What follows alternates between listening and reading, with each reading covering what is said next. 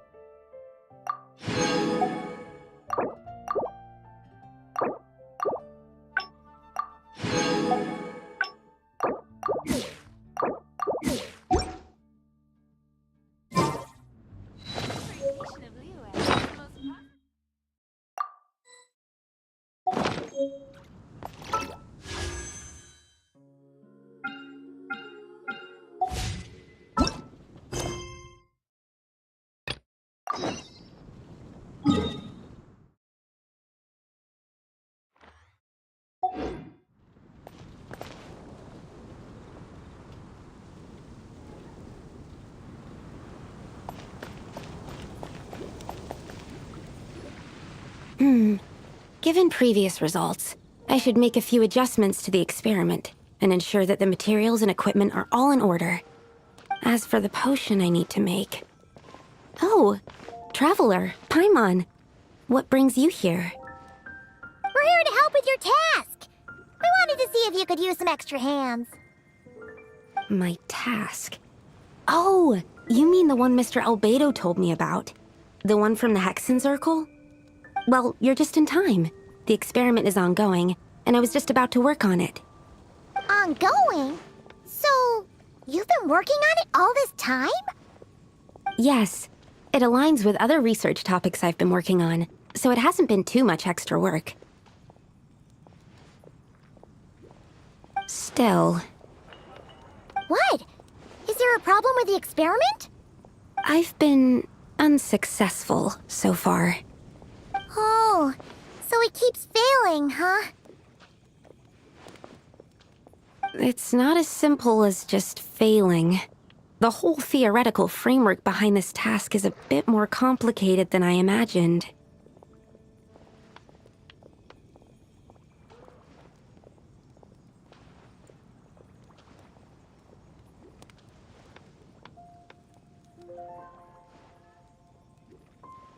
Oh, right! You still haven't told us what kind of experiment it is. One meant to develop a potion that can transform sweet flowers into a variant 16 times its normal size. That is to say, the formulation of botanical augmentation reagent type 4, iteration 7. As you can probably guess, this is my 7th time running the experiment. Wow! So, basically, we need to make growth serum. Or the 7th version of one. Well, yeah, that's about right. This is my 7th attempt, but I didn't make many adjustments to the formula this time, because both the theoretical principles behind this experiment and the products of the process prove there's nothing wrong with it. But you haven't succeeded yet, right? Yes. I'm thinking that it's not my current formula that is wrong, per se, but rather, some other key element is missing. Oh! Then Paimon knows just what to do.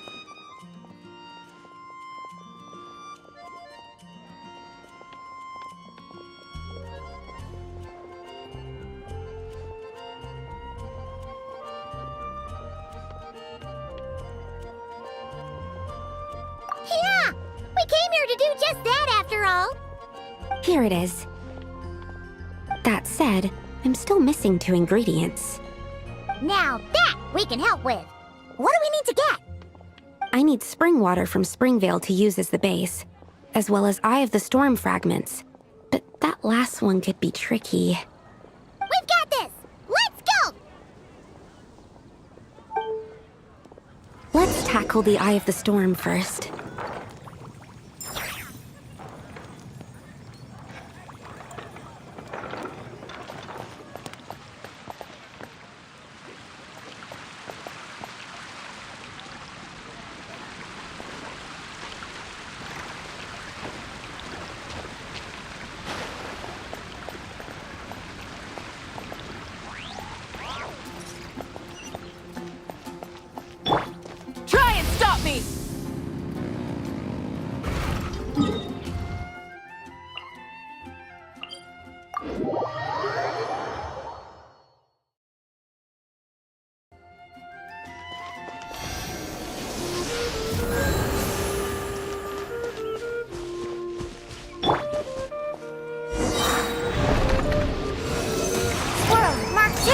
Order guide you.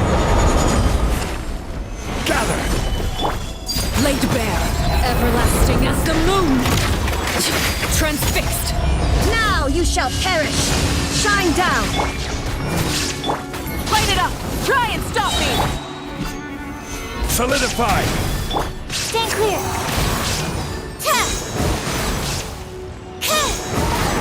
Animal test 6308. Light of the blazing sun! Alright, that's the first ingredient done. Wow, you two work fast. That step usually takes me forever. We can get the spring water down there.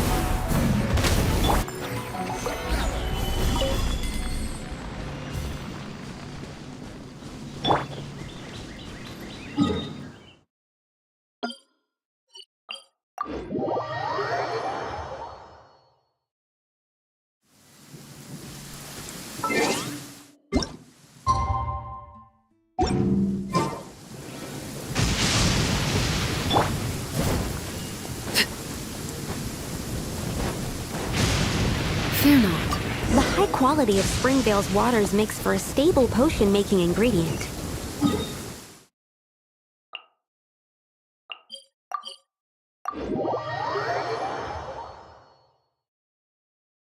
That's all we needed, right?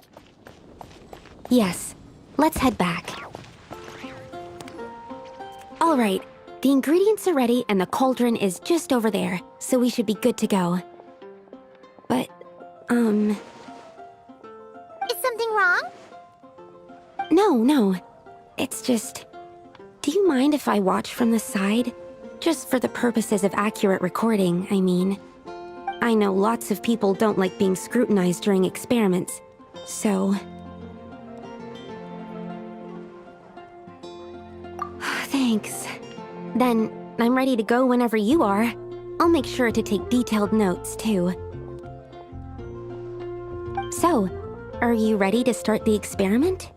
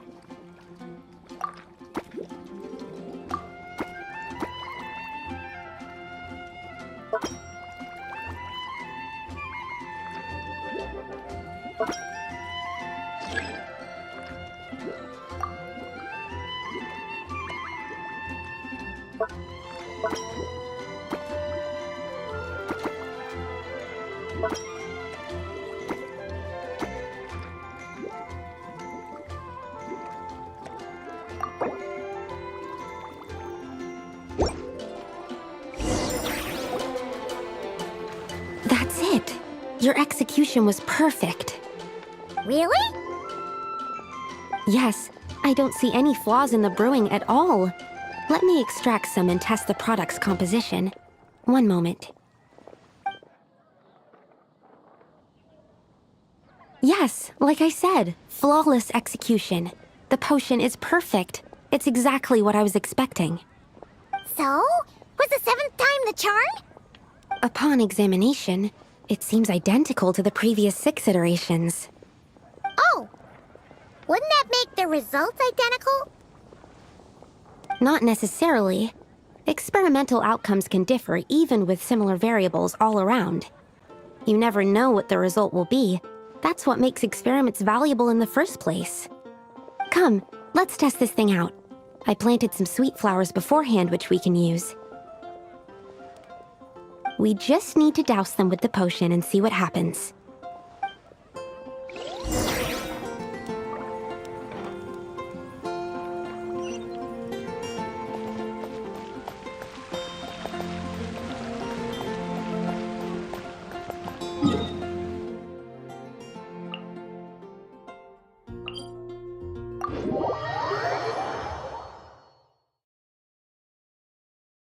Only in the grip of winter do people truly appreciate the warmth of flames.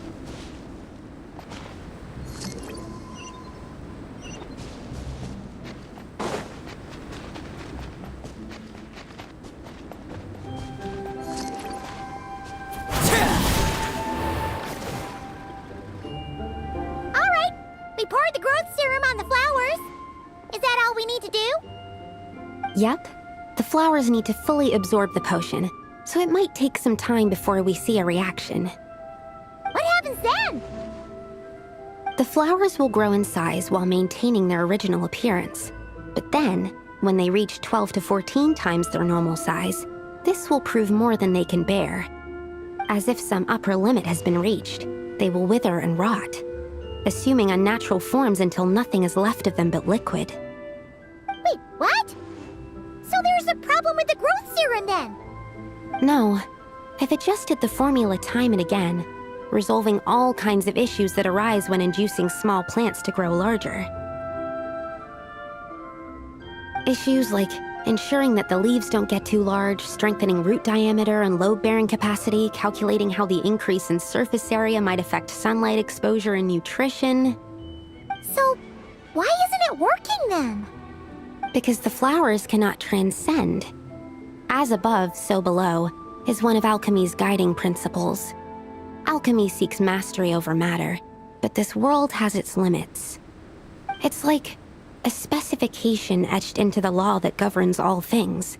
Part of the purpose of doing multiple experiments is to determine if this specification is stable.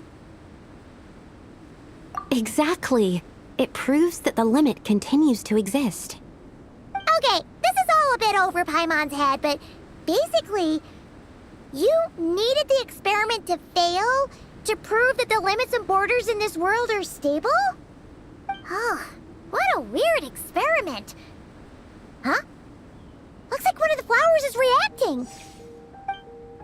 Wait a second. That's not a sweet flower at all! Careful! It's a whopper flower. It must have absorbed some of the potion. Wait, but that's happened before, and it's never gotten this big either. Can this mean... We can talk about this later! Let's get rid of it first!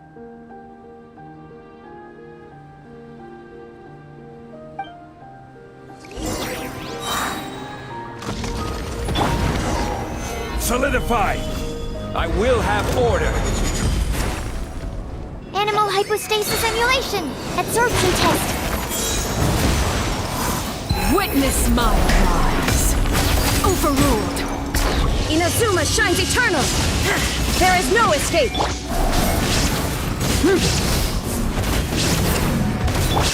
Stand clear. Gather! Pyroclastic surge! Absorption test. Solidify! Swirl. Mark 2. Stand clear. Transfixed! Rise with the sun! Shine down! Now you shall perish! This is order! Phew! We did it! Even at that size, a whopper flower is just a whopper flower. But, was it supposed to get that big? I could only make a rough estimate during the battle, but it looked at least 16 times its original size, maybe even larger. This means that the experiment worked. Wait, but isn't that a good thing? I'm still not sure what the implications are, but if further attempts succeed in reproducing this result, that means that something's different. Perhaps the limits and laws of this world are changing due to some unknown factor. I can't say if that's good or bad, but from an alchemical perspective at least, expanded boundaries means that more possibilities are now open to us. Either way, this brings my task to an end. Seems so. That said, it could also be an effect of the person who made the potion. There could also have been something special about this particular whopper flower. There's a lot that still needs to be confirmed, so I suppose this task opens the way for further questions. Well, we're here if you ever need some help. Just think about it!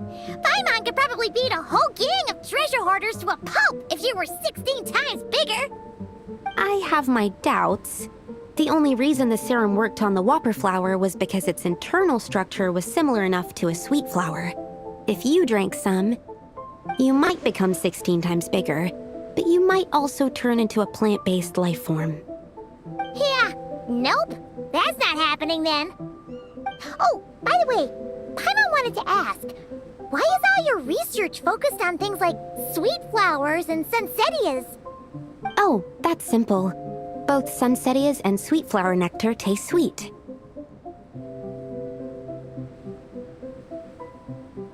So in that sense, accidentally making a whopper flower 16 times bigger comes with a hidden benefit. Because whopper flower nectar... Tastes exactly like sweet flowers? That's right. Once I've extracted the sugar from the nectar, I'll give you some. You get it!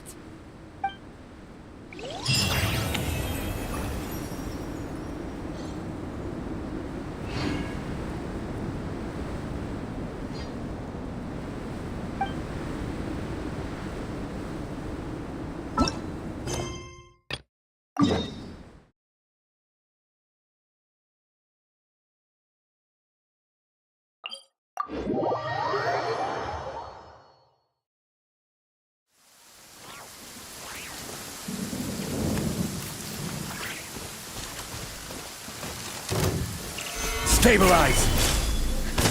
This is where you fall. Overruled! There is no escape! Burn it down!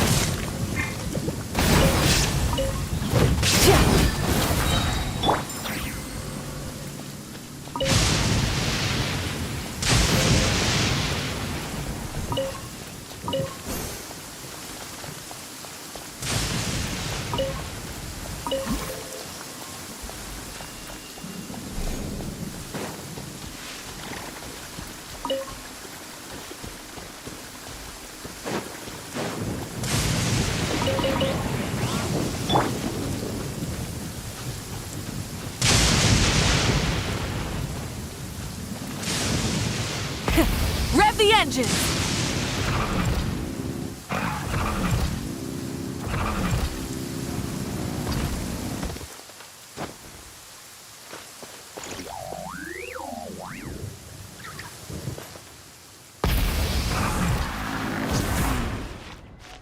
you're dripping wet. That must be uncomfortable. Let's take a break. I'll use my fire to dry you off. Phew. Hip. Hup. Try and stop me!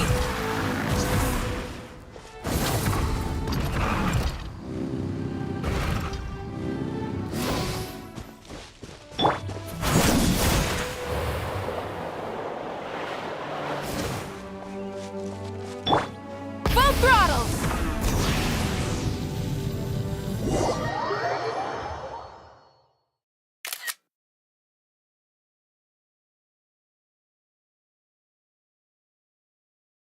Whoa! The Great Wolf King of the North! Wonder what they're talking about.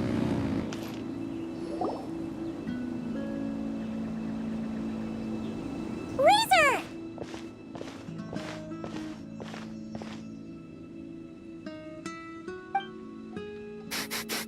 Familiar scent. Ah, you two. You have been good? Yep, we're doing great. Oh, but what happened to Boreas, Razor? We saw you talking just now. Is it a secret? We go on hunt. I tried to convince Wolf Lord. A hunt? Oh, is that Razor's task? Are the wolves out of food? Is that why you're going on a hunt? No, this hunt is not for food. We hunt enemies. The Dark Wolf Pack. Strange scent coming from land they took. Getting stronger. We must hunt enemies to purify the forest. Oh, so did Boreas agree? Paimon remembers last time he said something like, Razor, you must not get involved. This is for the wolves to settle between themselves.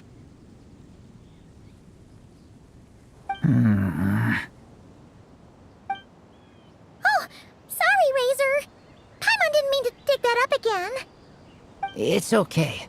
I know Lupacall means no harm. Besides, teacher taught me how to talk to Wolf Lord. Lisa taught you how to talk to him? Oh, like she told you what to say? So that means you got him to agree then, right? Yes, words were hard, but I did it. Ha! So you actually managed to convince that giant, stubborn old fella. That's super impressive, Razor. Dark wolves are enemies of the whole world. Teacher said this is not wolf problem. This is world problem. And Wolf Lord agreed.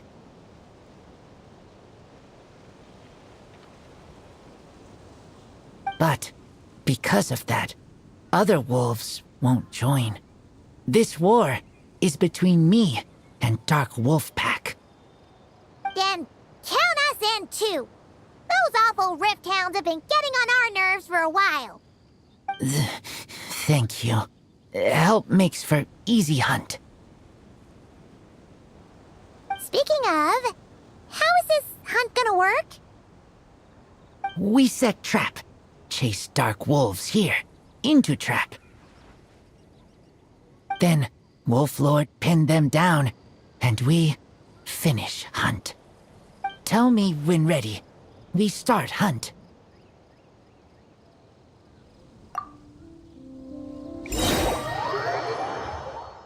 Come on! Let's clear them out in one go! Yes.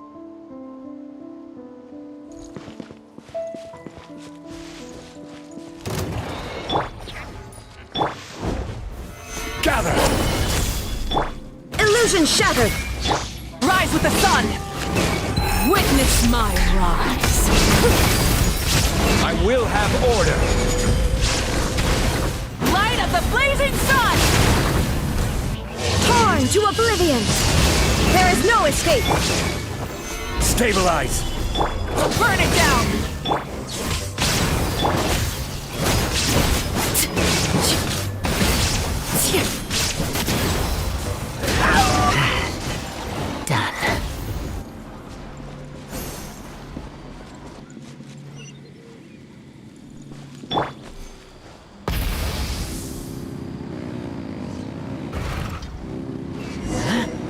Why are Lupacol here? Oh no! The Rift Hounds are attacking them! We gotta get rid of them quick! Rise with the sun! Transfixed! Try and stop me! Everlasting as the moon! Laid bare! Now you shall perish!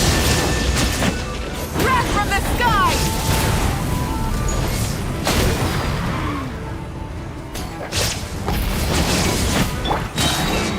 Stabilize! Order guide you!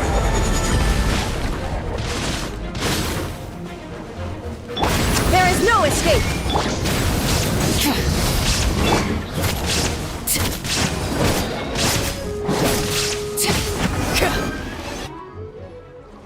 Whew, that was close. Good thing the wolves were there to help. They intercepted those Rift Hounds for us, and even drove them away. But this isn't wolf problem.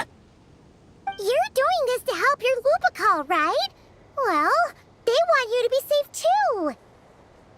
Paimon bets they went to the Wolf King and said, "Listen here, this isn't just our Lupacol's problem. This is the world's problem!" And then rushed over to help. Lupacol is Lupacol. I am human, but I do not need to be wolf to be Lupacol. I just want to help them. Well said, Razor.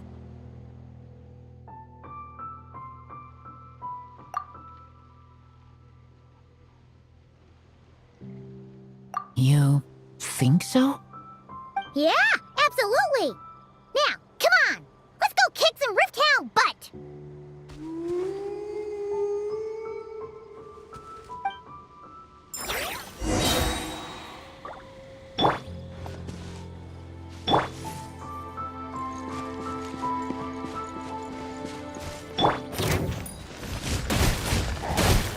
Gather!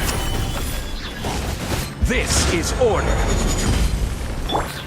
This is where you fall. Overruled! Torn to oblivion!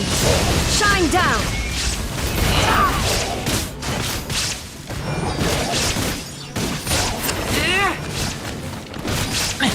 Get back!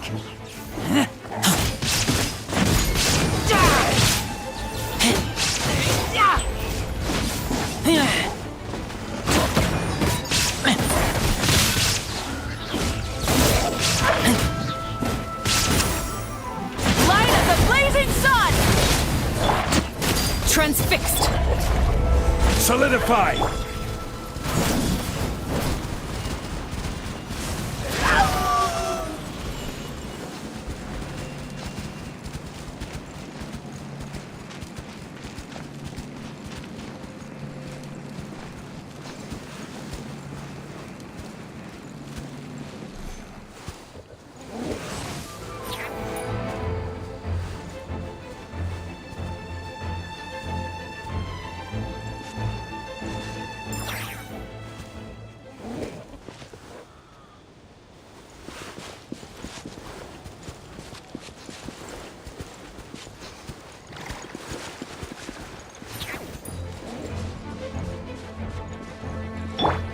Full throttle!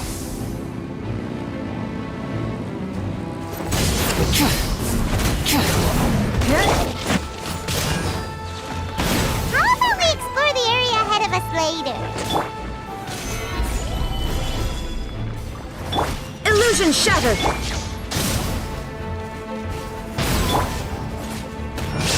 Laid bare! Wrath from the skies!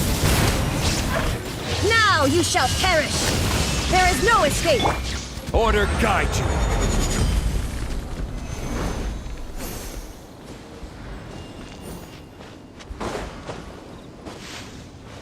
Look! The rest of the Rift Hounds are just up ahead! Get ready! For Lupacol. For Lupacol! Illusion shattered! Burn it down! Witness my rise.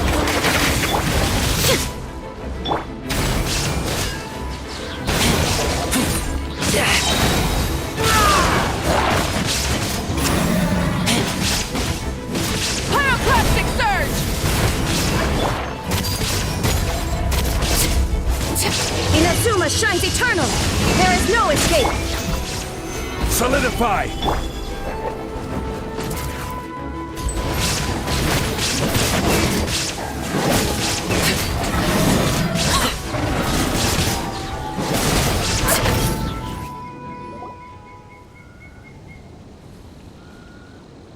We did it! Thank you for helping. I thought protecting Lupacol was up to me. But Lupacol also... We're here because we care about you, just like you do us. That's what makes us Lupacol, right? Right. We are Lupacol forever. Aww. And now, there won't be any more intruders in Wolvendom. No. Dark Wolf Pack, Rip Open Sky. They could come again. But me and Lupacol will hunt them down, no matter what. Yeah! If you ever need help, just say the word. We're here for you. I appreciate it.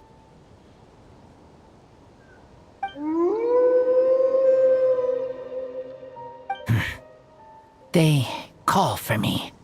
Sounds like they want to make sure you're safe. Then I should go. Thank you for the help.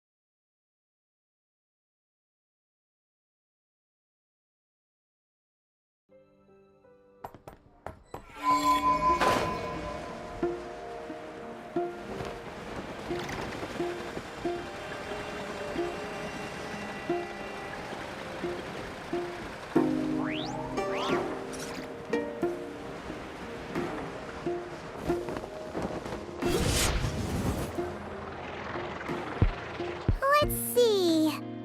There's Varka. Oh, and it's Durin and Albedo too. Yeah, this is pretty much the same place we bumped into each other last time. I convinced them to stick around a little longer. We were all waiting on people, so I figured having a little company would help pass the time. Ah, so you've been waiting for us? Does this mean that you've already arranged things with the Fatui? Sure does. Now you're back, we can go meet up with them together. How'd your investigation at the Frost Moon Enclave go? Well, we didn't find out Columbina's true name. But apart from that, it went pretty well. Aha, just as well that I didn't tag along then. I'm sure our moon goddess wouldn't want every man and his dog knowing all about her private life. Still, desperate times, desperate measures, I guess. Someone had to do it. So, Varka was waiting on us, but what about you two? Are you waiting for Alice? Oh no, we already met with her. We discussed that experiment I mentioned to you last time. Oh, and she also handed me this communication device. That's right. I understand she informed you about the relationship between the phantom phenomena and Tevat's borders, yes? She wants me to help her with some more experiments on that front. She said that she'll contact me through this device with more information. Ah, I see. Following instructions and making observations. Pretty common research method. Takes me right back to Albedo's lab. Wait, then who exactly are you meeting? Someone you know. Albedo's met him too. But I don't think Miss Lauma or the Grand Master have been introduced. Introductions are overrated, especially in cases like this. It's you! So, it's not like the Academia has prohibitions against going abroad. Also, I applied for leave. I've been writing to Hat Guy since obtaining a human form. I've already brought him up to speed on everything that's been going on in Nodcry. Hat Guy? Turns out, I actually have heard that name before. Oh? Then why did you react the same way I did? I only knew the name, not the fella. But since we're all here, let's do some introductions for what it's worth. I'm Varka, Grand Master of the Knights of Favonius. Lauma, Moon Chanter of the Frost Moon Scions. And I'm a Driosh from the Vahumana Darshan of the Sumero Academia. Hat Guy.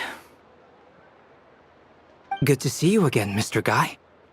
I believe we last saw each other on the boat ride here.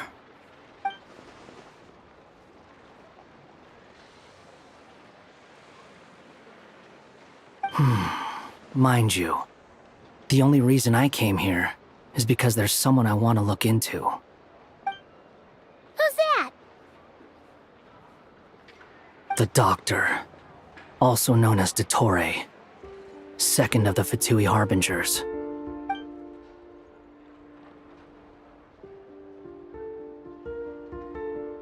From the tone of your voice, it sounds like there's bad blood between you.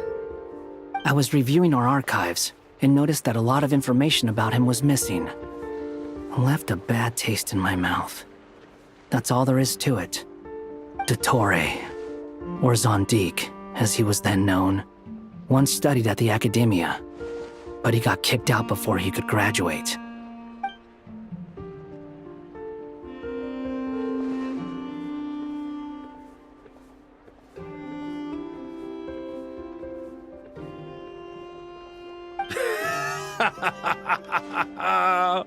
So the Harbinger's #2 man is a college dropout? How embarrassing for them. Last we heard, he was planning something. We actually heard that a few times before, even coming to Nodcry, but we haven't seen a trace of him since we got here. He only appears when something interests him.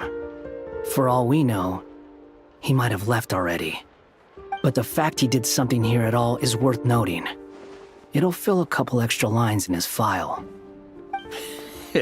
Why does it sound less like a file you're writing and more like a criminal record? Anyway, we were just about to meet 2 of the other Harbingers. Want to come along? You might learn a thing or two about him there. Sure.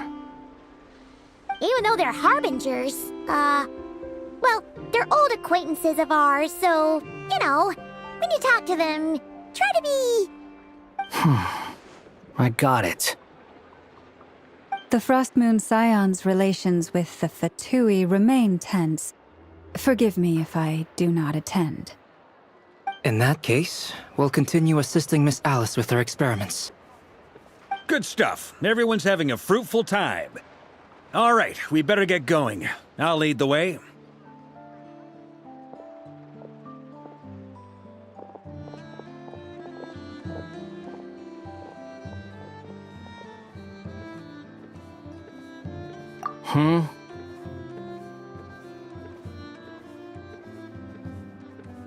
Well, yeah, that's obviously part of it.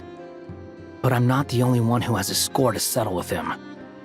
Neither you, nor Lesser Lord Kusanali, nor I want to see him meddling with...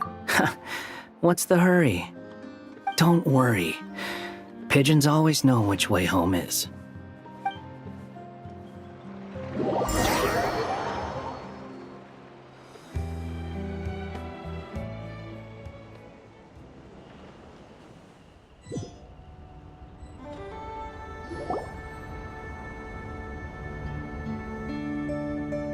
You made it. Who is this? A scholar from Sumeru. They call him Hat Guy. He's an old friend of the Travelers.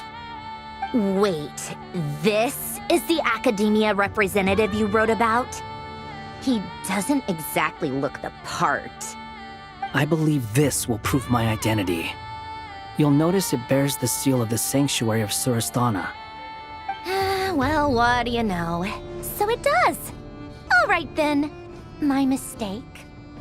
It's fine. I expected as much. What? So as I mentioned in my letter, the Academia's got its eyes on Dottore. But this matter remains top secret. Apart from those assisting in the investigation, the fewer people who know, the better.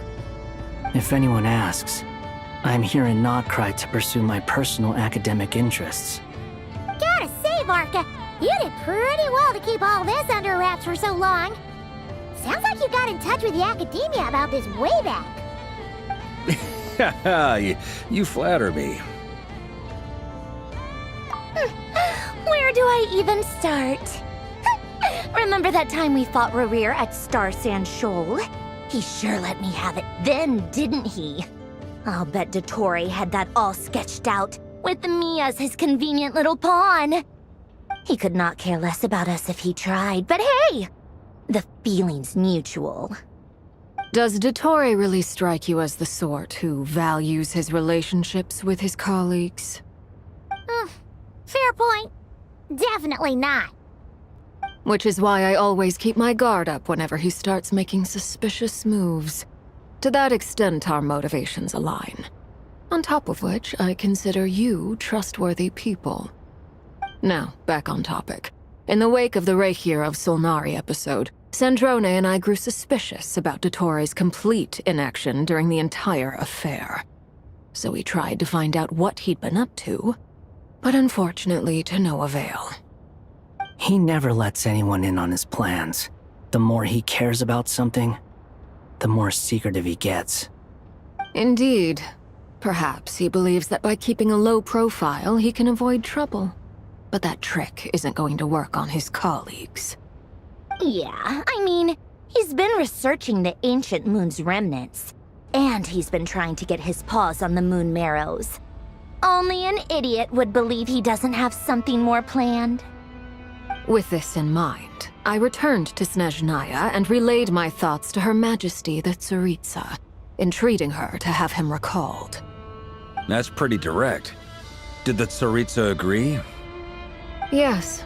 I made it abundantly clear that the Fatui's business in Nodcry is almost concluded, and we do not need 3 harbingers in this territory. Her Majesty concurred.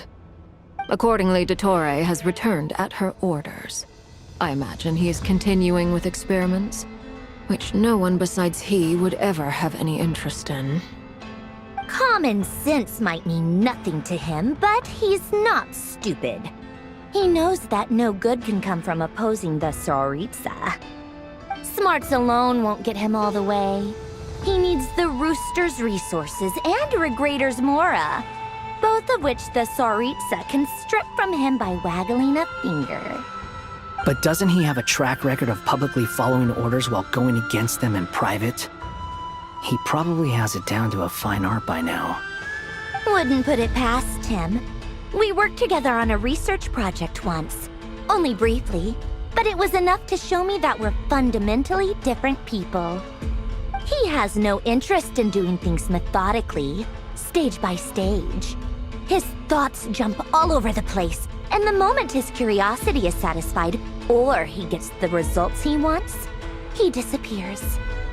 The only similarity we share is that, once we set our minds on doing something, we will see it done, whatever it takes. Well, we definitely saw some of that in your battle with Rerir. You got so competitive. Ugh, do not remind me. Then I believe we all concur. Dottore will not simply give up. Fantastic. Now this is turning into a whole day of unpleasant memories. Ugh. Are you talking about the moon marrow stuff? He also strikes me as the kind of person to disregard experimental regulations, ruin all the equipment, and go way over budget. Then leave the first person he can find to deal with the fallout. Exactly. This one time, he was running some high-temperature experiment and the substance exploded. But does he care? No. He orders his subordinates to open the device so he can observe the results, which causes the gas inside to leak out. That gas was poisonous.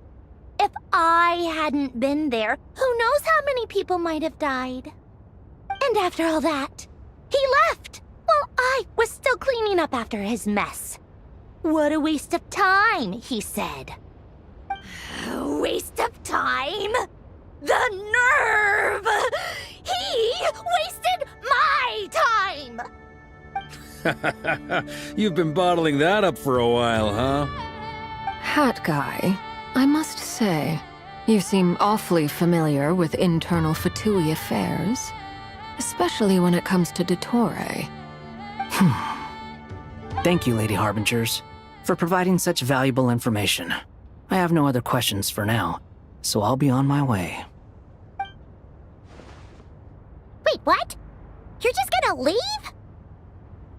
You're welcome to join if you want. Ugh.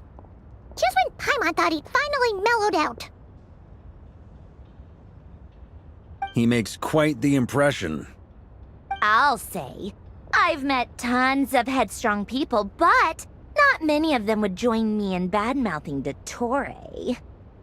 Anyway, back to the main agenda. Barca, you said that Columbina has gone missing? Or rather, disappeared. Yeah. We're working on building a connection between her and this world. The simplest method is to find out her real name. I've actually asked her that question before, but she said she didn't know. Considering our relationship, I doubt she was lying. As far as I recall, she was never dispatched by Her Majesty to claim a gnosis or anything like that. The Tsaritsa's plans had long contained a place specifically for her. I always thought that was weird. What could she do that the rest of us couldn't? Knowing what we do now, it's probably something related to Kavaki, right? More than likely. When she first arrived, Columbina would often go to Her Majesty and ask when she could start the task assigned to her. But Her Majesty always gave the same reply. The time has not yet come. So she spent her days in Snezhnaya doing basically nothing. The Tsaritsa has summoned a beautiful blind maiden to be a harbinger, giving her the third seat by virtue only of her enchanting voice. It was a dumb and stupid rumor, but the reality of the situation made it hard to refute. And what happened after that? I imagine she stopped caring.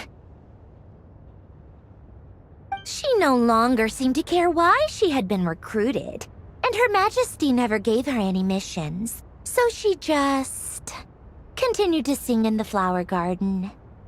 For my part, I was busy. So busy, in fact, that watching someone be that idol had me fuming.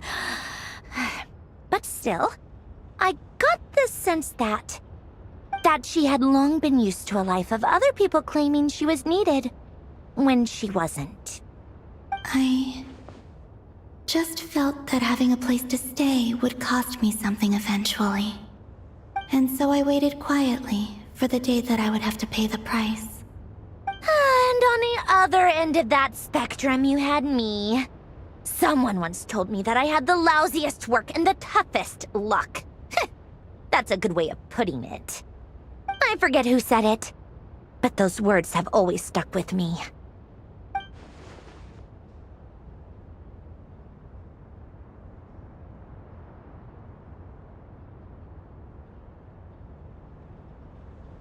But you've done your job exceptionally well all this time. Because at heart, you are a conscientious... What is it? Something come to mind?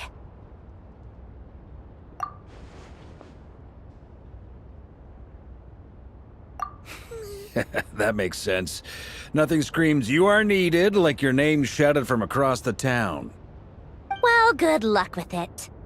But if you ask me, Colambina is still the most shoutable name.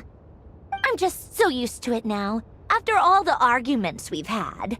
I can't be bothered trying to remember another name for her. Nor I. Sandrone. Harlequino.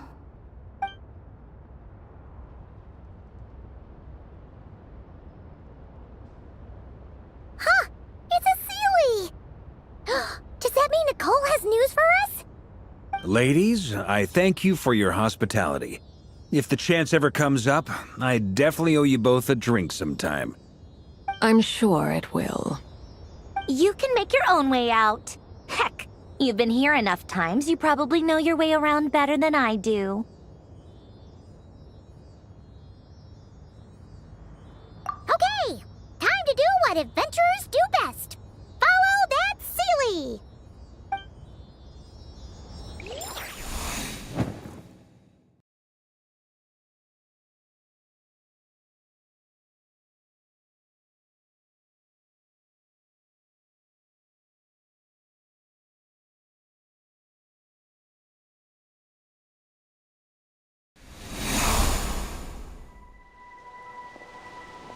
Here you are.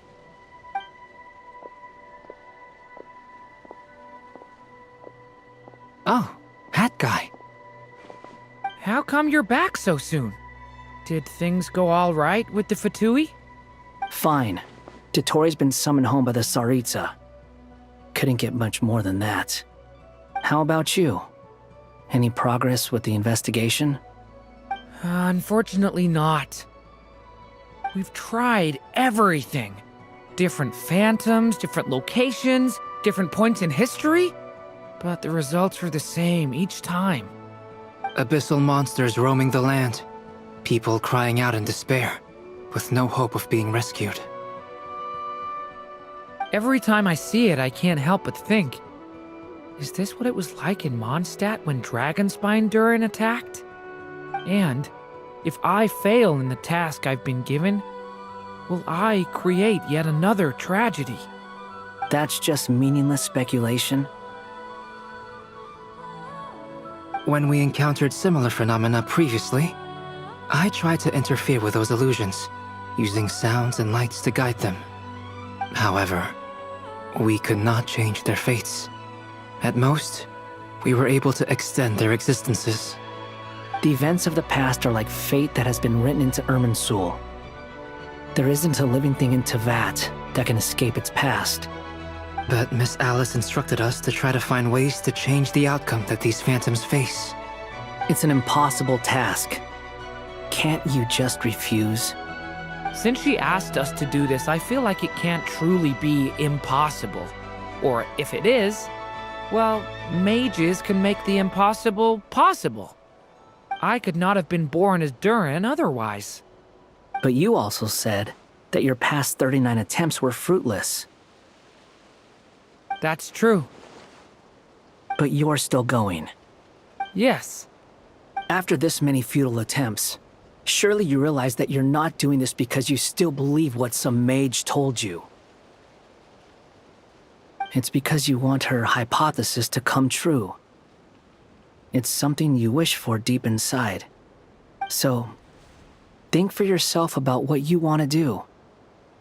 As long as you don't believe it's futile, it isn't.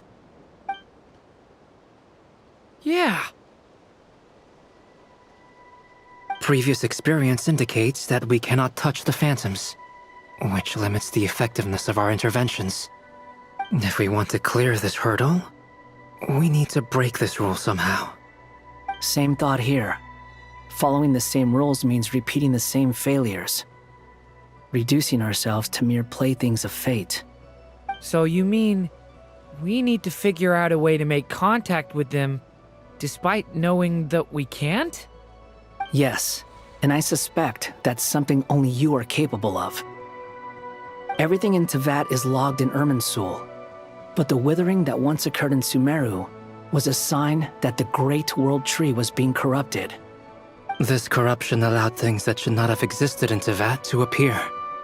This is tantamount to rewriting reality to an extent. You're saying abyssal power might be able to affect those phantoms? No one's ever tried it before. If you're gonna try it, it'll take courage. And you have to be confident that you can control it. Is anyone there? Has anyone seen my daughter? She's missing. I have to find her. I hear someone inside. Spargana? Are you in there?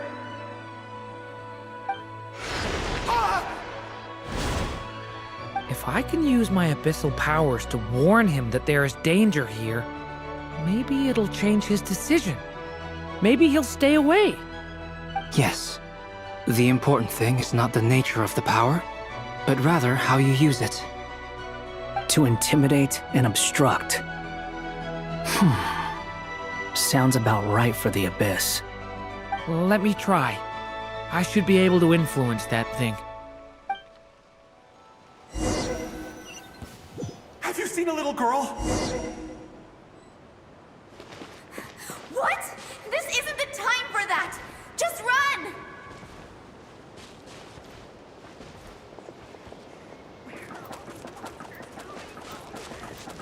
I hear someone inside. Spargana? Are you in there?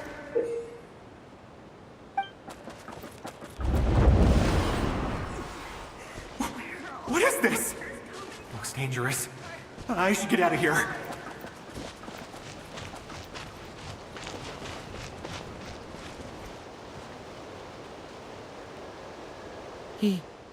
He really left.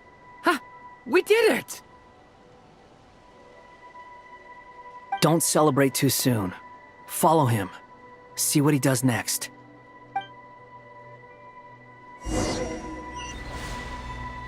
Monsters approaching from the front. You need to stop them and create an opportunity for him to hide.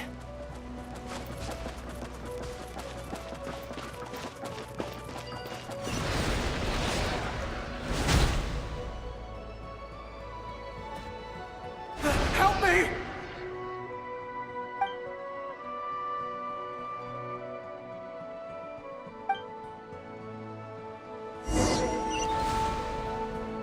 Monsters approaching from the front.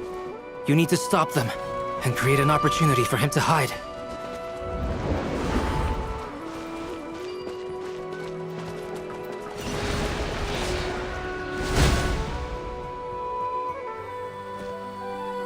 Help me!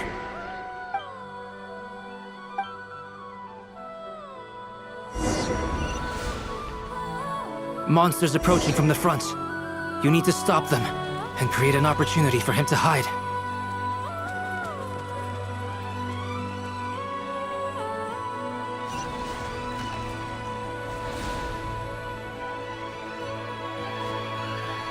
Help me!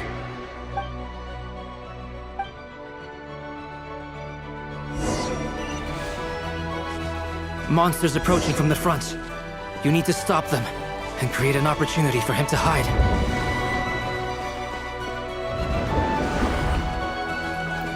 No!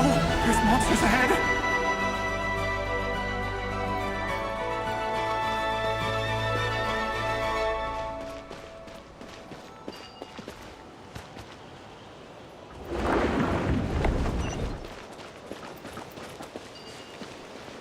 Wait, is that the barrier I saw earlier? Why is it appearing now? It's as if someone's controlling it.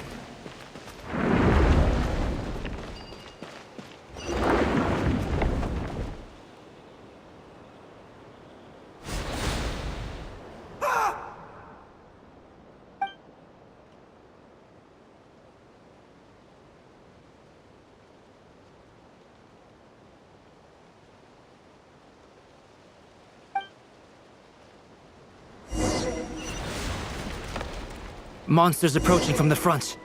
You need to stop them and create an opportunity for him to hide.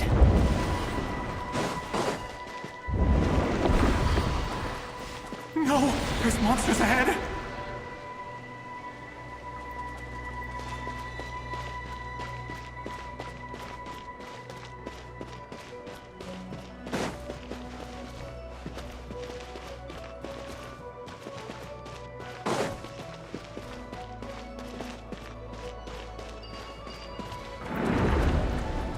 Wait, is that the barrier I saw earlier? Why is it appearing now? It's as if someone's controlling it.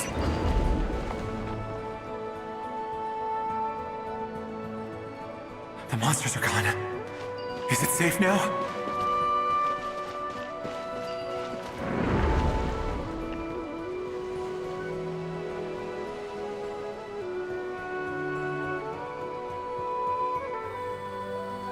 The barrier's gone too. How odd. Anyway, I guess I'll keep going. Quickly, let's keep up.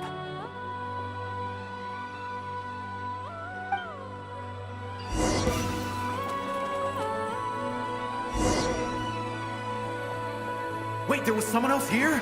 Don't go any further. We've got anti-monster traps laid out everywhere.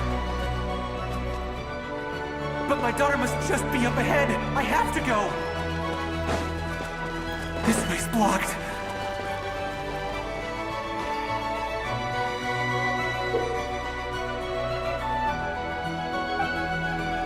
We might be able to use the explosives over there, but we need to take care not to...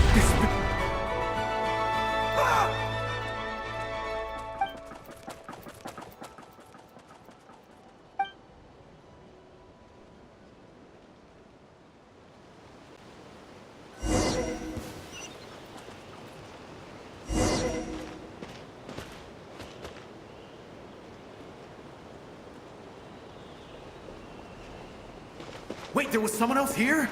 Don't go any further. We've got anti-monster traps laid out everywhere. But my daughter must just be up ahead. I have to go. This way's blocked.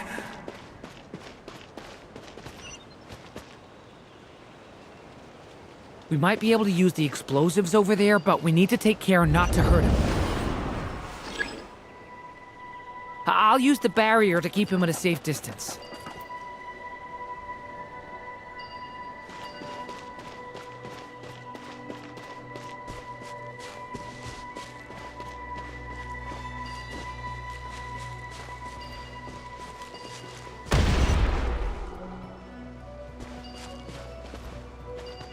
This barrier seems to be helping me somehow. Hey, hey, wake up! Oh, no good. Gotta keep moving ahead.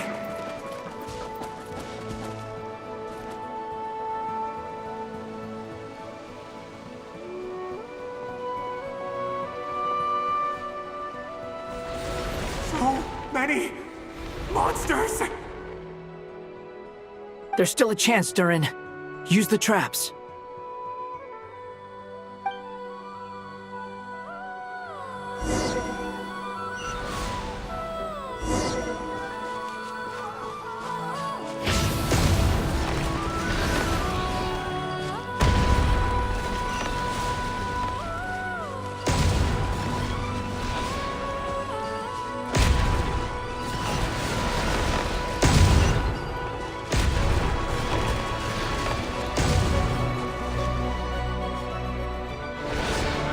Help me!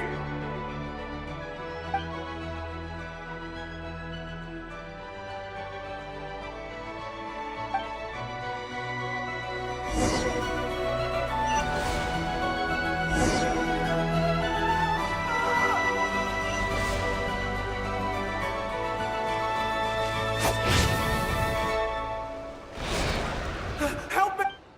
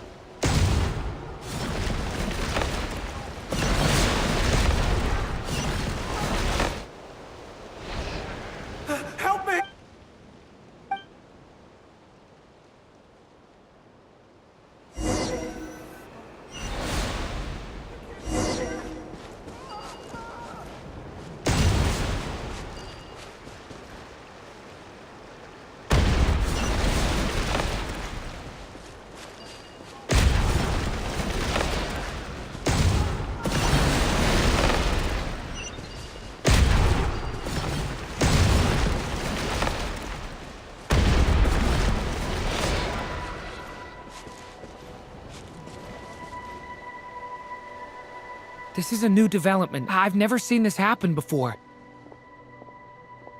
We might just be able to save this person.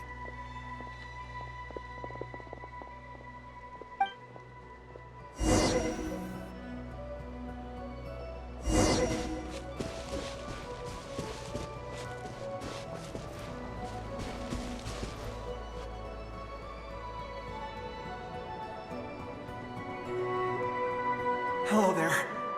Have you seen my daughter? Spargana's her name. She's carrying a large backpack. Get out while you still can, you fool. You won't find any survivors here. But I can't just leave her here. She must be so scared right now. Sorry. Wish I could help, but I haven't seen her. You'll just have to keep looking. Okay, thank you. If I do find her, I'll get her to shelter and come back for you. Don't bother.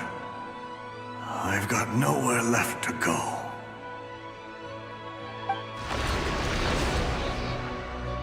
What's that noise?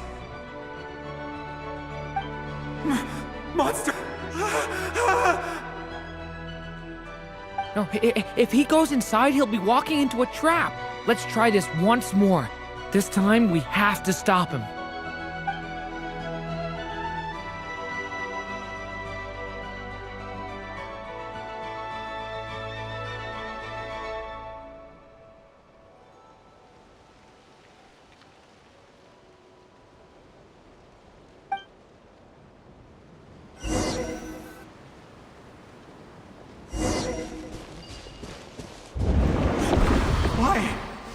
How will I know where Spargana's gone like this? You know what? I'll trust this strange barrier. It's gotten me this far after all.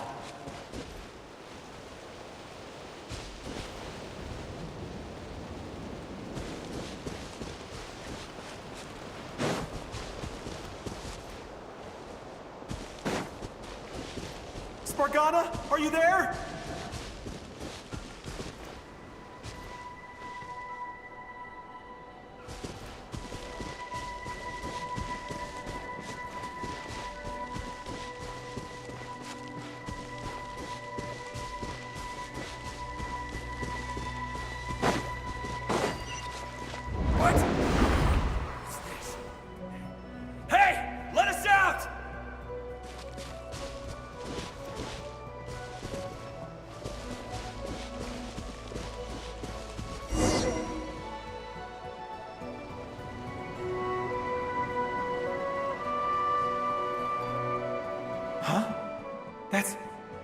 That looks like one of my daughter's books!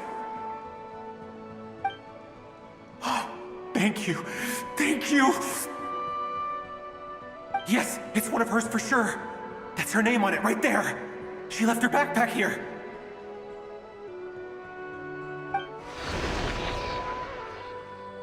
Durin, just like last time. Use the explosives.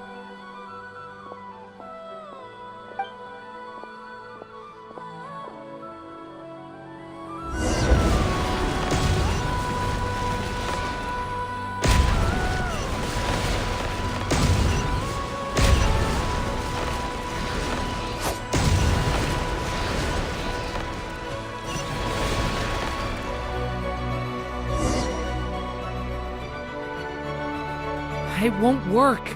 There's not enough left. If he makes it in, he'll die. But then, this clue could be the key to him finding his daughter. It might not be the only one. Better he misses that clue than loses his life. I guess so.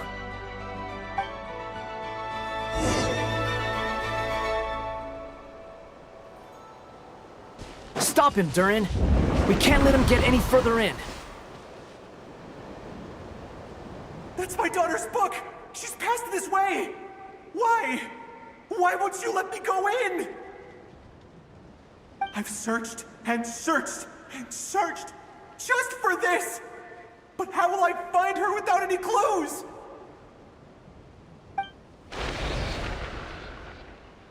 I no longer have anywhere else to go.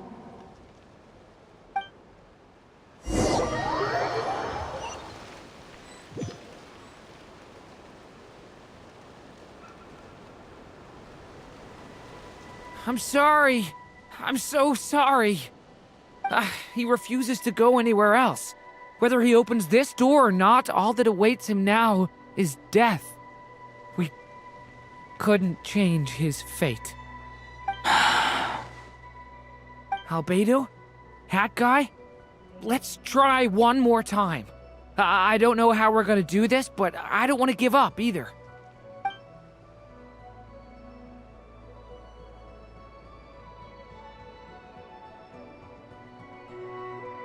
Why am I here? What's going on? All these scenes running through my head. Where are they from? Huh? What's going on? His reactions have changed. How many times have I... What's happening to me? Huh? Wait. Who are you? You can see us now? I feel like I always could, but that I only just realized you were there. I'm sorry, I don't know how to describe what I'm feeling. But you were the ones guiding me using that marked barrier, right? I haven't done anything yet, but those monsters, those deaths, they feel like memories. Like things I really did experience. I won't find my daughter. In fact, I'll ultimately die trying to find her. Isn't that right? Well, no, it isn't. Yes, it is. Even so, we're trying to find a way out of this. You've not seen my daughter either, have you? It seems she really isn't here.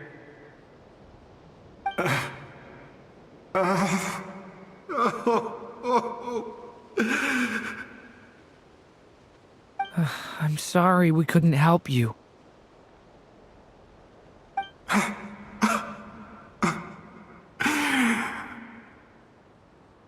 I'm just tired. Maybe this is destiny. Maybe it doesn't matter how hard I search. How long do I have left? Experience says 15 to 20 minutes. 15 to 20. Thank you for all your help. Let's rest a while. You look exhausted too. Now's not the time for you to start pitying us. It's not pity. I'm just realizing that I've only got 10 or so minutes left. You know?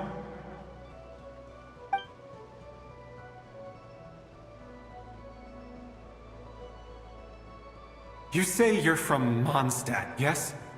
A place with windmills, where people enjoy limitless freedom? And you're from Sumeru, where they've built an academy into a giant tree? Yes. It seems you've never heard of either place. Those names are unknown to me, I'm afraid, yes. Have you heard of Hyperborea? I have, but I heard that it was destroyed in the distant past. I see. That was where my ancestors once lived. What about Delphi Pytho? Was it later rebuilt? I've never heard that name. Then what about Sal Vindaknir? I have seen that name on stone tablets on Dragonspine. But I'm afraid the only things left of that place are its ruins. I see. Sure enough, there was no way to turn this around, huh? I'm sorry. I was the one who asked to chat, but it seems like we're too many ages apart. There's barely any common ground to start from. It's all right. We did hear something new, at least. From how you speak of your lives, things must be going all right for you, I guess. They are. Mondstadt is a place of freedom and happiness. There's a lot of good people in the church and the Knights of Favonius, and even outsiders find that it's an easy place to feel at home. We have festivals a few times a year. Everyone gets together to drink, sing, and be merry. Sumeru is a lot more uptight. Not really the kind of place where you can relax. It's a nation fraught with problems wherever you look. But if all you want in life is to seek knowledge, I guess it's pretty much paradise. That's wonderful. In other words, after this all-devouring black tide passed, humanity did not merely avoid extinction, but rose to build prosperous civilizations anew. I mean, I can see you all right now. That must mean the future isn't a total mess, right? That's true. Well, time's almost up. Let's part ways, I think. Might be best if you don't waste too much time on me. The chances are slim, I know, but I'd like to spend these last few minutes looking for Spargana. If things work out, I'd love to tell her about what I've heard. May we meet again. Well, or not, most probably. In that case, may your wishes come true.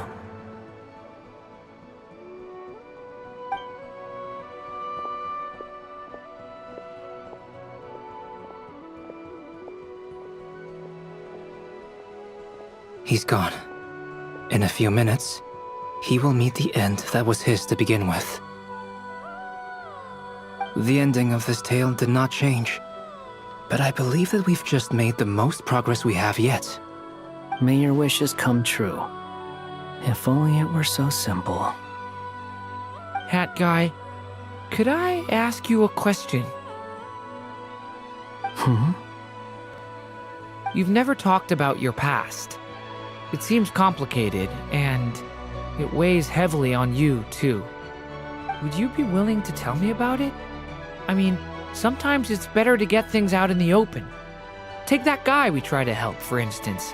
At least he said goodbye with a smile, right? I know about Albedo's past. Our experiences are very similar, and he created me. As for you, you're my first friend, and you've witnessed every step I've taken. But by comparison, I know nothing about you. Either way, I mean, we're still best friends. But if I knew more about you, I might understand your thoughts a bit better. I've told you about myself. I'm a student at the academia.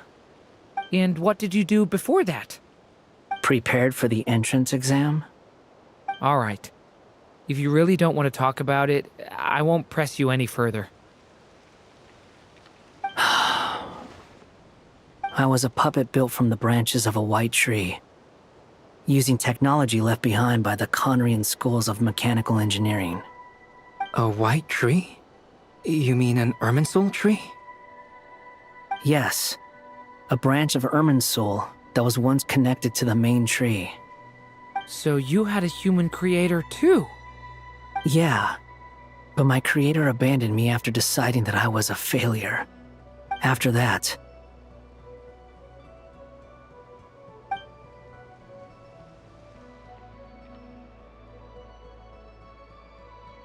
Durin. Resisting the influence of the Abyss, suppressing the urge to destroy, trying to do the right thing. None of these things are easy. But no matter how hard they are, trying to rewrite past wrongs is far harder. You asked me if you would create a new tragedy if you failed. I told you there was no point speculating about that. But the real answer is, yes, you absolutely will. That guy. But at least you've got people here to help steer you away from the wrong path. So, just keep aiming towards the light. I will. I promise. All right, break time's over. Hello, Durin speaking. Hello, friends, it's me. What have you been up to, been detecting some unmistakable fluctuations here at the border. The amplitude isn't particularly high, but they're completely different signals from the ones before, and the scale is comparable to those I've detected previously. Alice, we were unable to save that person. However, he appears to have retained a portion of the memories gained through that cycle, and was able to hold a conversation with us. I see. Well, that is rather odd indeed. It definitely merits further attention. Could I trouble you to keep trying the same approach? I need to gather some more data. Counting on you. I should probably have Nicole come and check this out as well.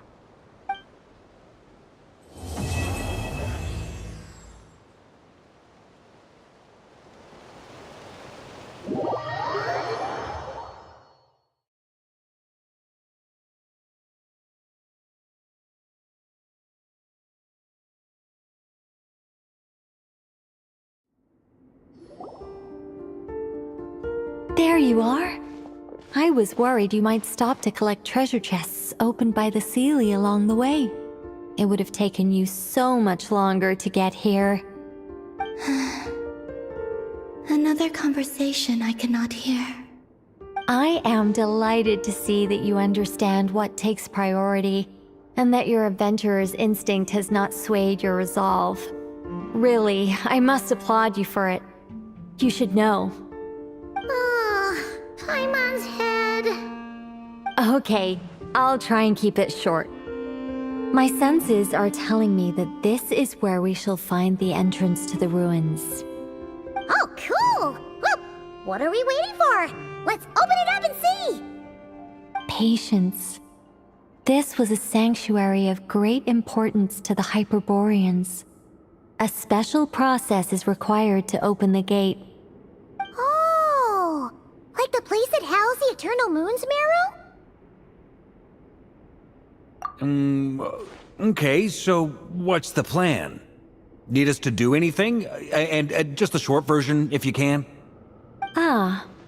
Alright then. I was planning to start with some background on the invention of these techniques. Are you sure you don't want to hear it? It's quite informative. Remember what you were saying about priorities? Fine. Simply put, we need 3 human representatives to successfully undergo a process of Kuvaki resonance. Think of it as a test from the 3 moon goddesses to see if the entrants are qualified, with the most recognizable qualification being Kuvaki. Pretty sure Lauma would ace that test. Oh, wait. But we need 3 people. I also have no doubt that the Moon Chanter would be qualified. But we would need 2 other people with the same constitution. Therefore, the most feasible method is not so much to follow the rules, but to figure out how the test functions and find a workaround. I've done some research, and it turns out the mechanism is rather crude. We'll simply need humans to stand before it who have sufficient Kuvaki energy within them. I'm with you so far. How do we get the Kuvaki in them? The easiest way would be transfusion. Take some Kuvaki from Nodkrai's soil, put it into the bloodstream, and get it circulating in the body. So we're going to cheat on the test? Precisely. There are other methods, but this is the simplest one. Cheating the system is much easier than trying to hide from it. Huh? Ah! Sorry? Does the idea of cheating upset you, Miss Lauma? No, that's not it. I suddenly had an idea. Oh, what is it? It's about Moon Prayer Night. I figured out a way for Kutar to join in the festivities. Huh? But as Paimon said, we need to have our priorities straight. Let's get back to the test. I'll follow up with Nefer on the festival arrangements. Oh, okay. Anyway, is this really the best method we have? A Kuvaki transfusion sounds dangerous, no matter how you slice it. If you think that's dangerous, wait till you hear the other methods. I'd be more than happy to go through them if you'd like. There are several. No need, we're good. Let's go this one. Very well. Kuvaki transfusion it is. Now, I should mention that the risks can be greater or lower depending on individual compatibility. It would be rash to simply infuse the Kuvaki and hope for the best. If the body rejects it, the reaction can be quite severe. The symptoms are similar to another condition that some people living here suffer from, known as congenital Kuvaki sensitivity. So, before we execute our plan, I will perform a simple test of my own to see who is compatible and who is not. Once that is done, we will have to complete the resonance process as rapidly as possible. The participants must remain stationary while the Kuvaki circulates and bonds with them, and they mustn't eat or drink anything. What? No eating or drinking? That's some hardcore fasting. They'll all be monks by the time they're through. 3 days.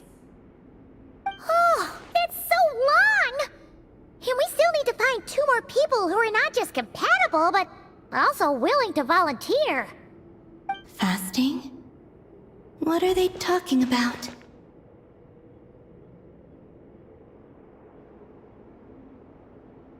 Really? Don't you want to think this through? Haha, count me in too. 3 days without food? I can handle that. Miss Nicole has made it clear that this is the easiest way. The way I see it, there's nothing else to discuss. It's time to step up. Yeah, you're right. In that case, Paimon volunteers to be Captain of Logistics. She'll keep the fires lit and grab some spare clothes to keep you comfortable. Then we'll start with you first, Traveler. Please step forward.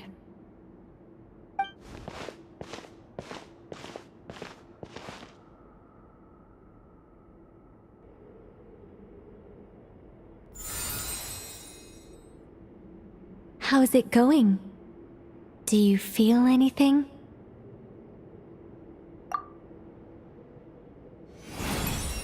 How about now?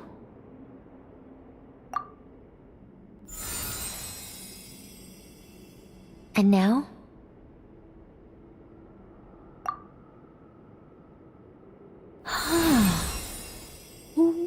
What about now? You guys, it's not a competition, you know. All right, I'm officially impressed. Even as a descender, you can withstand far more than I imagined. It's like I summoned a giant stone titan to arm wrestle you, and your arm hasn't even moved an inch. In my last attempt, I infused 5 times the amount of Kuvaki required. Yes, safe to say, compatibility won't be an issue for you. You're eligible to join. You're next, Mr. Varka. Sure, here goes nothing. All right, I'll start where we left off. 5 times the required Kuvaki dose. Whoa, whoa, whoa, hey, wait a minute.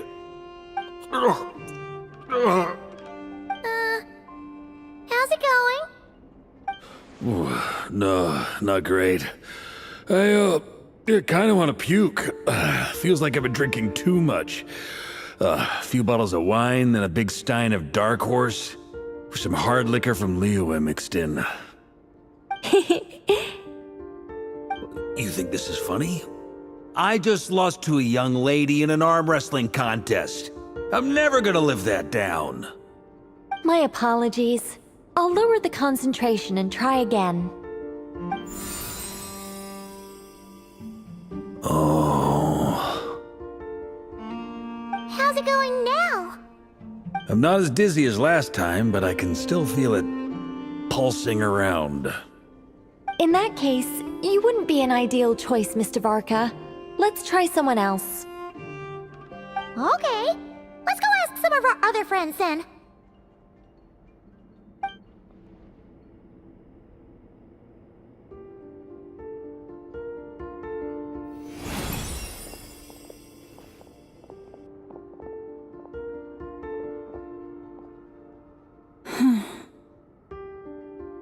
No surprises here, Miss Smoonchanter.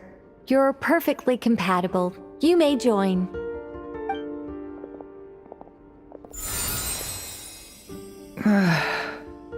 I'm getting a slight headache. Shame. You were so close. Whoa! I'm itching all over! Allergic reaction. We can't have that. Huh? Well, are you gonna start a what? The Hexenzirkel is an organization that cares for and protects children. We will not have them do dangerous things. Not even tests.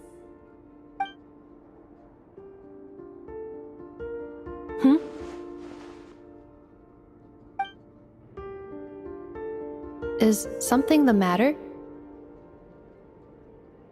The candidates have to be human.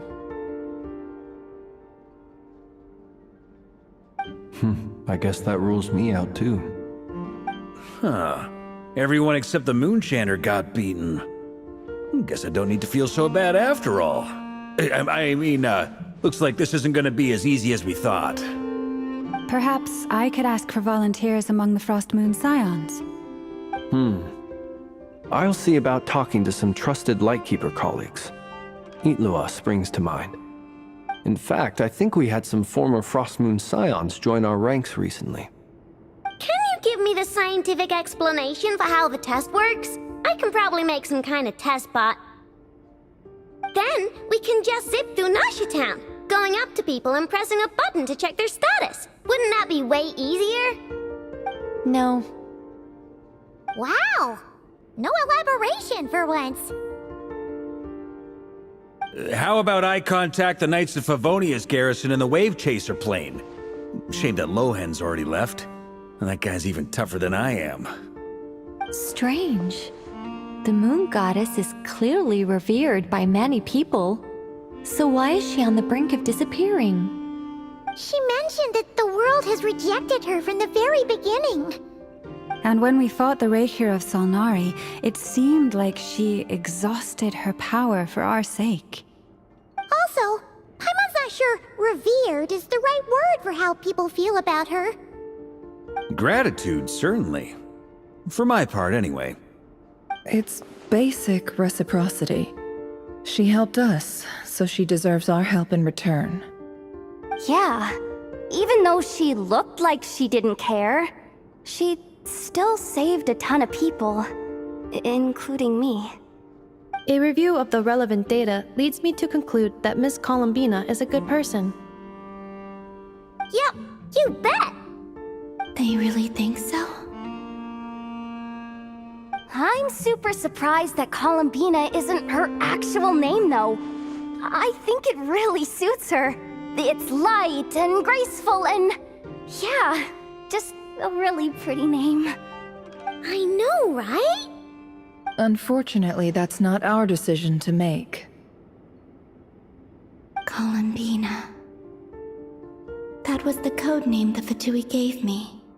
But it also came up in the song I heard when I was born. But... is that really all there is to it? What do I truly think of my own name?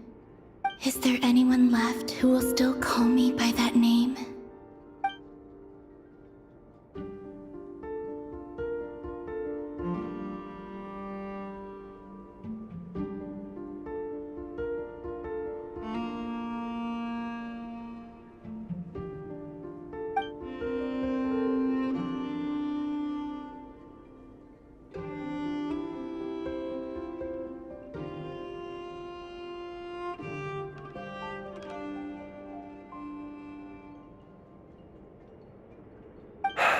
Moon Prayer Night is getting closer by the day.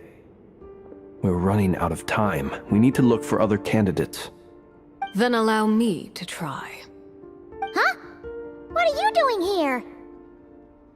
You contacted your friends via the Adventurers Guild. Sandrone has been keeping an eye out for something like that, so she informed me.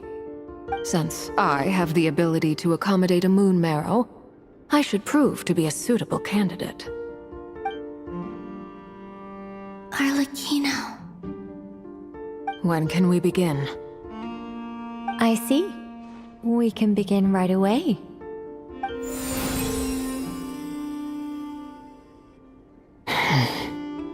How was it? Did you feel any discomfort? Not at all. Then it seems we shan't need to look for additional candidates after all. Great! Cool. Alright, like Paimon said, the rest of us can take turns making sure the three of them stay warm and comfy. Then, my job is to take care of the caretakers. I will ensure everyone receives food and accommodation. I'm ready as well.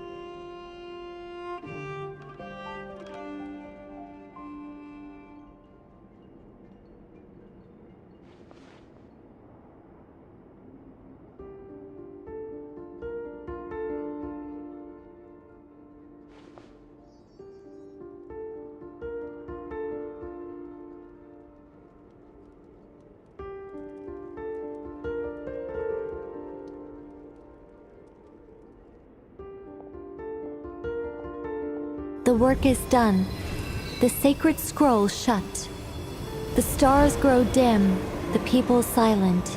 The white sun sets, the silver moon rises.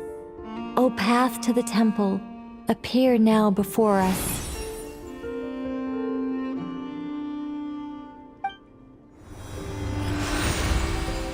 Wow! It really opened! So that's what all this is about. They've been trying to open this gate. Come, let us enter. It might be best to eat something first. Take care to chew properly and swallow slowly. It will give your body time to readjust to the digestion process. They will head in soon. They will need to enter this gate.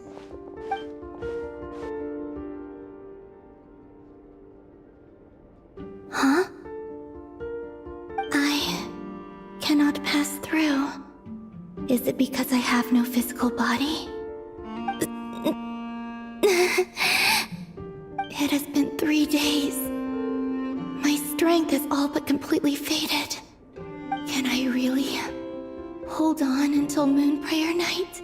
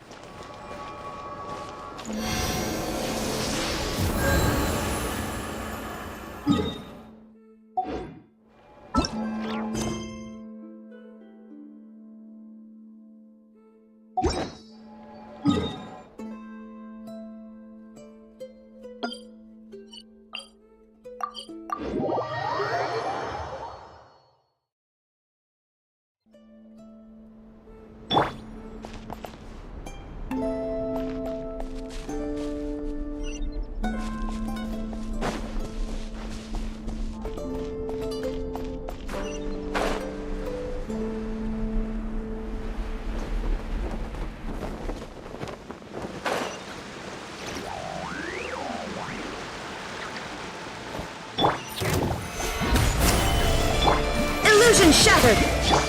Rise with the sun! Transfixed!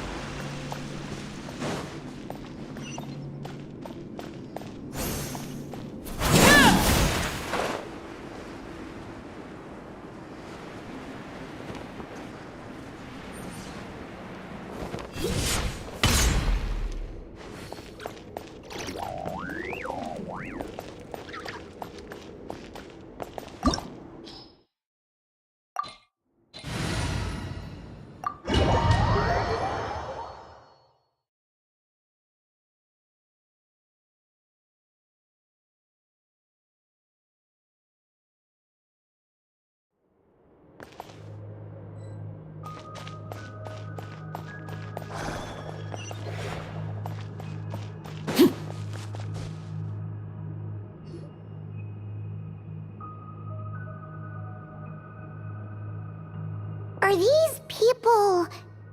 Judging by their clothes, they appear to be phantom Hyperboreans from the distant past. That could mean they have some clues about the moon goddess's name, right?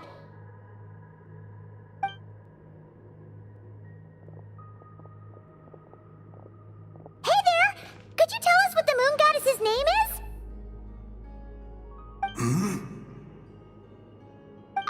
Sorry. That's probably a weird question, huh? How do we explain this? The moons are long gone, and their goddesses are dead. Their names no longer mean anything. When a new moon goddess is born, we will surely know her name. We have used every last resource at our disposal.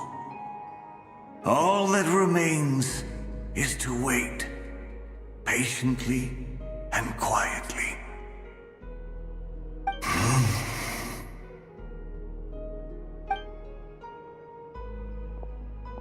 Were the people of the past all this devout?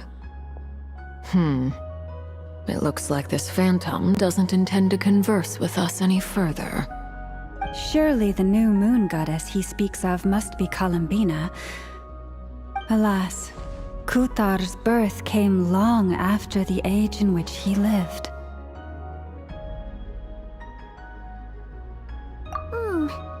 But, maybe if we find a phantom from a more recent age, they might know Columbina's real name. True. Keep an eye out. We should be able to tell which era they're from by the clothes they wear. Yeah, you've been pretty talkative this whole time. What changed? Oh, nothing. I'm fine. You all make good points. When the Hyperboreans speak of moon goddesses, they mean the three from truly ancient times. I can't imagine they would know anything about our current moon goddess. There once was a time when the moon goddesses blessed them greatly and protected them from harm. So, when the war between the gods and dragons plunged the world into chaos, it seems they looked once more to the moons for help, praying for a new goddess to be born. Yeah, that checks out. Let's continue on. Who knows what else we may discover?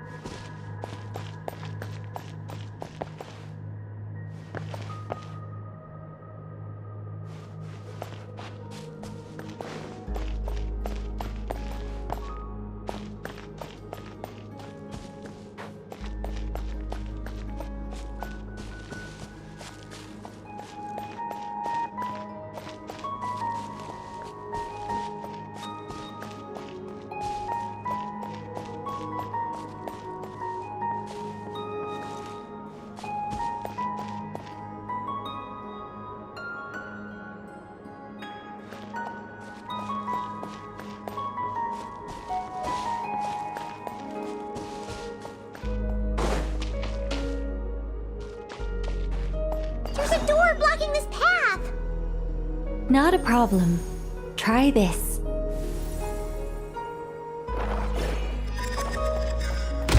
Whoa! How did that door suddenly collapse? This device was maintaining the door's integrity. Remove the core, and the device stops working.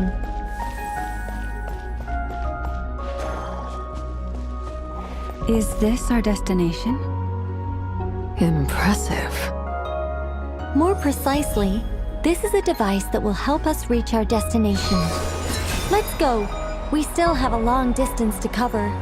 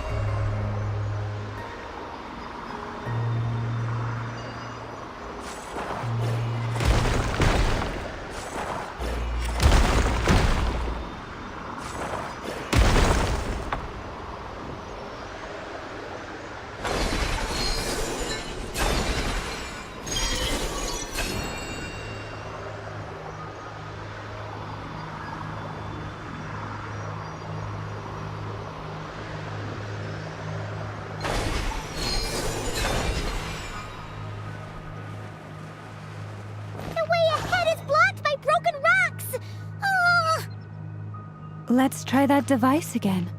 Remember the door from earlier?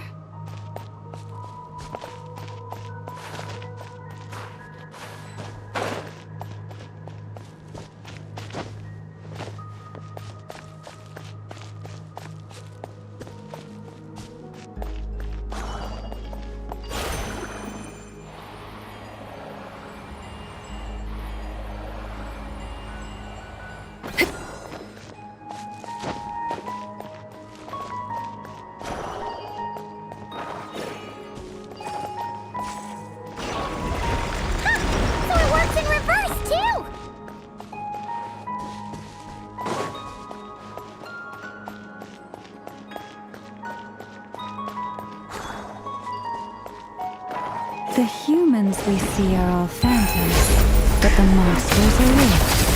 What a fascinating place. There'll be plenty of time to admire it later. There is no escape! Burn it down!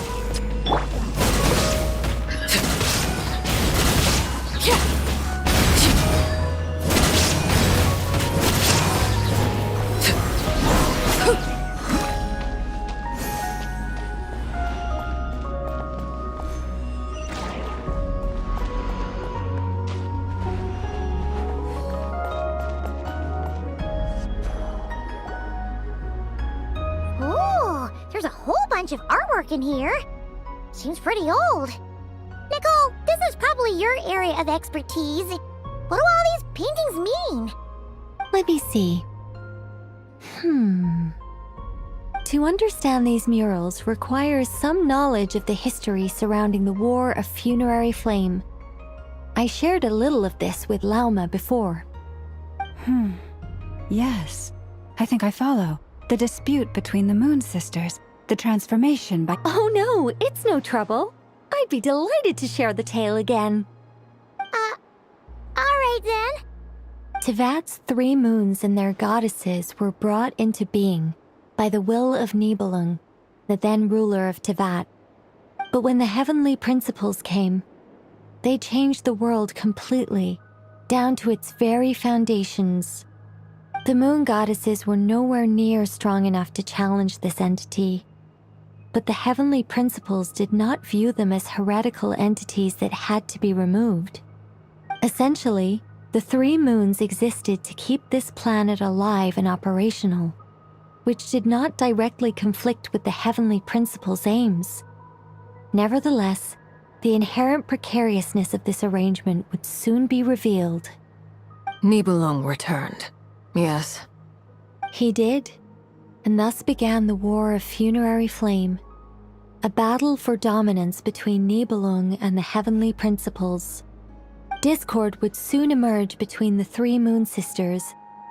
One would voice the opinion that they should follow Nibelung, for it was he who first hung the moons in the sky. Another would argue that taking sides in the conflict would only bring the world closer to ruin. There was no telling where it would lead. Especially since their creator had returned, bearing the perilous power of the Abyss. Nibelung would eventually discover their disloyalty. He had all three imprisoned before transforming the moons into weapons with which to fight against the heavenly principles. What? Weapons? Yes. The very moons that had once defended the planet became instruments of death and destruction, striking terror into the hearts of all living things. And although the heavenly principles and the three moon sisters had once been at peace, it now seemed that the moons posed an unacceptable threat to Teyvat. It is possible that the heavenly principles did not know of the goddess's imprisonment. If so, the weaponization of the moons would surely have been viewed as an intentional breach of the peace, regardless of who knew what, when. The heavenly principles shattered two moons and flung the other beyond the skies. Whether the goddesses managed to escape Nibelung's captivity after his fall, nobody knows. But this much is certain. From that day on, the moons no longer belonged to Teyvat. The rejection slowly drained their power until eventually they passed away. So that's the full story. You say the moons ceased belonging to Teyvat from then on. Why then would Columbina be born here? That is perhaps due to the lingering connection between the Frost Moon, which was not shattered, and this world. You could see it as the three sisters' dying wish. They never desired war. All they ever wished for was to protect this land. I see. If the final fate of the three goddesses is as you say, then Columbina faces the same grave danger. Our investigation has yet to bear fruit. We must hurry. Yeah, you're right. Let's keep going.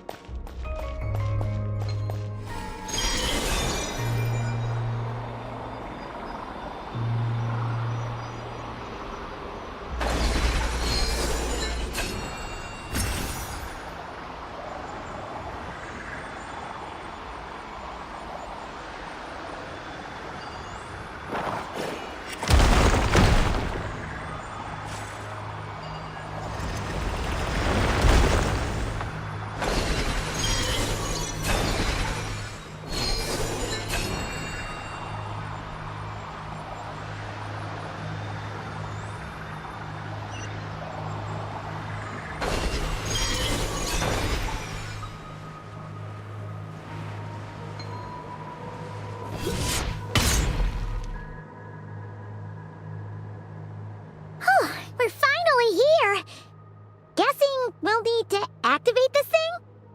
Indeed. I was a little worried about that at first, but as we got closer, I sensed that the Kuvaki within it flows unimpeded. It should be functioning normally.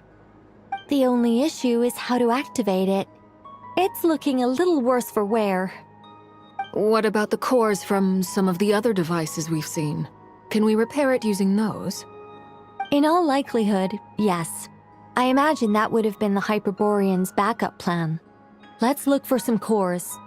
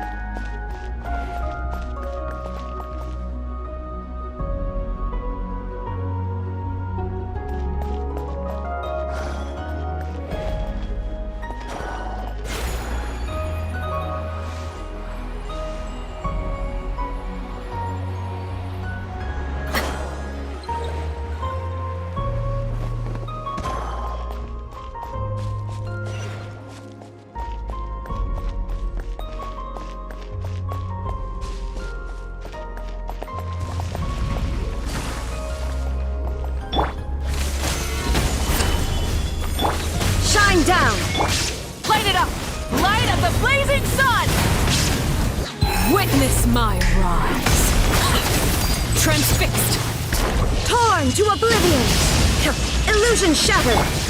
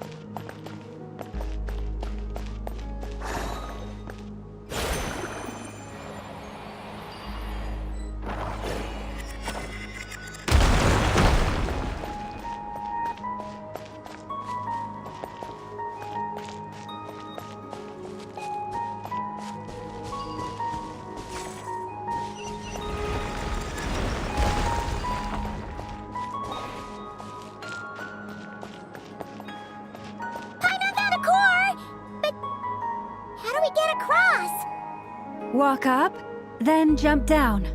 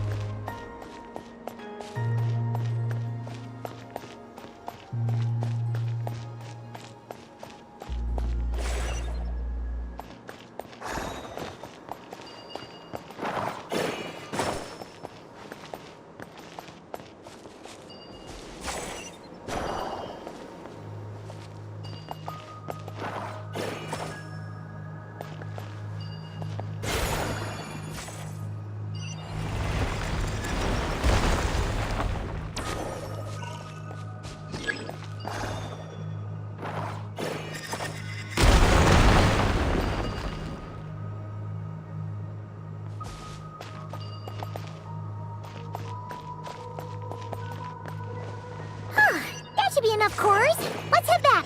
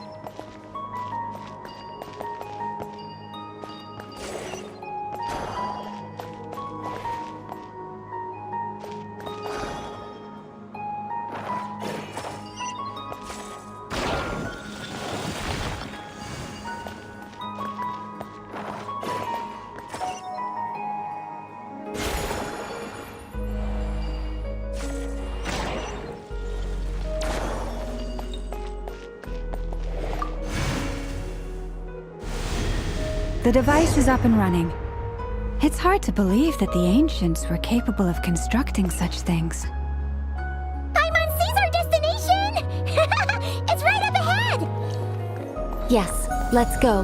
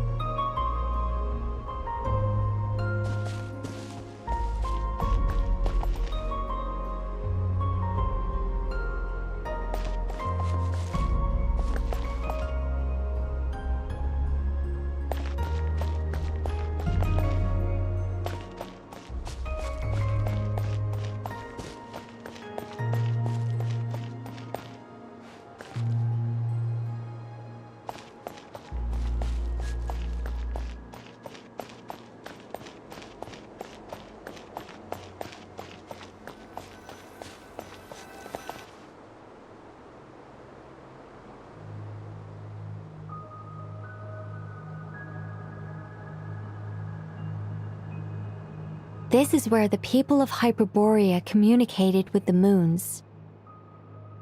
We need only place the moon marrow upon this platform on Moon Prayer Night, and we shall be able to open a portal to the moon and send our moon goddess back home. The assumption being, of course, that we can find her first. That's right. You want to know if it's safe there, don't you? And yet, she has no choice but to return. You know this. That's not the only issue here. This is the end of the line, right? We've explored everything we can. And despite looking at historical artwork and talking to people from Hyperborean times, we're still no closer to learning Columbina's name. If it's not too much trouble, could you tell me exactly what Alice said to you about finding her name? Oh, sure. What she said was... Then your first job is to find it. As a moon goddess, I'm sure she must have a name she identifies with. Neither Columbina nor Kutar is her true name, and she's never really accepted either of them. Is it not also possible that she has never had a true name? Not at any point in history? That would be a hard pill to swallow. But at this point, we may have to accept that that is the truth. No one knows how she came into being, and she certainly doesn't have parents in any sense that we're aware of. Perhaps she was never granted a name at all. But does that mean there's no way to get Columbina back? She's just gonna disappear and there's nothing we can do about it? Huh? Wait, why all this pessimism? Was it the way I phrased this question? You all seem to be taking this in completely the wrong way. Well, just because she's never had a real name in the past doesn't mean she can't have one now. What? Think about what Alice said again. She never once said that you'd have to find a new name, did she? Are you saying what I think you're saying? Yes. Names are anchors that connect us to the world. If she doesn't have one already, then all we have to do is create one, no? It's like... yes. Traveler, when you first arrived in Teyvat, do you think you would have turned around? But what about now? I understand what you mean. Life is a long journey. Even the friends and family by our side can change over time. When people call you by different names, what matters isn't so much the words themselves, but what they symbolize. And of course, whether that resonates with you. Lumine. So, close your eyes and picture the moon goddess in your mind. If you were to call out to her in this moment, what would you say?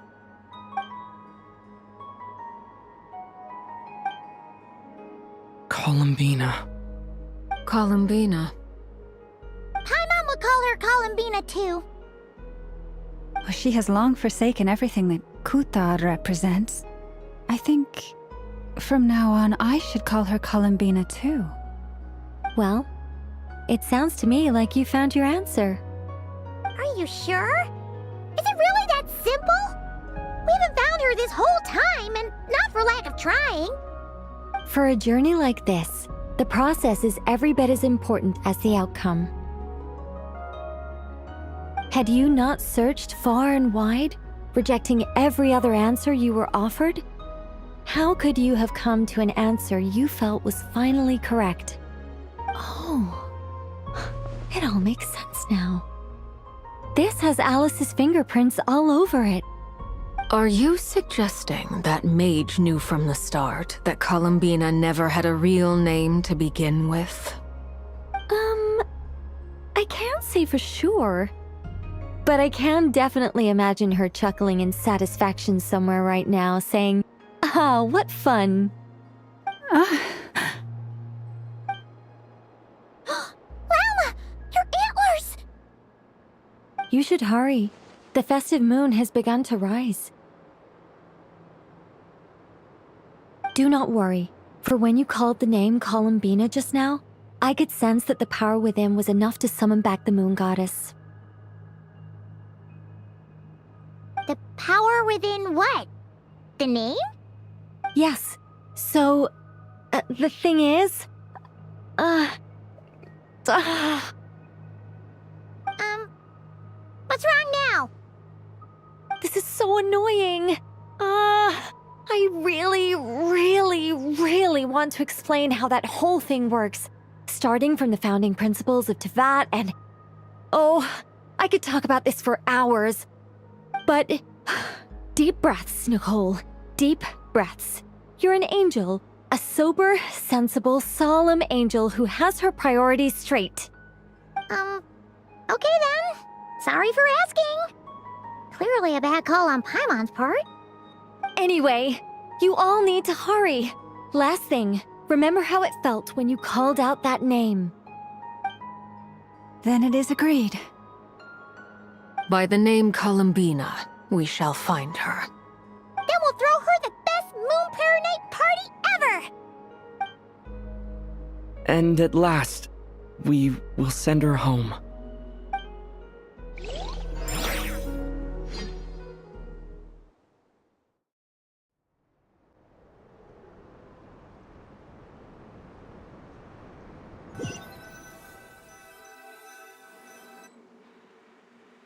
I can barely move anymore. My consciousness is fading away. Have they come back out? I'd love to see them one more time.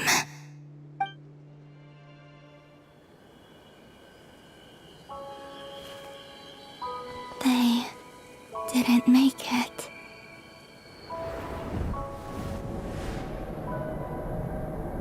Could you tell me your name? My name is... Columbina!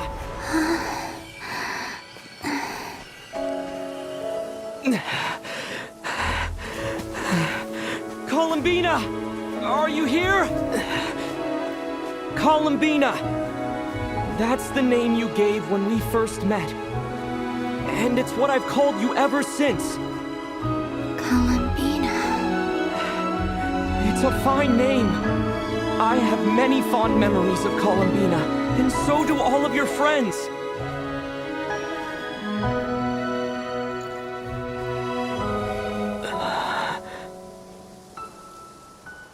If you like this name...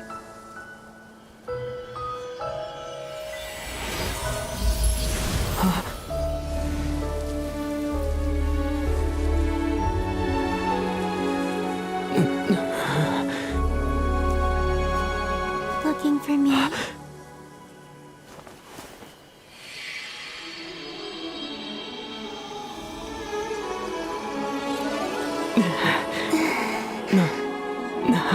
I like it. You can carry on using it.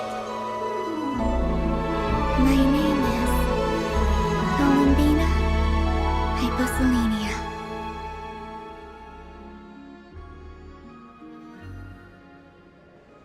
Columbina Hyposelenia. That's a wonderful name.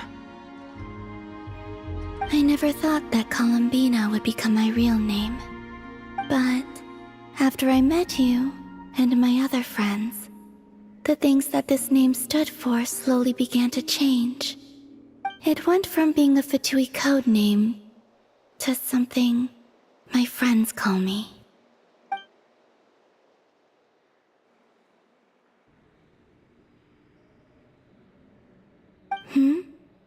What is it? Why aren't you saying anything? I'm just so happy for you. Thank you. So, where's everyone else? We can go and meet them very soon. Everyone went to different places to try calling your name. Great. I'd like to thank them as well. Everyone's done so much for me. Searching for my name, entering those ancient ruins. Huh? Wait, so you were... Yes, I was there. Not physically, but my consciousness was still holding on. I followed you the whole way. Starting from when? You turned around and called out my name while you were in Nasha Town. Do you remember?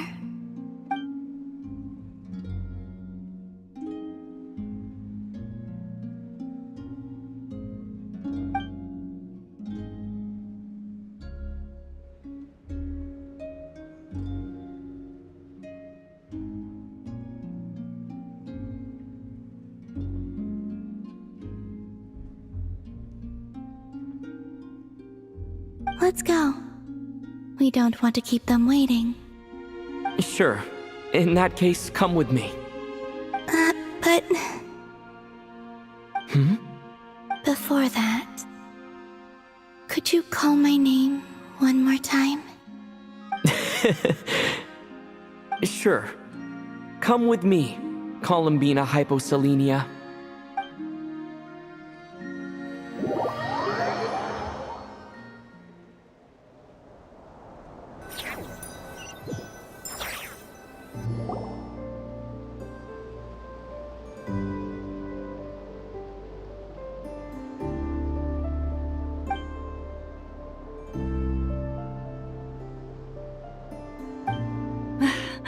Columbina! Oh, this truly is wonderful. Llama, I can't breathe. Ha ha! Just in time for Moon Prayer Night! It's good to have you back, Miss Columbina. Yeah, we were worried sick. Thank you, my friends. With your help, I now have a name that belongs to me. Columbina Hyposelenia. Where's the second half from? You added it yourself? That's right. It means... Born beneath the moon. Yes. And by extension, it can also mean born beneath this world. A fine name. Now, as much as it pains me to interrupt this beautiful reunion, I feel obliged to remind you that the Moon Prayer Night celebrations in Nasha Town have already begun.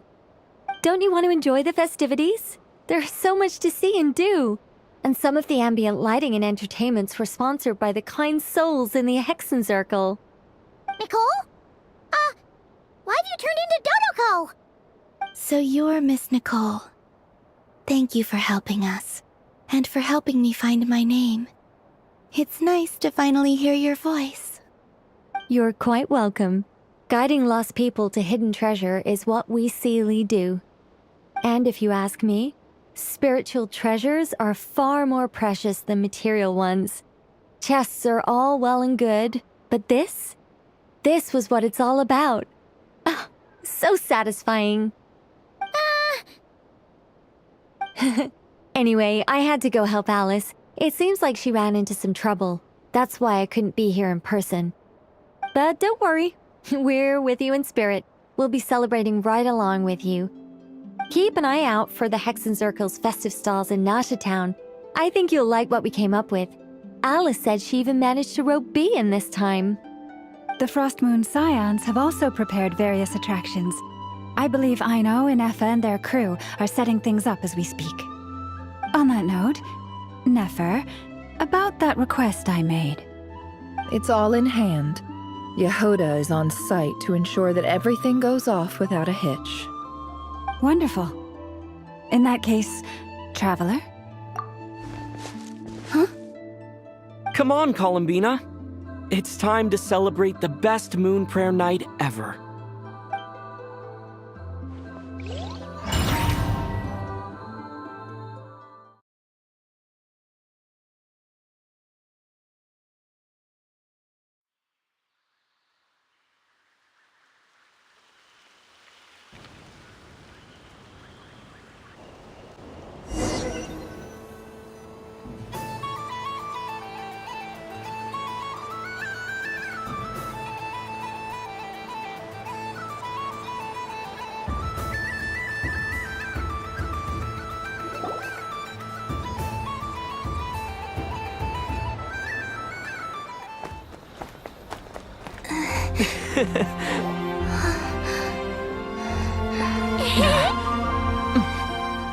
Hey, young lady.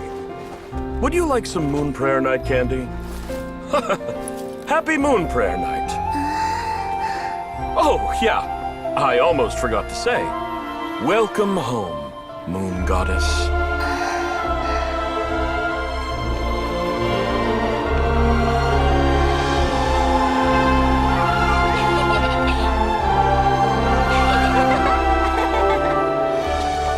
Welcome home, Moon Goddess.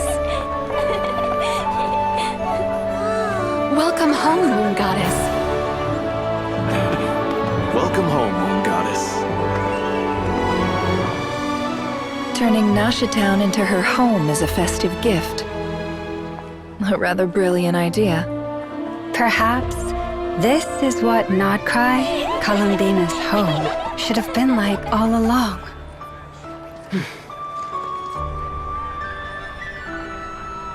Thank you for the gift. I like it a lot.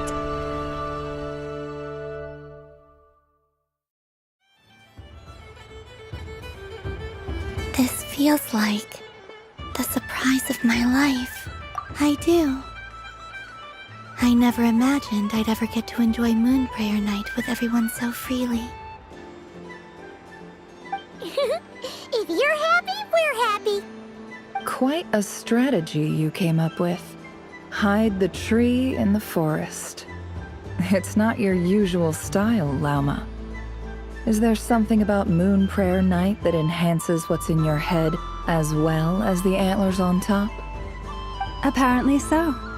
It even inspired a perennial penny pincher to use their resources for a greater cause. It truly is a magical festival.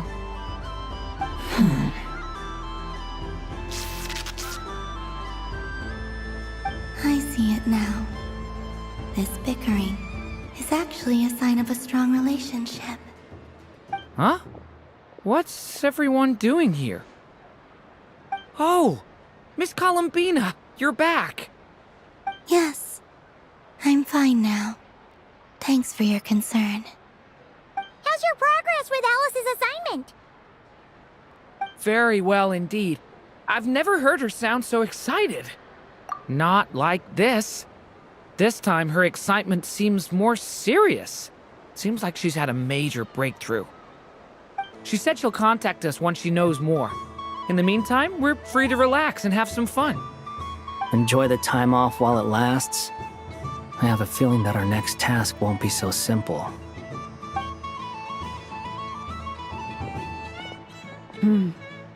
I should go. I still have a few things to attend to at the Frost Moon Scion stall. And I think I'll take a look around.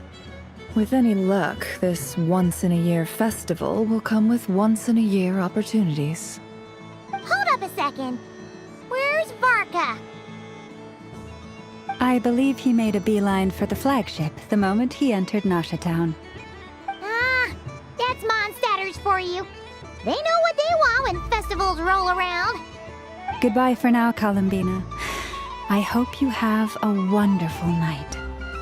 I will.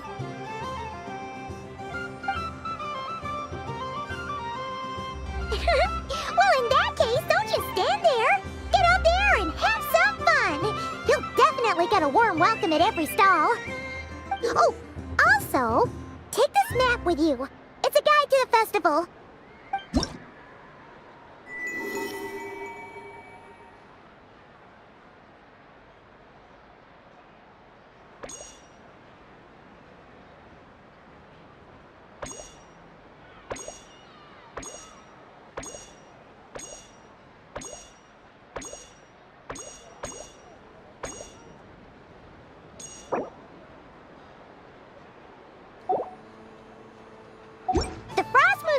Stall is over here. Lauma's invited a whole bunch of cute animals to celebrate too. Over there is the Hexen section. Alice seemed more excited than anyone about this festival, so she insisted on making it a grand affair. Oh, and then there's the Nasha Town local specialties, including... Actually, forget that. Better if you go check them out for yourself. Thank you. It looks like a lot of fun. You're not coming with me? We'll be around. But don't you want to browse by yourself for a bit first?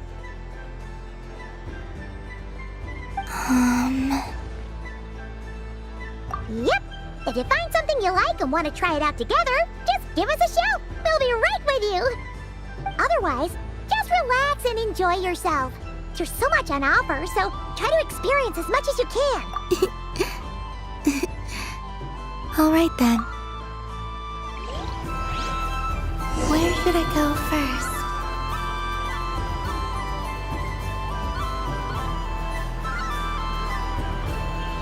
This must be the mage's stall. It feels like I've entered a fairy tale. Ah, how lovely.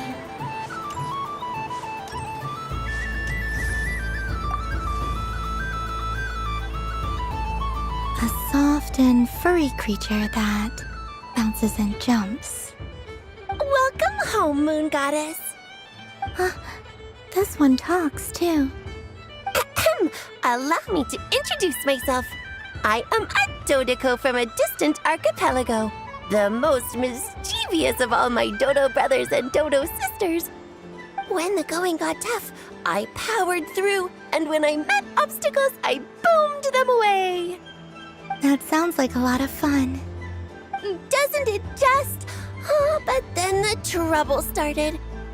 Recently, I found a lovely beach, the same beautiful jelly color as my hometown, and so I dove in to have a look. Only to find it overgrown with seagrass and nasty little spiky fish everywhere, looking to turn me into a Dodoco kebab. I made it back to shore by the skin of my teeth, but my tail was sorely hurt. Couldn't you just boom them away? Oh, I wanted to, believe me. But I've heard that you, Moon Goddess, can understand animal speech. The last thing I wanted was to cause a gigantic fuss and get taken to court by a school of spiky fish. I'd be driven out of these waters for good, and my winter holiday would be ruined.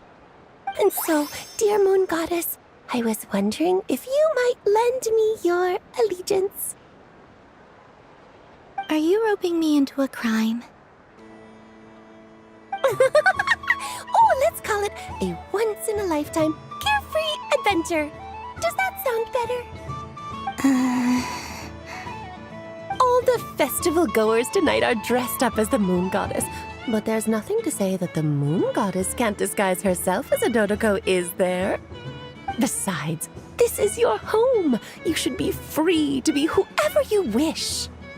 I'm afraid I'm not well acquainted with Dodocos, Madam Mage. Oh, that's quite all right. We Dodecos are innocent, happy creatures with a free-spirited nature. Many, like myself, are mischievous troublemakers.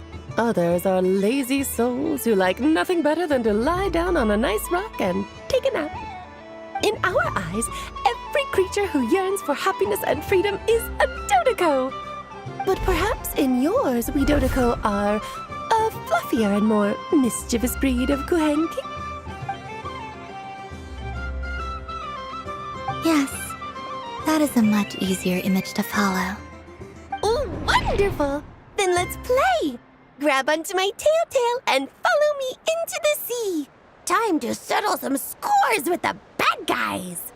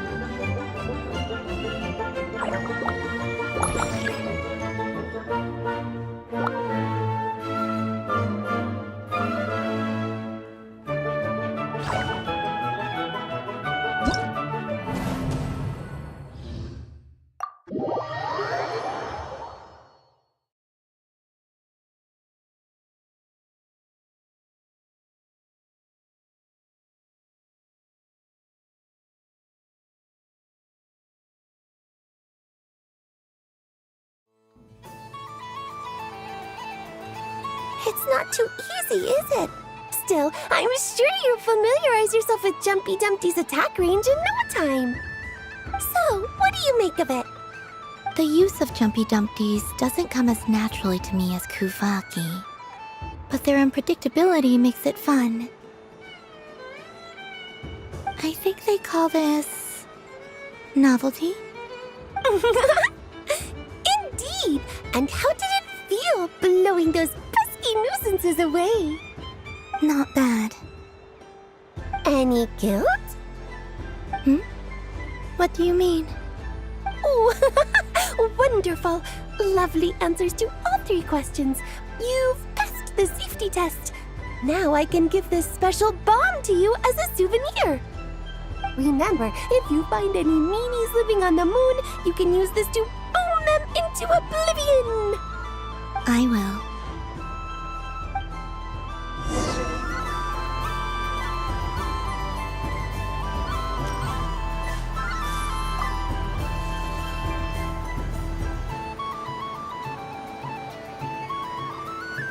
I wouldn't say it's unfair, exactly. I mean, your voice goes right into people's heads. How would you explain that to the kids? You can't just explain it away as magic. Is something the matter? Ah, Miss Columbina! No, nothing you need to worry yourself about. Ah, impeccable timing. Stick around for a second, Miss Columbina. I need your input on something. This self-proclaimed Knight of Justice has yet to give me a satisfactory answer.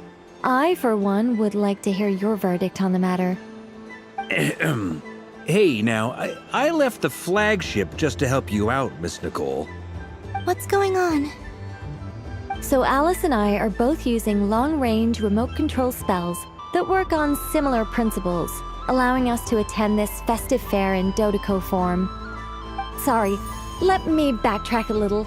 While similar, there are some key differences.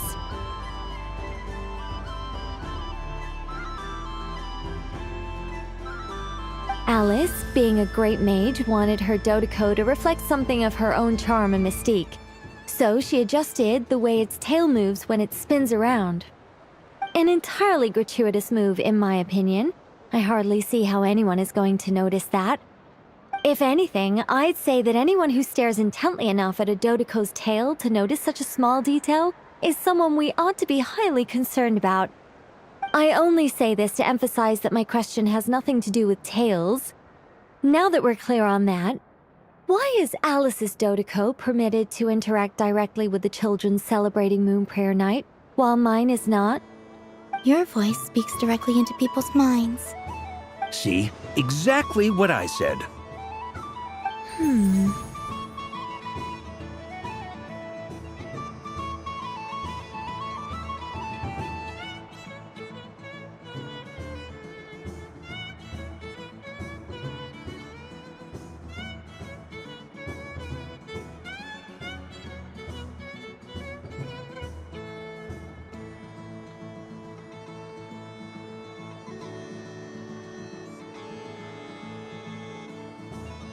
Miss Nicole? Ugh, I can't stand it. I know that probably makes me sound like a whiny child acting out in front of their parents. And it's a little embarrassing now that I think about it. But hey, I said it now, I can't take it back. That would be even more embarrassing. Also, don't go reading too much into that analogy. It was off the top of my head. I'm actually an awful lot older than either of you. Miss Nicole, are you saying that you'd like someone to play the game you've prepared? I'm not so invested in that. It's just something cobbled together using items I borrowed from Alice. She probably didn't even make them herself. The point is, I want to know everyone's thoughts after they receive their prizes. But as you've said, I can't just ask. I've been biting my lip for so long, and I've had no one to vent my frustrations on. I thought this was going to be a nice, straightforward festival where I'd get the chance to guide people to treasure. Well, can I play? I can't guarantee that I'll win a prize, but... You will? I'd like to try. Then what are we waiting for? Let the game begin! It's like they forgot I was ever here. Ha ha ha ha.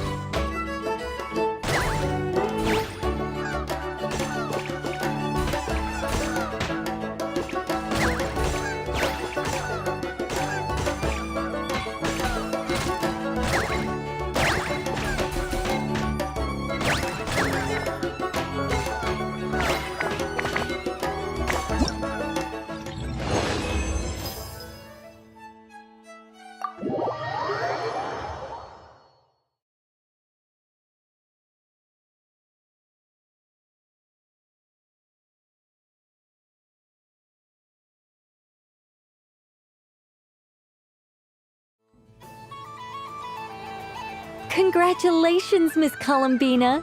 With your great wisdom, you have overcome every obstacle in your path and conquered the great challenge posed to you by fate. Fate? Well, something to that effect. If you'd prefer something more poetic, it could be the icy winds or the dawn. Anything you like, really.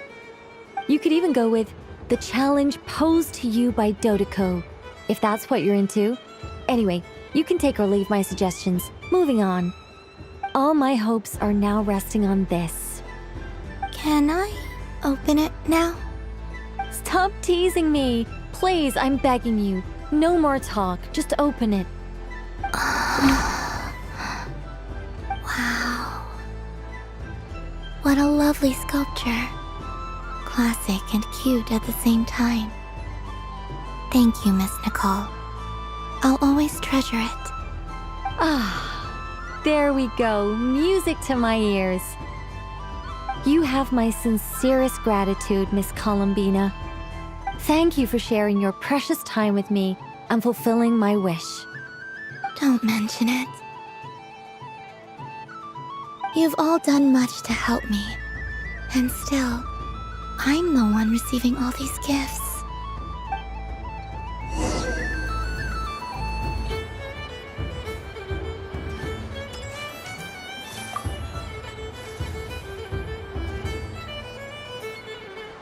Welcome home, Moon Goddess. Oh, you're the genuine article. Alice was right.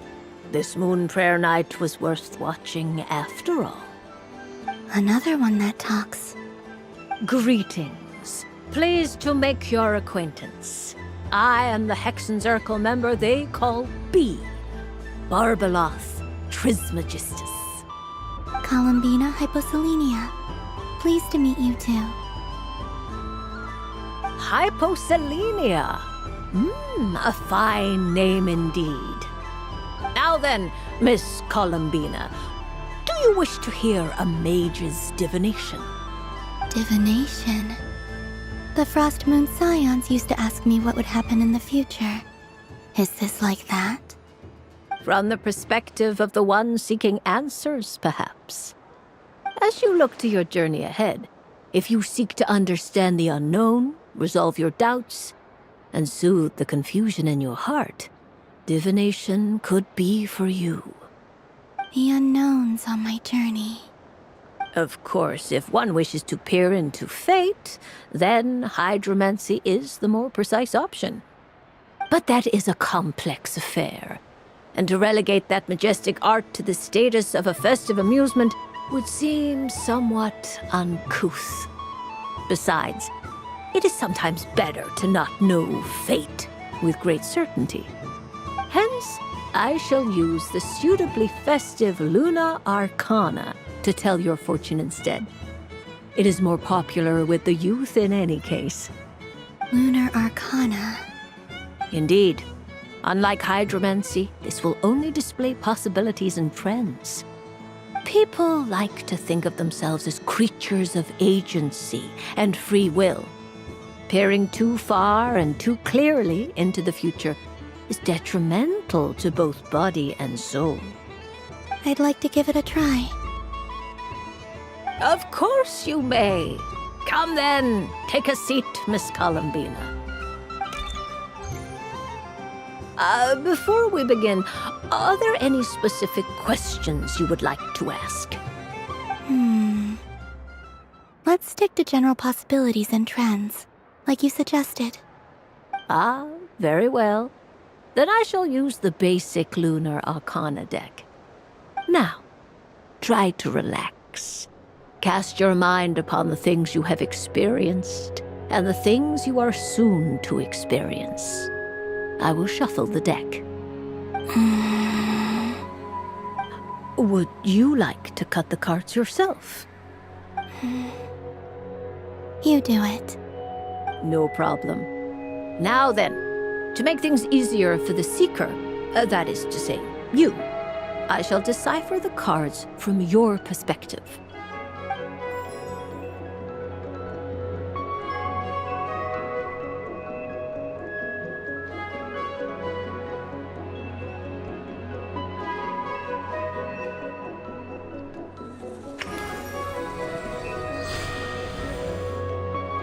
Please, draw the first lunar arcana.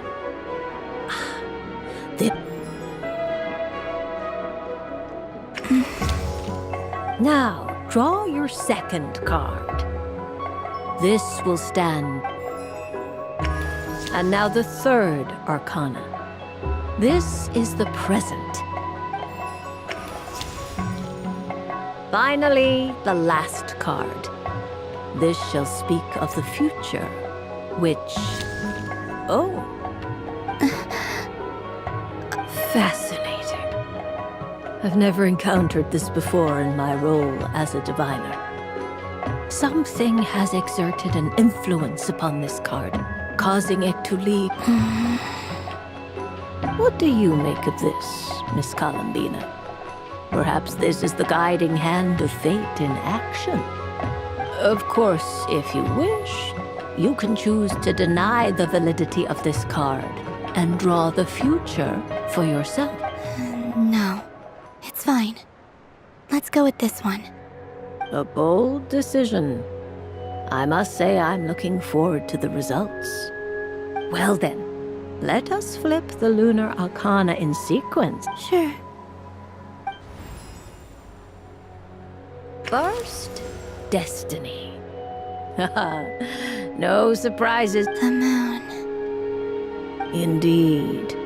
The moon can represent the truth at some times, but deception, when the moon is placed on the destiny tile, it indicates that it symbolizes a journey through the fog, fraught with uncertainty. I don't understand. Patience, my dear. This is but the first card, which serves as a basis for the interpretations that follow. Now then, flip the second card.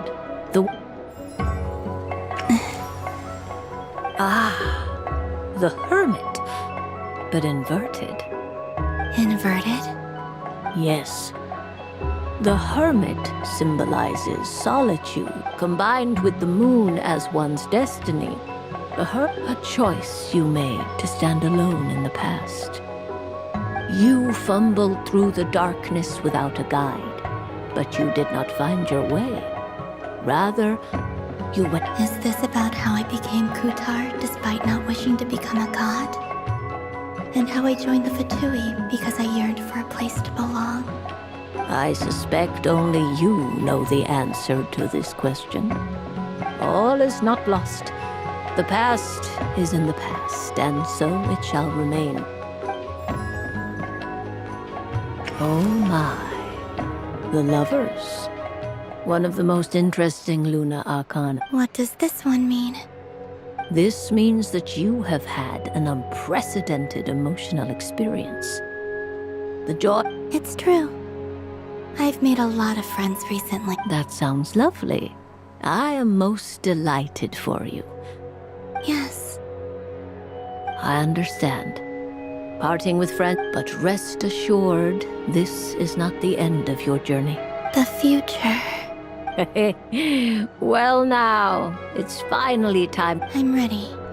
Very well. Flip this card. Oh. Miss Barbaloth? This card. That does... It depends on how we It is true that it can represent an agonizing death, a complete... Do not forget that your destiny card is the moon. If death spells the end, is it unavoidable? As I have said, divination can only display general trend. Allow me to summarize it for you. In the past, you may have lost your way, but now you now face an important decision. One that may bring about... This change might, in turn, be the end of all things. But remember, everything is subject to change because of the moon present in your destiny. The truth. My innermost thoughts. Thank you, Miss Barbaloth. Don't mention it. Some people dislike divinations, for fear of but I can see that you're different. The result of this is a rare quality, The one that diviners always hope. I understand. Go then and illuminate your future, Miss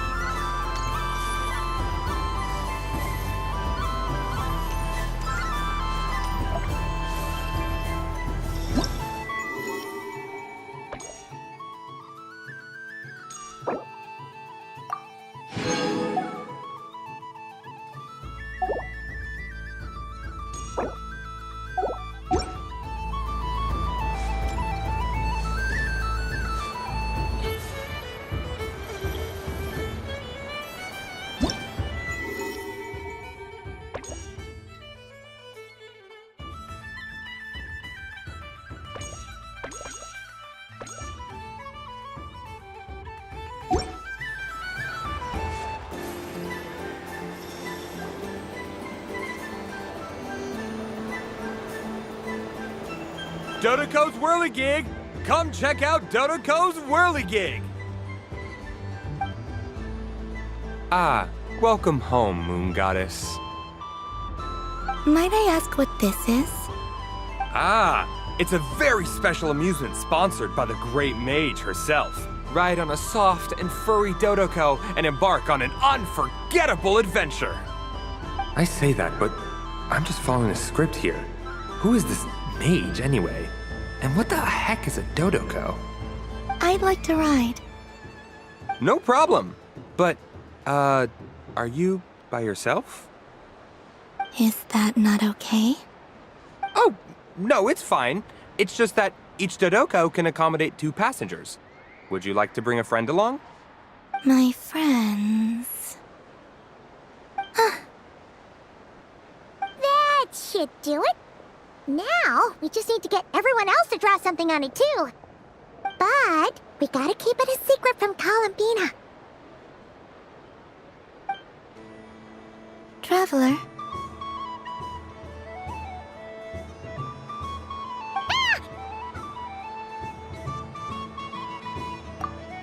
I want to go on that ride.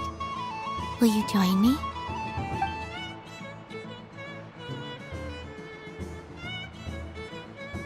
Let's go then. Don't worry. Paimon will do the rounds. You go have fun.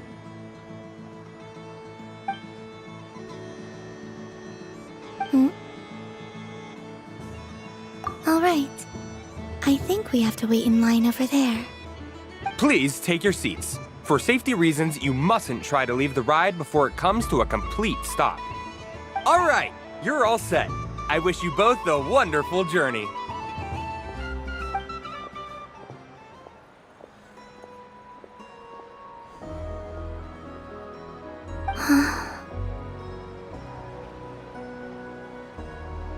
Not bad. It reminds me of riding a moon lane. Sometimes, the Kuhenki circle around me like this, playing their beautiful... Yeah. I'm going to miss them.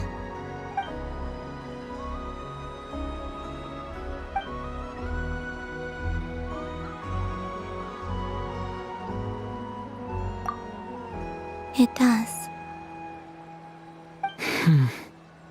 I've felt scared in the past, too. But this is a little different. You know something? I got to see a lot of fascinating things during my disappearance. I saw how the Frost Moon Scions act around their families. So different than how they used to act in my presence. And I also saw how they interact with their friends. It made me curious at first. Why do people act so sincere when they're worshipping gods, but save their truest, warmest feelings for each other? Slowly, I came to realize that it's because they trust one another. They know deep. I know. I knew it the moment you started calling out my name. What I fear now is the end. I fear losing all this the very next.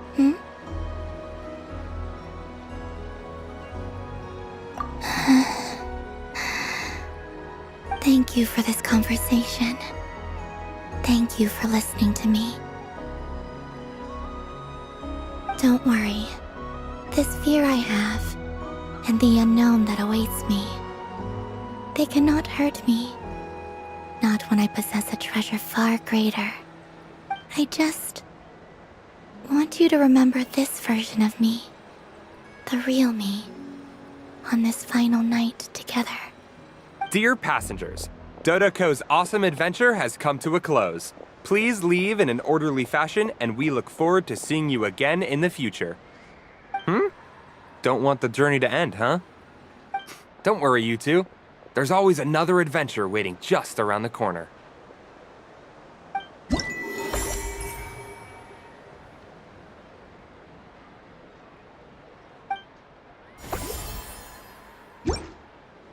So this is the Frost Moon Scions area.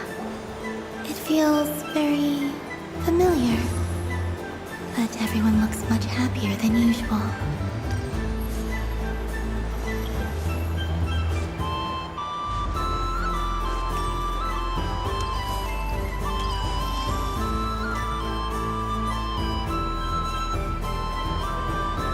But I was aiming right at it! Aw, what a pity. I saw it with my own eyes.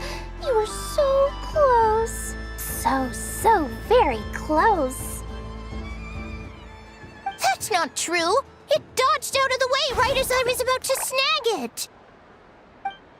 I'm sorry? You heard me. This paper frog can move. I swear!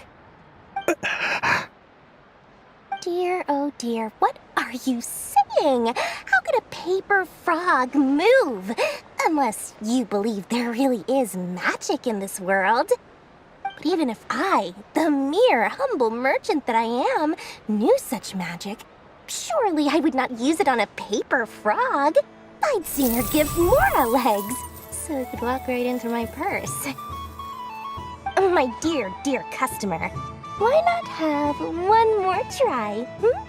This time I'll give you 12% off, a very generous discount for one of my most regular customers. Just think about how much experience you have under your belt now. You're sure to win the next one. Darn, I used up all my coins. I'll be right back. Just gonna fetch some more from my house. Take your time, but don't take too long. This event is Moon Prayer Night only. Miss it, and you'll have to wait a whole year before I'm back. Next customer, please. Welcome.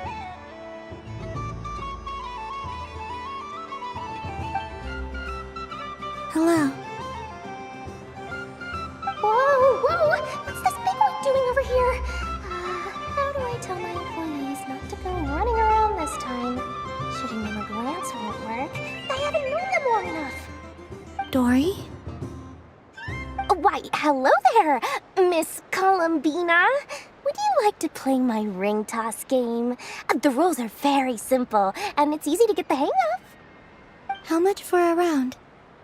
Oh, first time's free. Not a single mora. After that, well, we can cross that bridge if and when we come to it. But with your sharp skills, I'm sure you'll win all the prizes in one fell swoop. That was an obvious enough hint for them, right? Right?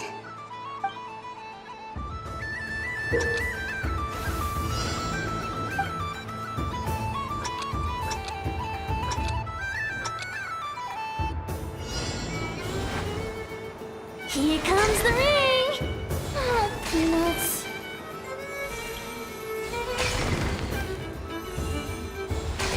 Change tracks! Roselle, should we move or not? Just a tiny bit. All right, then I'll... Oh, sugar plums, not the clock hands. How do I move the legs again?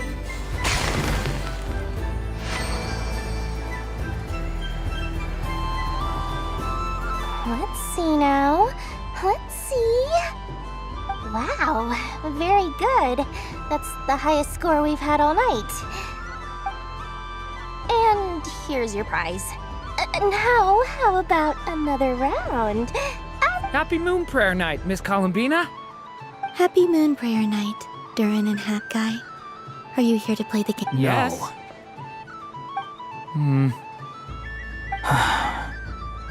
You said we were just coming here to say hello. I did, but then I recognized a few more people as I got closer. Do my eyes deceive me? Is that... It's our little dragon. He's all grown up. Someone's popular. Well now, since you came all this way, why don't you try out this lovely game we have going? First try is free. He'll have a go. I'll pass. It's only one free try per customer. You can't give your try to him. I'm aware. How has Elder Almond been lately? He's in great shape. He goes for a run in the forest every morning to stay fit and healthy. He tried to go boat racing with Firecracker a while back, but he couldn't even make it onto the Lotus Leaf. Firecracker was in fits of laughter. How about you, little dragon? Can you still fly? Yes, I can. But you've become less chatty. Has growing up been tough on you? We call that maturity. You know, the thing people sing about. The knight wields a sword of stone to defend those hearts that are made of gold. Stone is very heavy. That's what keeps him from talking too much. That's awesome! I want to be a knight when I grow up too. Ring, here I come! Ha! Oh, the hat-wearing man. I never thought I'd see you again. You seem more determined than when I saw you last on the train. If you say so. Oh, I do say so. The people you once helped see it clearly. It's because you are once again on the right track. May the engine in our hearts propel us to the station of our dreams. I can move! I can move now, Roselle! What are you doing, running into the rings like that? You got them all so quickly! I've never seen anything like this in all my travels! Is this guy actually an old friend of theirs? But how? They're origami animals and clockwork people from a fairy tale! Getting to know them would be quite an arduous task, unless they share a hometown? I have to get to the bottom of this. Next time I see the great mage Alice, I shall demand answers. Thank you, Dory. I had a lot of fun. Now for your prize. Where did I put it? Give me a moment to dig it out. Oh, sweet grand prize. How I wish I didn't have to let you go. Good thing I've already turned a profit from the customers earlier in the night. Otherwise, I'd have wasted all my hard work.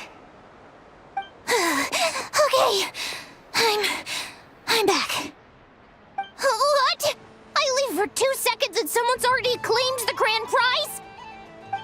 Oh, well, these things happen, you know? Perhaps you'd be interested in one of the other prizes instead. We've got all kinds of wonderful goodies here.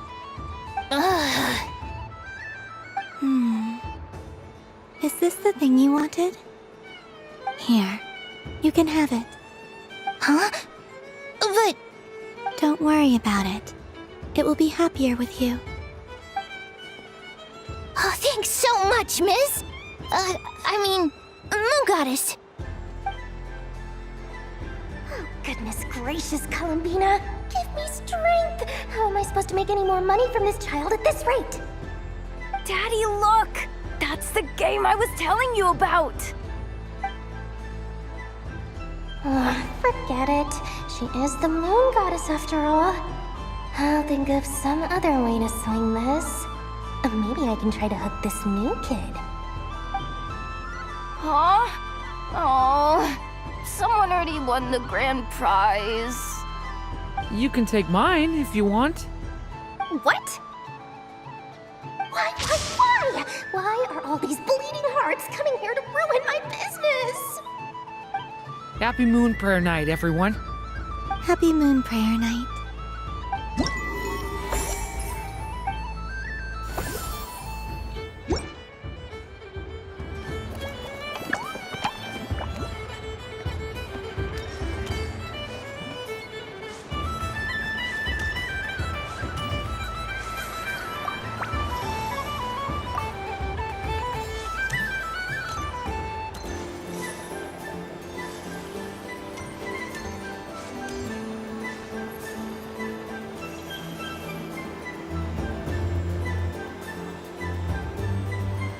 I wish for a never-ending...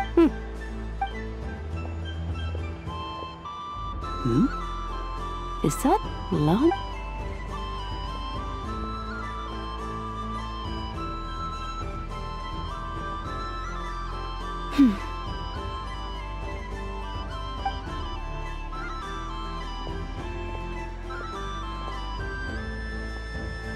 I wish that the long plume ibises would stop biting me. Oh dear, poor Lauma. All right, I'll write that one down for you. I got it. While everyone else is celebrating Moon Prayer Night, you're as busy as ever. I don't mind. It's rewarding work. A good kind of busy. My antlers are at their heaviest tonight, and the Kuvaki waves are especially strong. But as I help these dear friends hang their wishes up, I feel a great peace within myself that is hard to describe. You see, they're all such beautiful wishes, and they are ones that we can fulfill by our own strength. Do you blame me, Llama? I want to hear your honest answer. It is by the help of so many people that I can return to the moon. But I feel as though I've hardly done anything in return. You've done plenty, Columbina. I say this in earnest, both as someone who knows your history, and also as a friend who has seen what you've been through. What about as a moon chanter? I feel proud to honor our moon goddess's wish, and I'm sure any moon chanter in history would have felt the same way. Thank you for your kind words, Llama. But...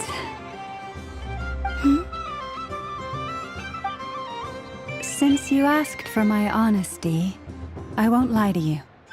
My feelings are mixed right now. Besides pride, I also feel... I suppose it's a reluctance to let go. Once you return to the moon, we will be far apart and separated by a false sky.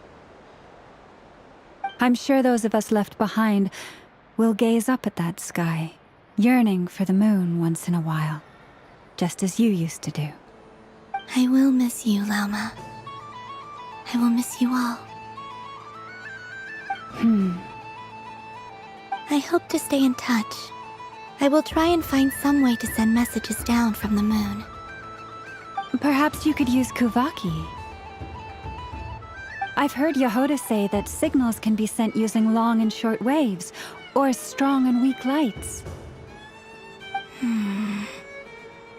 That sounds a little complicated.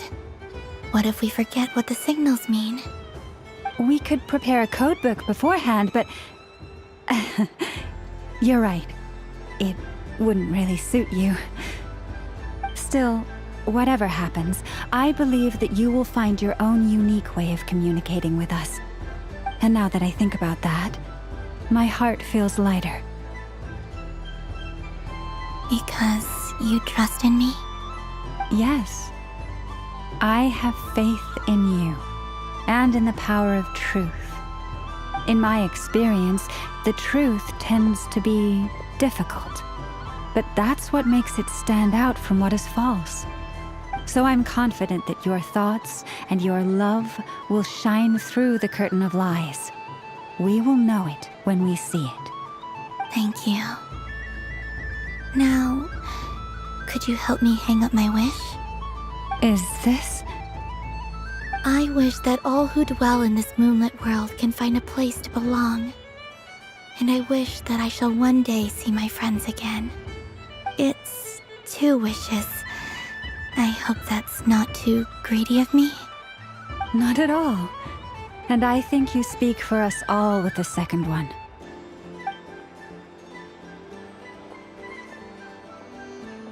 I shall continue to pray until the day that all of these wishes come true.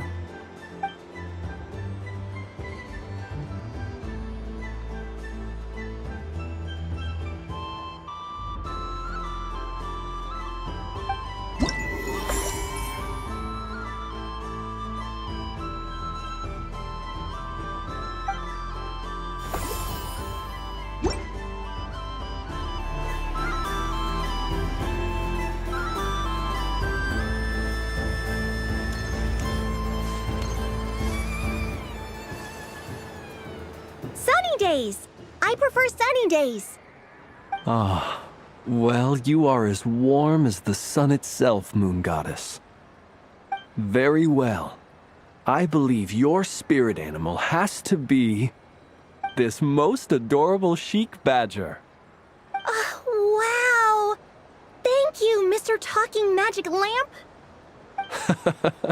Have a very happy festival, Moon Goddess. Lance? That's you, isn't it?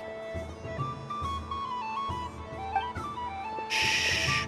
It's our little secret, my dear traveler in Paimon. Okay, sure, but why are you here selling sugar sculptures? Everyone celebrates in their own way.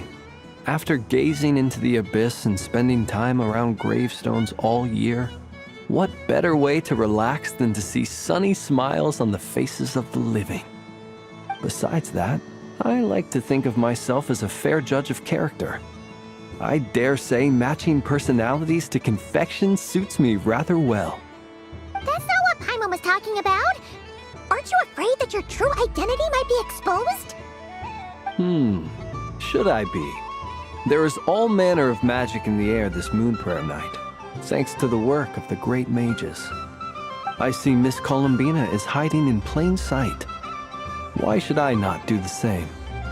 Why miss this rare opportunity to enjoy a special evening in my true form? Fair enough. You got a point there. People who don't know you will probably think you're just a talking lantern. Well, now that we see eye to eye, what brings you here? Not a search for your spirit animal, I presume? Ah, well, actually... Here, see for yourself. Oh, this is... How wonderful. A beautiful idea. Yeah, we just met Barca, and he said that having everyone draw their own section was kind of boring. So, he did your bit for you. Ah, Varka. Ever the maverick. I see his artistic skills are truly one of a kind. In that case, I shall paint something on Mr. Albedo's behalf in a short while. What? Why not now? Ahem. Welcome home, Moon Goddess. Phew, that was close. Hello, Flint. She recognized you right away! What keen eyes you have, Miss Columbina. Especially considering they are shut. I did not see you. Rather, I sensed you. I can sense the fluctuations in Kuvaki all around me. One would expect no less of the Moon Goddess. Might I interest you in some candy? Yes, please. Excellent. I shall make some for you right away. Something the matter, Miss Columbina? What about my spirit animal? All the other children carrying sugar sculptures are talking about it. Wait, Is she taking the test seriously? Ah, my apologies. How could I neglect that? You are quite right, Miss Columbina. Every one of us has a magical creature living in their heart. Would you permit me to help you find yours? Yes, please. Do you prefer the day or the night? Night. Which of the 4 seasons is your favorite? Winter. Think of a perfect day. What is the weather like? Sunny, rainy, or perhaps cloudy? Rainy in the morning, sunny at night. What kind of answer is that? Forests, lakes, and open seas. Which do you prefer of these? I like them all. Imagine you opened your very own shop. What would you sell there? Moonlight, I think. Wow! Paimon would totally shop there. It wouldn't cost anything. You'd just need to visit.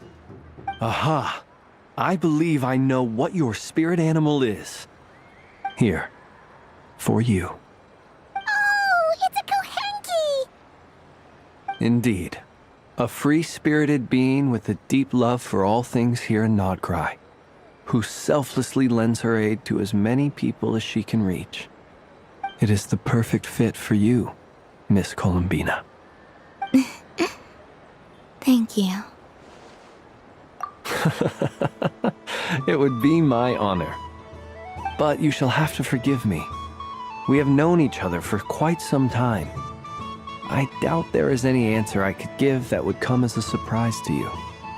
So instead, would you accept this sugar sculpture as a token of our friendship? It's a lantern. Hey, why don't you two go enjoy your candy over there? Paimon wants to try out this spirit animal thing too. Right, Flint's? Come on, play ball. I get this drawing done. But I want to hear Paimon's answers. Ah, but it'll probably take ages. Paimon's a complex soul. And we don't want your candy to melt while you wait, huh? Oh. Okay then.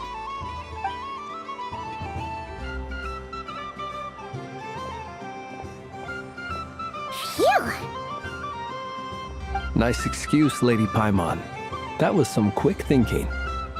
Yeah, no thanks to you. A little help next time.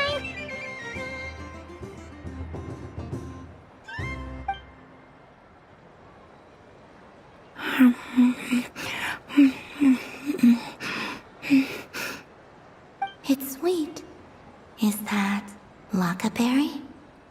I wonder what flavor the traveler got. This way, this way! It's the candy-selling lantern! I'm coming!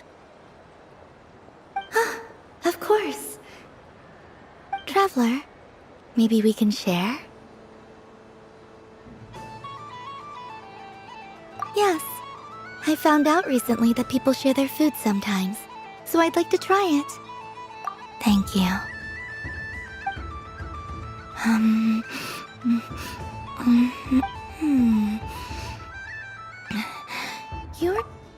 Are you sure?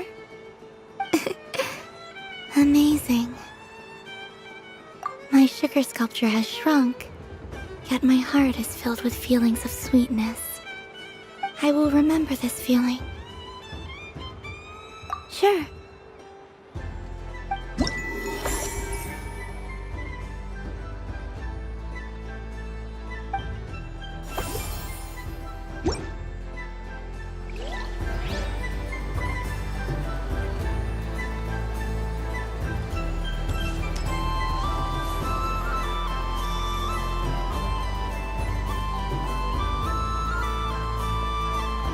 Wow, the Frostmoon Scion stall looks kinda plain, but it's pretty cool once you get into it. I don't go to Hisi Island much, but it's got that, like, old world cultural feel. And if culture means we get more festivals, I'm all for it! Hello, Yahoda. Ah! Columbine, Hello, Moon Goddess. That was too close. I almost gave the game away in front of the staff. Oh, wait, what's the deal with her shoes? They don't make a sound when she walks. I could do with a pair of those. Do you like balloons too? Balloons? Oh, you mean those? What's so fun about balloons? I'm not a kid anymore. They're probably more up Aino's alley. Yes. The animals seem very curious about these strange flying objects. I was drawn here by their voices. I recently learned a fun new game you can play with balloons, so I decided to come and give it a try. A new game?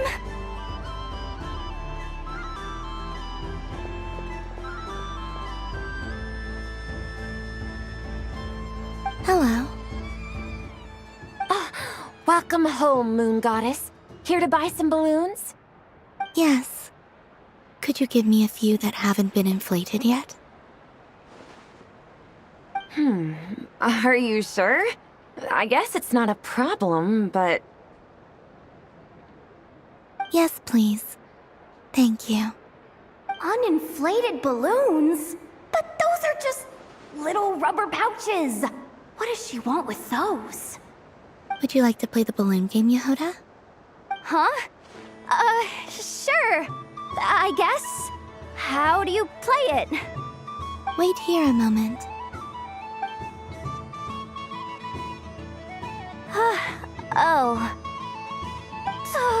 This is so weird. What have I got myself into now? I thought I saw Columbina nearby. Uh-oh! That's the fourth Harbinger! Although she's helped us out quite a bit, she's good people, right? Is she looking for Columbina? Oh, guess that's my ticket out of here. I'm not sure my heart can take being sandwiched between two Harbingers.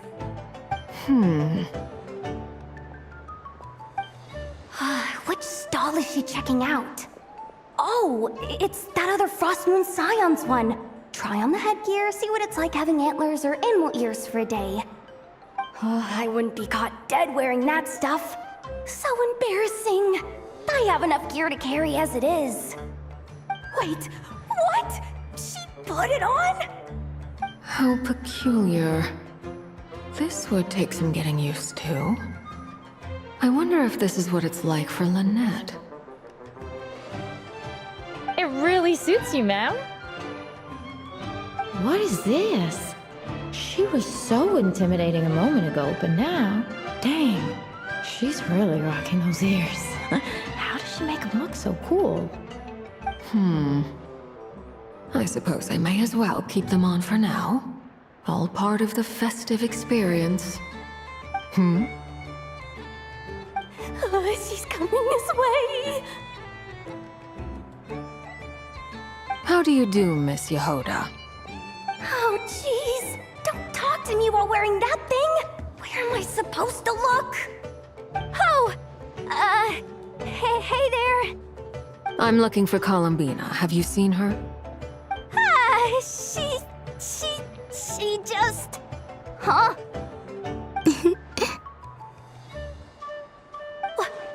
Oh, wait. Is that what she meant by balloon game?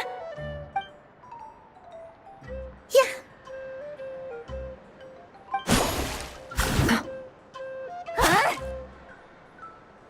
No fair! How come I get caught in the crossfire?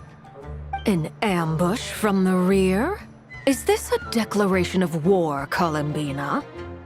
Would you like to play too, Arlecchino? Seriously? Are they gonna start some beef right here, right now? Gladly. That said, I believe there is another who would like to join. Boss Nev! Thank goodness! You've got to get me out of here! Things are kicking off big time! Hello there.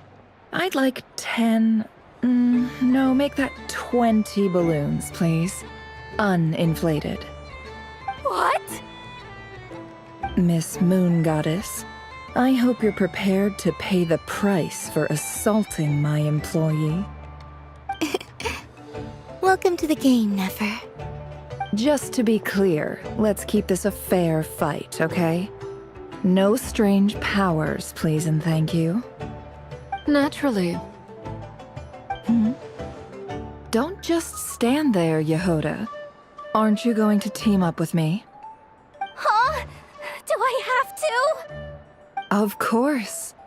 Don't forget, the Curatorium has a reputation to uphold. I knew something like this was gonna happen.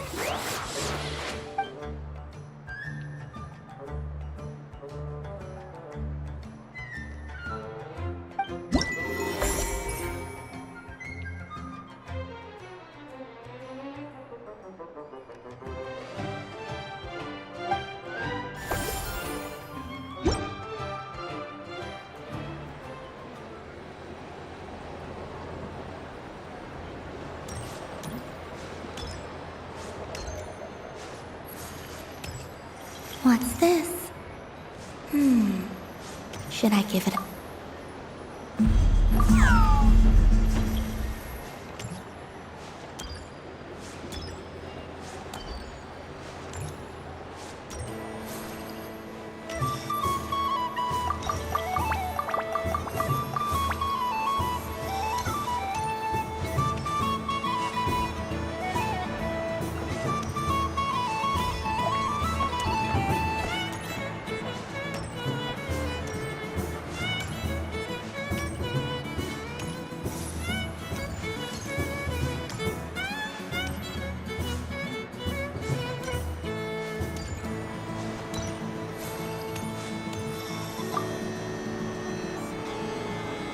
If this were any other day, I'm sure it would make for a great photo opportunity.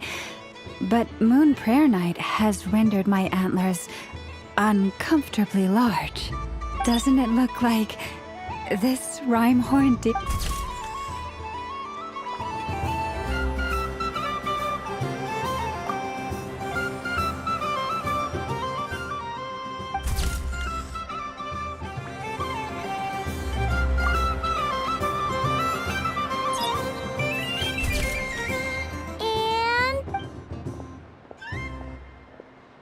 I think it looks quite funny.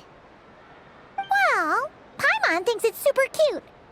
It looks like a silly chic badger and a rhyme horn. Maybe I'll stand on the chic badger's side instead. It looks like we've attracted the attention of quite a few animals. Let's make room for them.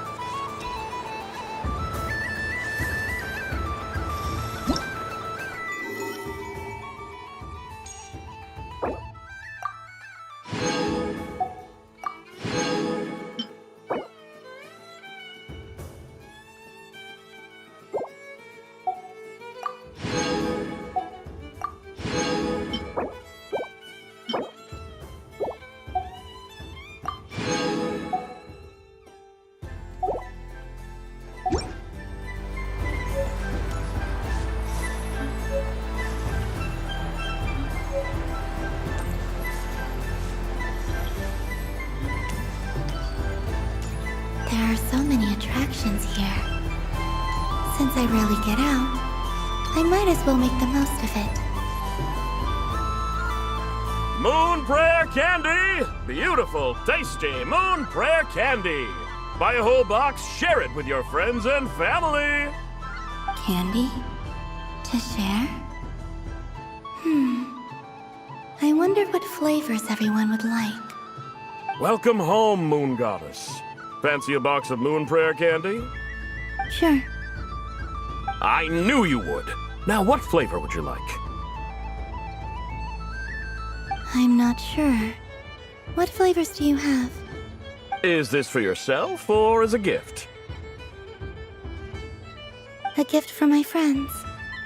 Ah, I see. In that case, I'd recommend apple, lockaberry, or midsummerberry. Those are the most popular. Do you have nocturnal blossom flavor? Huh. I've seen couples give those as gifts before, but I did not know they were edible. No? Okay then. Moonfall silver? You did say this was for friends, right?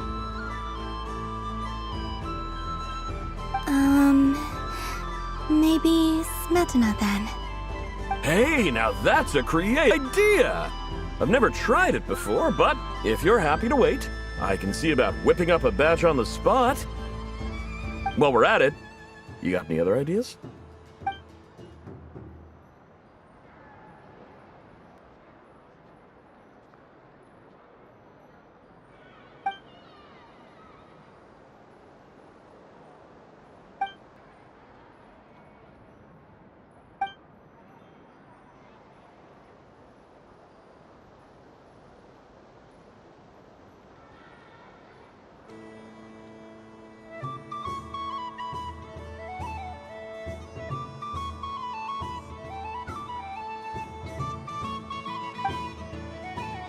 Here you go.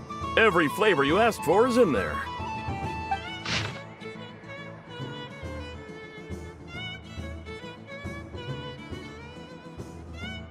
Thank you.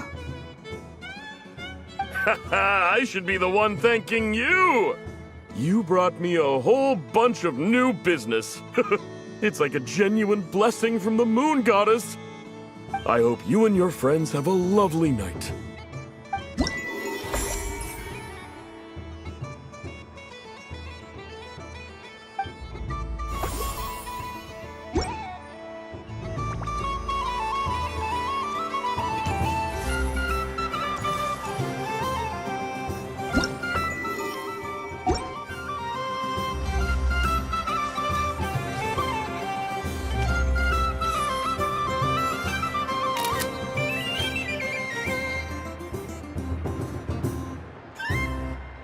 Well, well, look who it is. I heard someone went and disappeared on us the moment we let her out of our sight. They looked all over for you. Frankly, I didn't think you'd be back for Moon Prayer Night. Were you worried about me, Sandrone? You would like that, wouldn't you? Do you even hear what you're saying? It seems to me like you disguised yourself with festive headgear, just so that you could come see me on Moon Prayer Night and make sure I'm okay. You didn't even bring Polonia with you. You? I thought you couldn't see. I cannot. But I sense the confusion of those around us rippling through the Kuvaki currents. Based on what I know about you, let me guess what you're wearing. Is it cat ears? Shut up! I'm only here to protect the Fatui's interest in this territory. Running into you was pure bad luck. Really? But you were the one who asked Arlecchino to help everyone find my name. Columbina! Ugh! Just one more word, and I'll unscrew your vocal cords. It's Columbina hyposelenia now. Tell someone who cares. I've missed you, Sandrone. The whole time I was gone, I was thinking. I hope I get a chance to say some ugly words to you. Is that supposed to be a joke? Anyway, let's go play that game. What? You mean that frostfin whale? Yes. It's some kind of game where you get bitten if you step on the wrong tooth. Seems like fun. Who in their right mind would wanna... Because you're not a scaredy cat. Fine! You wanna play? Let's play. Don't complain when I kick your sorry butt. Lovely. You old geezer! I'm gonna beat the pants off you! Just you watch! I almost forgot. Sandrone? What is it now? You'd better not lose, or I'm going to beat your head in. What? Allow me to demonstrate since I'm feeling so nice. You just step on the teeth, like this.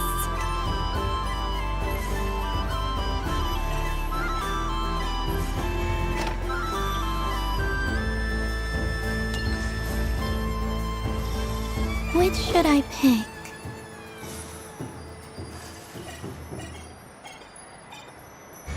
Your turn, Sandrone.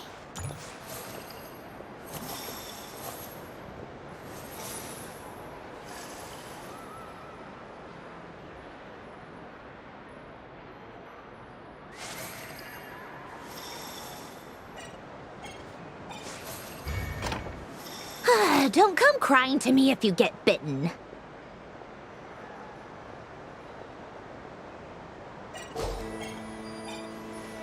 There are less and less teeth remaining.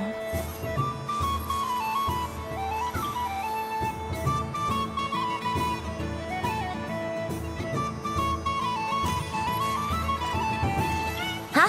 What's that noise?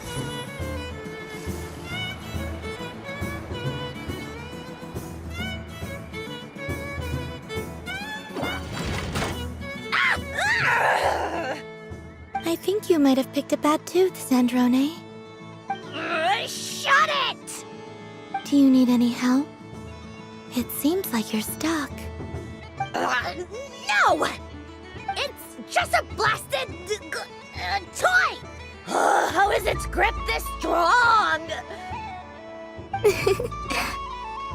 Stop laughing! All right. Well, you lost. So just like I promised.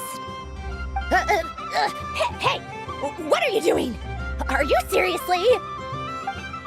Hiya! Why you?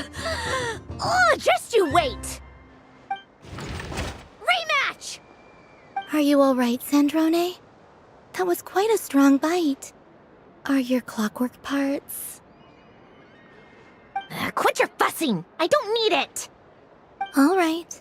I'll go first this time.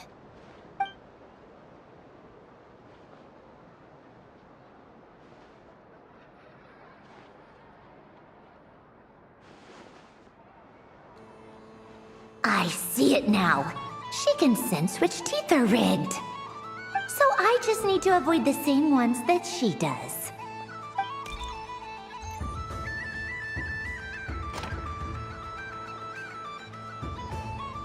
This one... Seems fine. She avoided that one then? Now I've got you. All right, my turn.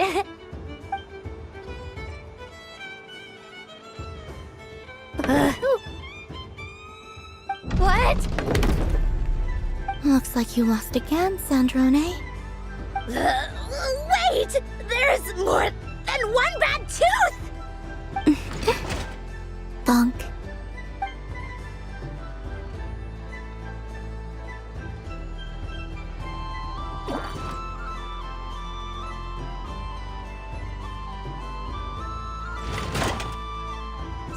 Stupid game! What idiot came up with this?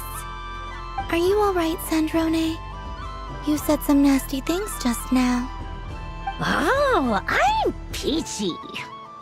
Should I let you bonk me on the head as well? Ah, forget it! Come on, bonk away. It can be your consolation prize for losing so badly. I told you, forget it! Gah, you've always been so annoying.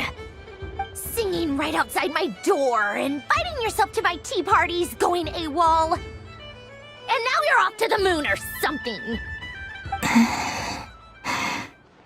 Of all my days with the Fatui, the times I spent with you, Arlecchino, and Rosaline, they were my favorite. I will not forget them. Just as I shall not forget this moment. We'll always be friends, no matter where we are, right? Who would want to be your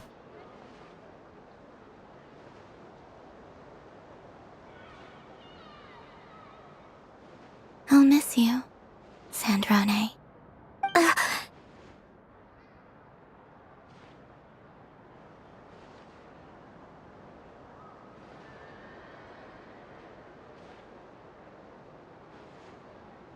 Goodbye, Sandrone.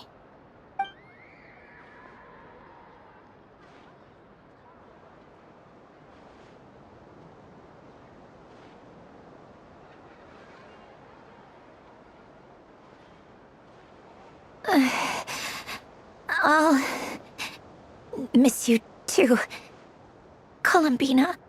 Sorry, what was that? Ah! Ah! Yeesh! No need to freak out. What's wrong? We've been looking everywhere for you. What do you want? Oh, nice ears. What do you want? This! Huh? It's your turn to draw something. You're one of her friends too, aren't you? Doesn't know how lucky she is. Sorry? Nothing. I'm done. Take it. Oh, that was fast. Oh, and one more thing. Last time we spoke, you mentioned you were interested in the Narcissan Kreuz Ordo's research, remember? There were too many people when we last met, so we didn't get the chance to do this. What are you talking about?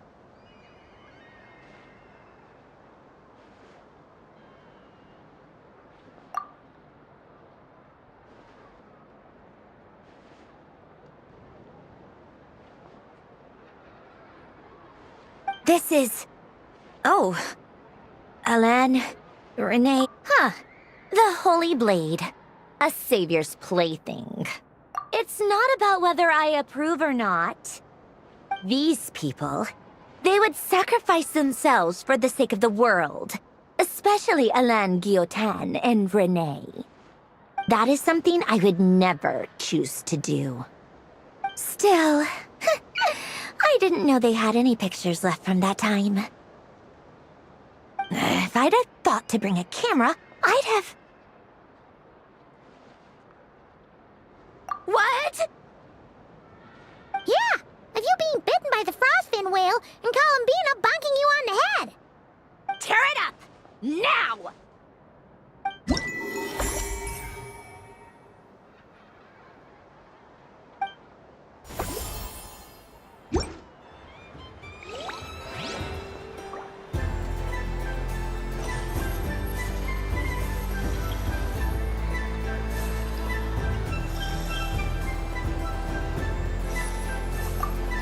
What's there to see on that?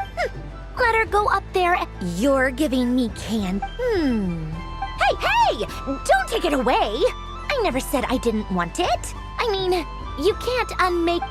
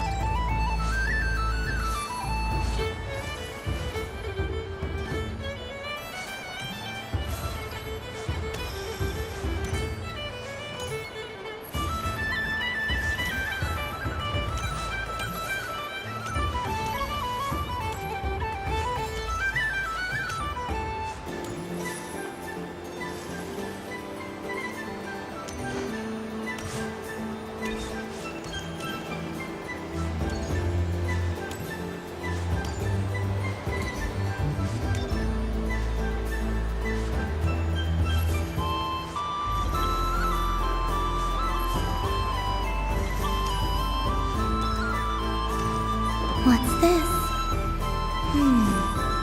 Should I give it a try?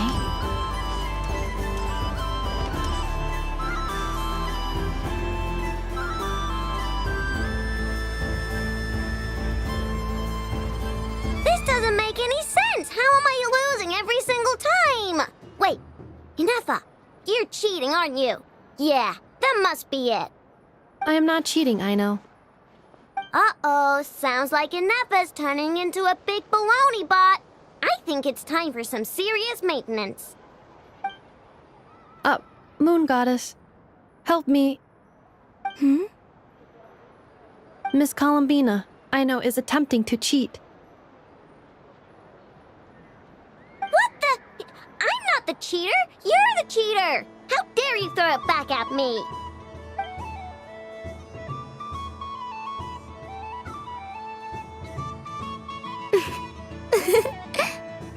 All right, fine. Let's all laugh at I know.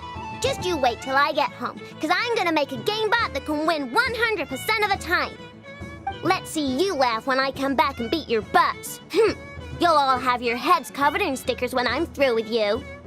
We came to check everything was okay after all that yelling, but,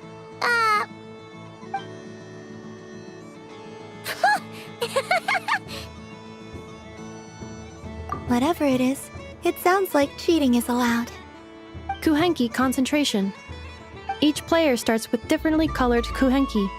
Each round, they draw one kuhenki from their opponent. When a player has two kuhenki of the same color, they make a pair and can be discarded. Any that can't form a pair must be kept. The round ends when a player can't form any more kuhenki pairs, and that player gets a sticker.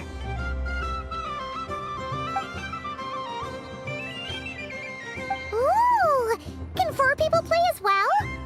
That is fine, so long as the turn order is fixed beforehand. Alrighty then. In that case, the 2 of us will join as one team. Okay, but if you lose, you're both getting stickered. I don't want to hear any excuses. Sure. And if we win? If you win, only one of you gets to sticker someone else. I have taken to calling this. I know logic. Hey, lay off me, all right? Okay, so we're starting the game from scratch again, which means all my stickers so far don't count. Looks like Luanatar is the Kuhenki of honor for this game. Anyway, let's go clockwise, starting from Inefa.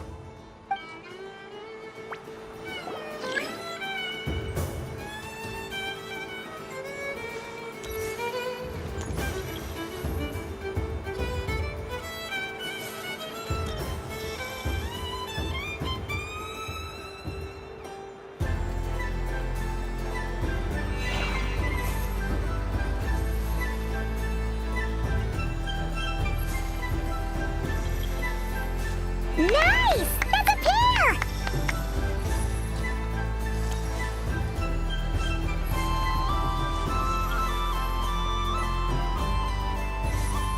Go, go, fly!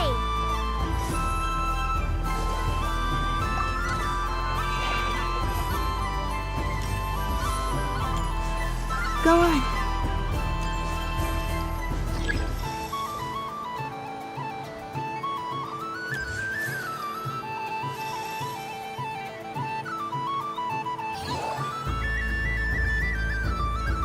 I have a pair.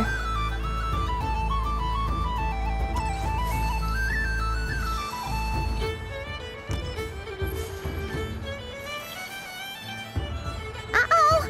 We've got to pick up the pace!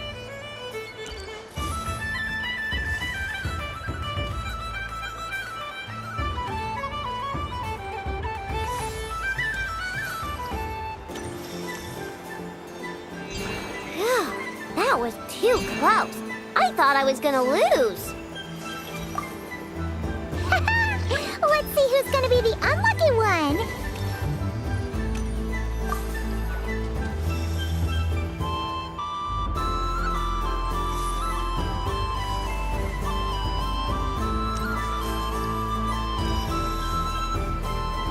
Good luck, everyone.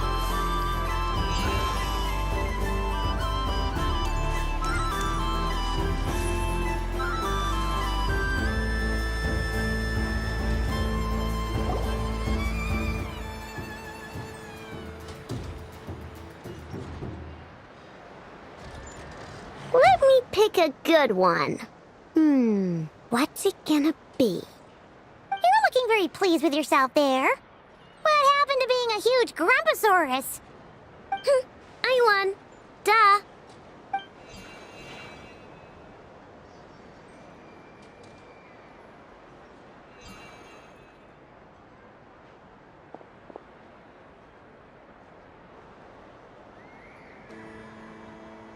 Oh, me again?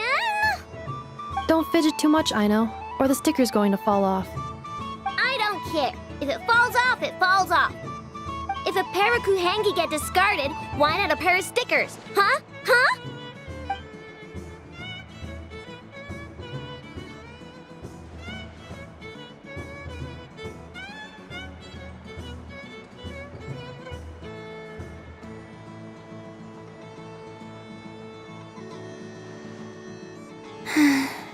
I've lost. Sticker, sticker, sticker!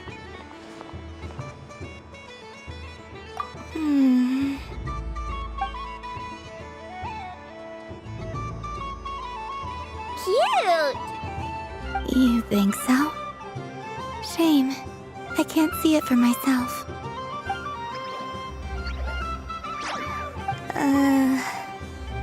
What did Luanatar say? She said it looks so cute that she wants me to lose a few more rounds.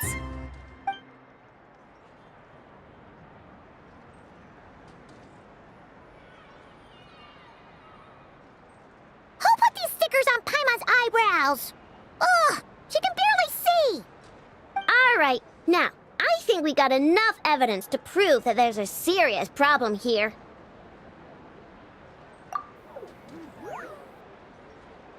Yes, I agree as well. The culprit is... Ineffa! Culprit? What did I do? Quit acting dumb, Ineffa! You're not wriggling your way out of this one. I've been watching you. Not only did you remember whose side Luanatar started at, but every time someone drew a Kuhenki, you were logging it and calculating every last possibility. Which Kuhenki pairs were gone, who had what color Kuhenki in their hand, even our facial expressions. You were keeping track of it the entire time. Exactly! What Aino said!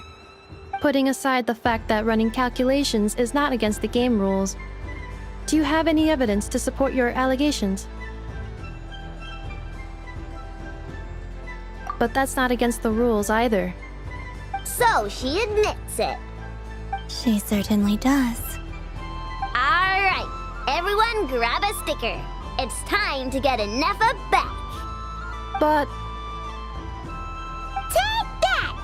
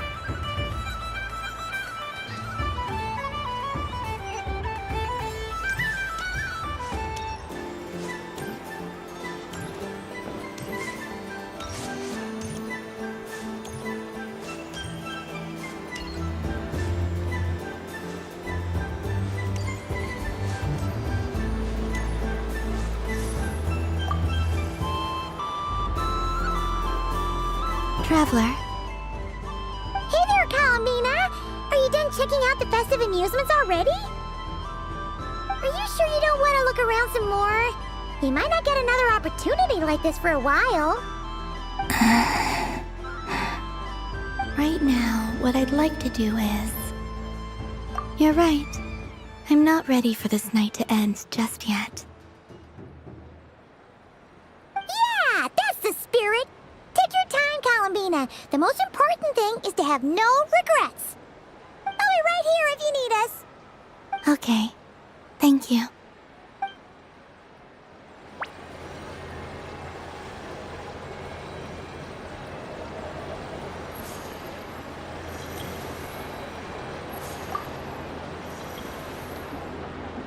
Traveler, Paimon. Columbina! Finish with the festival Really? You're sure you don't want— Yes, I am sure.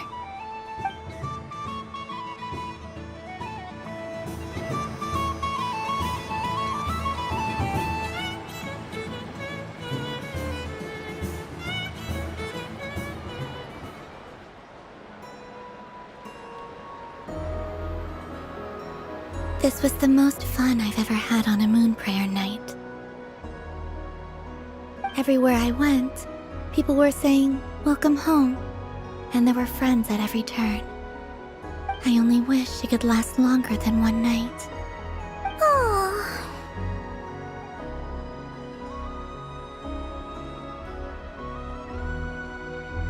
Yes, you're right. The moon prayer blossoms. Ooh, look! Look! Moon prayer night has come.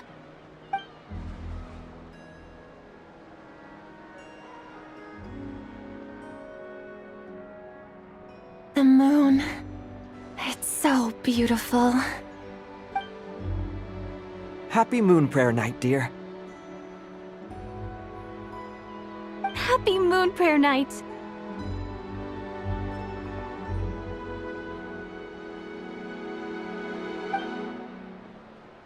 Happy Moon Prayer Night.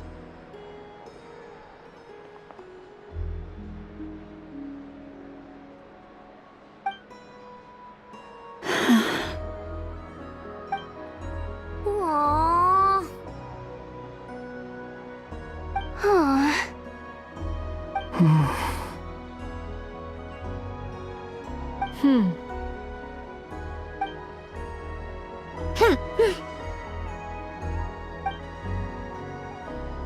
Time flies when you're having fun.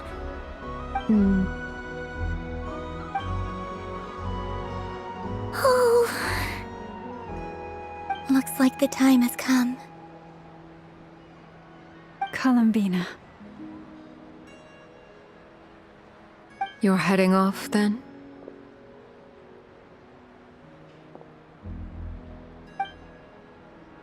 Yes, to the ruins you mentioned. And from there, back home to the moon. Wait! I know? At least... Take one of our craft shop's crumb cookies up to the moon with you. You know, for a snack.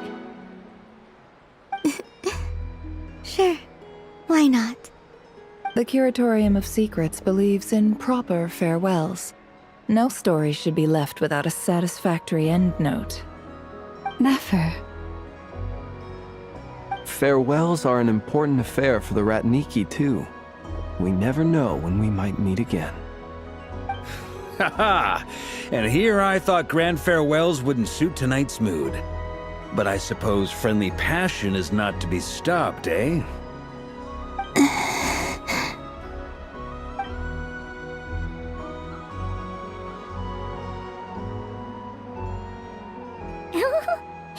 We made a little something for you, Columbina. Ta-da! What is it? A Moon Prayer Night greeting card with drawings by all of your friends. You did mention that you'd like a portrait done, so I took the liberty of creating one for you. I, meanwhile, did the portrait of Mr. Albedo, and Mr. Varka did the same for me. I mean, I think my work was pretty true to life, don't you think? The picture of Ashru was my doing. The two of you seem to get along rather well. Wait, was I the only one who did a full body picture? That's so embarrassing. I did pictures of me and Anefa. I did my own portrait and one for Hat Guy. Plus, there's the two mages, Arlecchino and Sandrone. So, if you ever miss us, just flip the card open and we'll all be right there with you. I don't know what to say. Thank you so much, everyone. This whole moon prayer night was more than I could have ever asked for. It is the greatest gift I have ever received. Lauma, I figured it out. Figured what out? Remember how the Frost Moon Scions used to use milk as invisible ink to write hidden messages? That was a very long time ago. Oh, are you saying? Yes. When I miss you all, I shall use moonlight in the same way to write words that only you can see upon the moon itself. Wow, that sounds lovely. Quite. But how will we see them? Simply open your windows on nights when the moon shines bright, and the moonlight will naturally flow towards the words I have written. That sounds most fitting indeed. Very true to form. I'll try to write them in places that won't disturb your sleep. I, for one, would sleep all the better for having read one of your messages before settling down for the night. Exactly! So don't worry about disturbing anyone's sleep. Just promise you'll write to let us know you're okay, alright? Alright. I promise.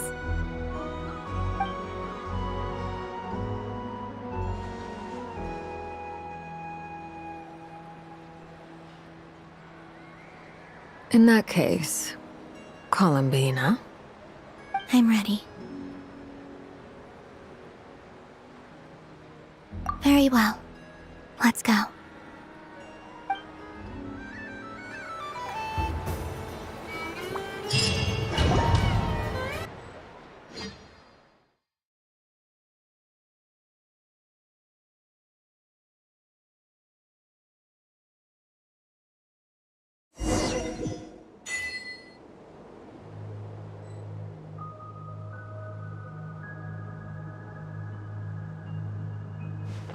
In just a few moments, I will be gone. I still don't know what to expect on the moon. Will I really be able to send messages to my friends? The Kuhenki, the animals of Nod Cry. I'll never get to see them again. I wonder...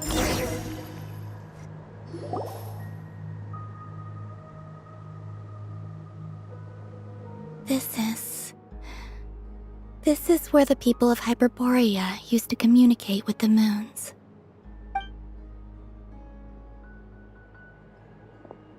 Eternal moon, frost moon, iridescent moon.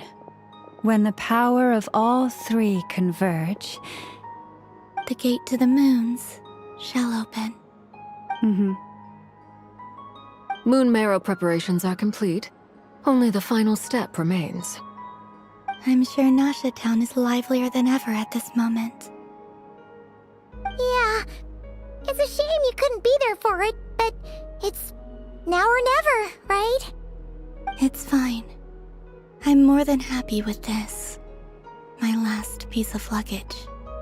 My only piece of luggage.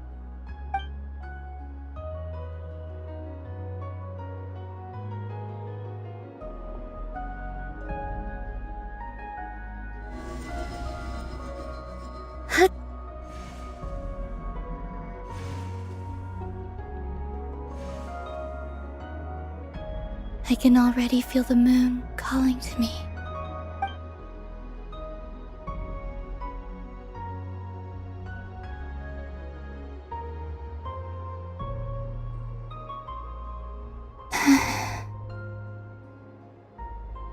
Your home lies on the far side of this light, Columbina.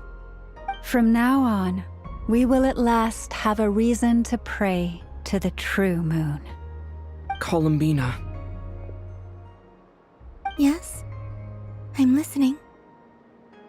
Be sure to come back and see us when you get the chance.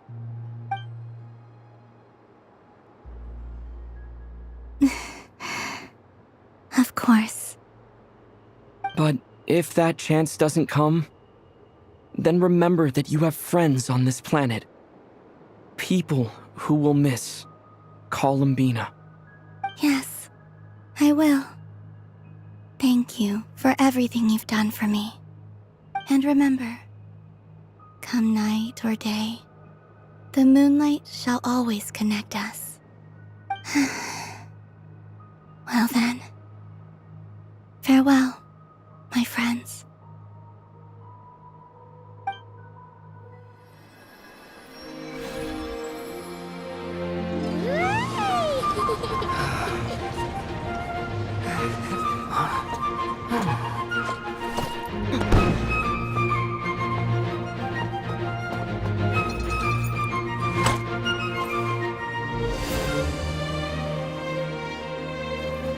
Thank you. This was my happiest night in Tevat. Farewell, Columbina.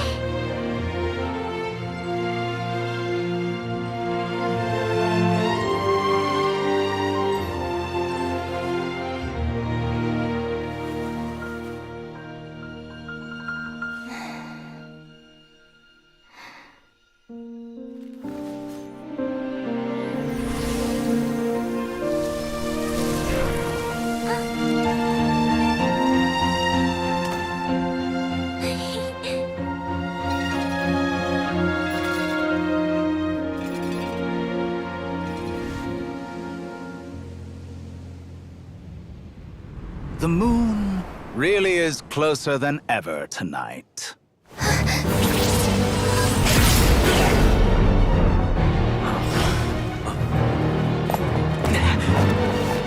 Columbina. All 3 moons in one place. Time for one final experiment. Reason, life, death, time and space. They all believed I would fail.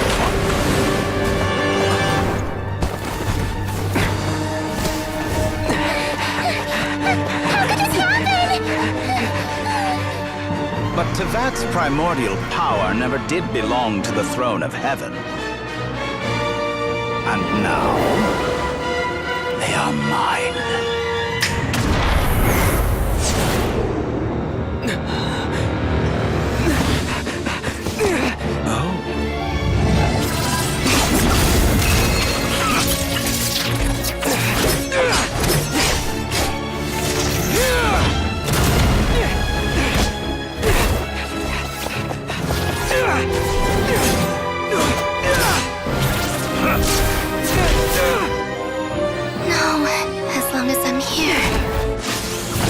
Is free to wield the 3 moons' power.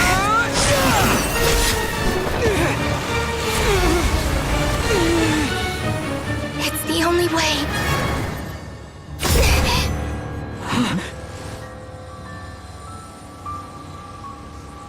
I guess I won't be going home today.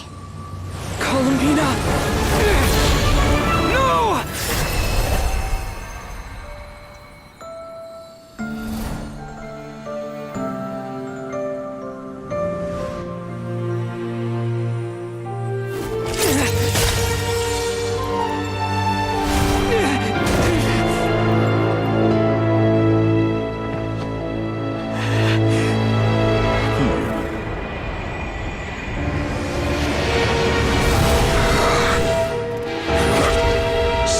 World, do not try to control me!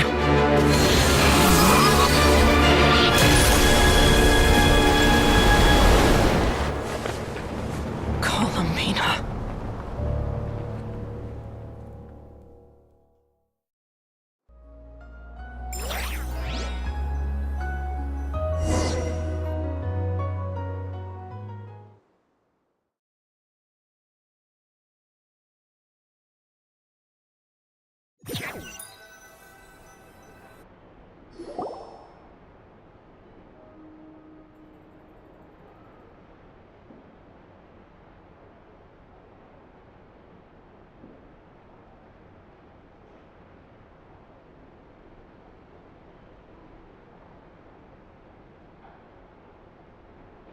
Are you all right?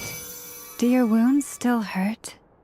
I had someone prepare a little medicine that could prove effective. Take it. In that case, let me relate the contents of the call we made to Alice after the incident occurred. that Dottore is a crafty one. He distracted the Hexenzirkel by creating a huge fuss at Tevat's borders. I'd assumed that the cause was an abyssal intrusion from the outside world, which in fairness is a rather common occurrence. But after learning that you managed to influence the phantoms in Nordcry, I realized that perhaps this interference could have come from within Tevat instead. But we weren't able to change their fates. True, you couldn't change how their stories ended, but you did build some variables around yourself. Variables? Yes, things you heard that you could not otherwise have learned, ideas that would otherwise have never crossed your mind. All these things are variables. Of course, most variables usually pale into insignificance with the myriad of possibilities floating around. But the moment you start treating them as building blocks and intentionally stacking them, that changes things. That's what Dottore did, and it's how he created the necessary conditions so that when you activated the portal tonight, it played right into his plan. However, we have no way of knowing exactly what he did. Yeah, we also need to ascertain Columbina's status. And that about sums it up. As I suspected, Dottore has disappeared completely. If it's any consolation, he wasn't able to control Columbina as he might have wished to. Oh no!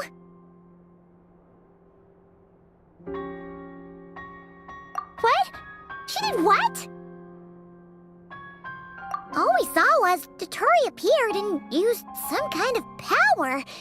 The next thing we knew, he and Columbina were gone and you were falling into the sea.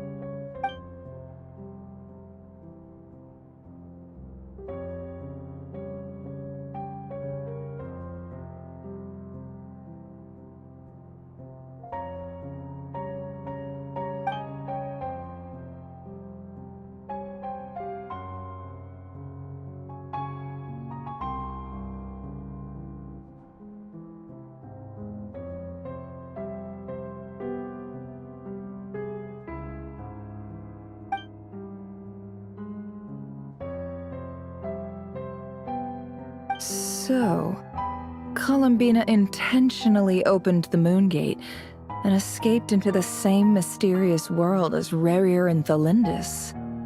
Sounds like bad news.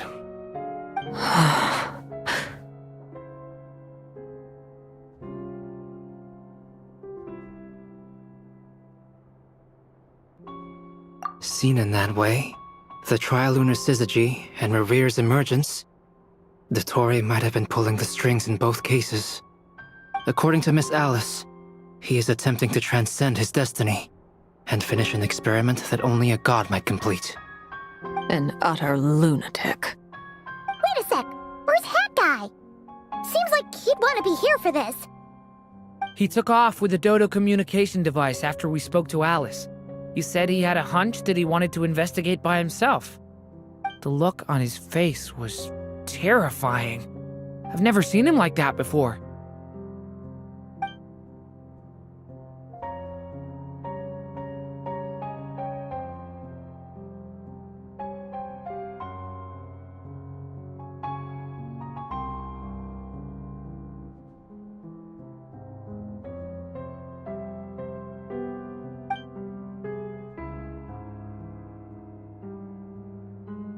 I'm back.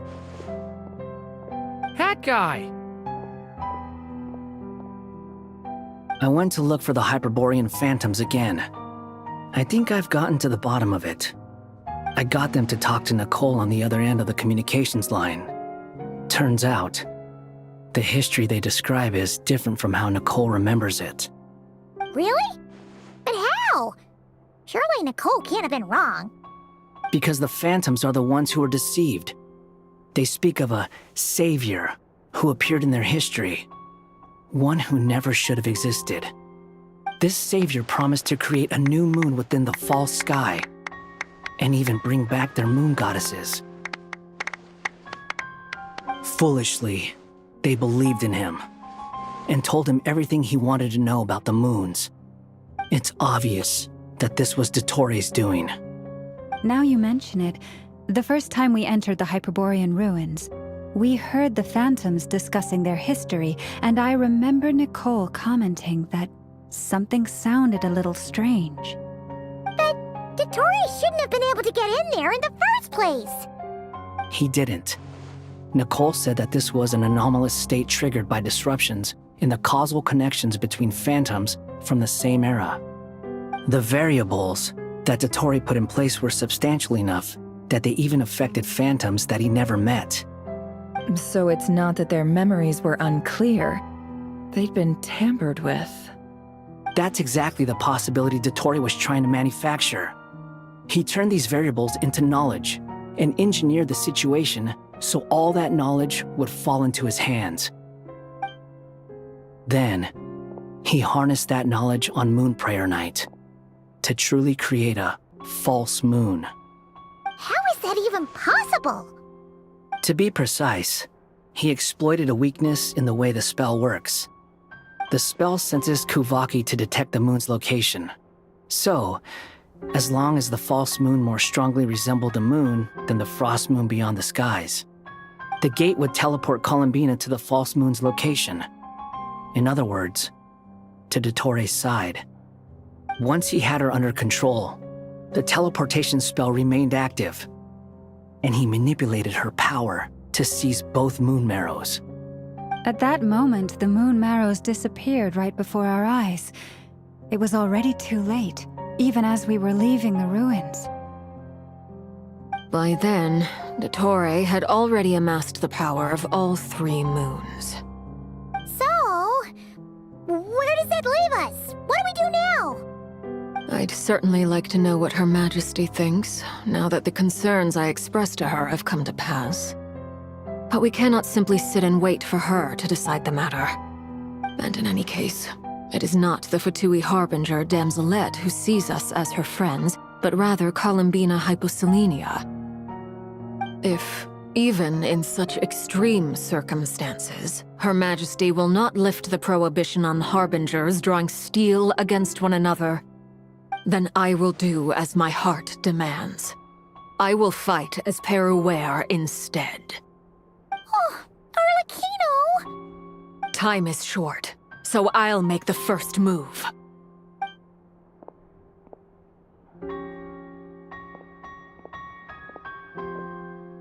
Whew. Even Arlecchino seems to be losing her cool now.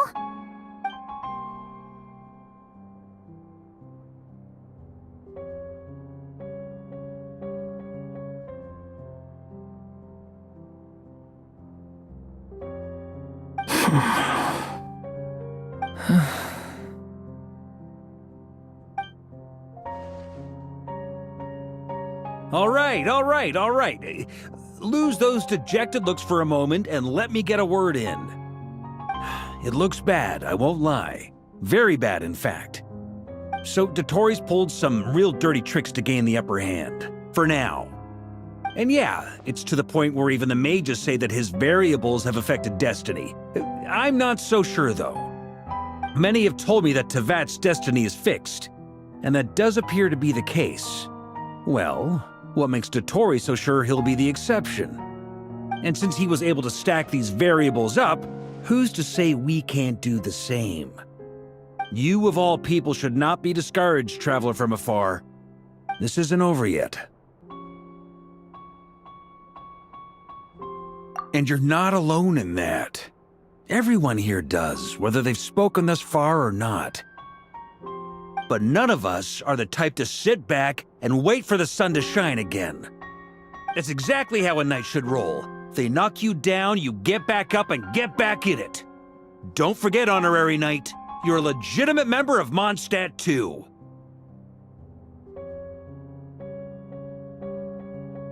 Mark is right. This is far from over. Dottori's already way overdue a butt-kicking given his past shenanigans. And after this, he's earned himself a double dose. That's what I'm talking about. How's everyone else feeling? I'll use Kuvaki to investigate Columbina's whereabouts. I am not ready to give up either. Leave the intel gathering to me. Whatever happens within Nodcry's borders, when the Curatorium of Secrets wants to be in the know, we always find a way. Aino and I will do all we can to support you.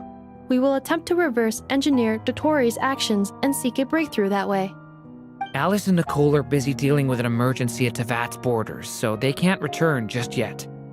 But they're both very angry about this. They've asked Albedo and me to act on the Hexen Circle's behalf and do everything in our power to fight back against Dotori. Are you ready then? We're going to have to conduct a lot of research, even in the early stages. I'll do my best. As for me, I'm pretty familiar with Dotori's way of doing things, so I can try to predict his next move. I'll help with your investigation. Nice! Looks like we have our basic division of labor.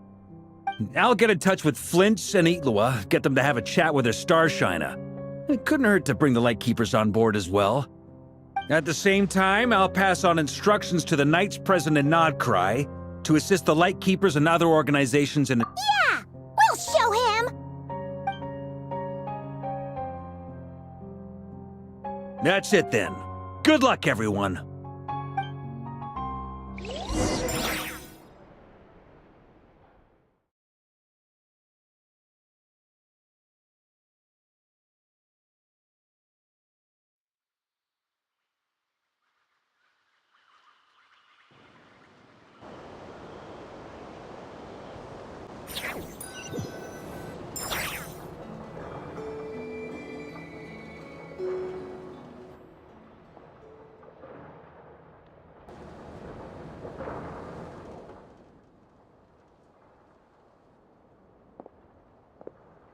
I never thought that Columbina would become my real name. It went from being a Fatui code name to something my friends call me.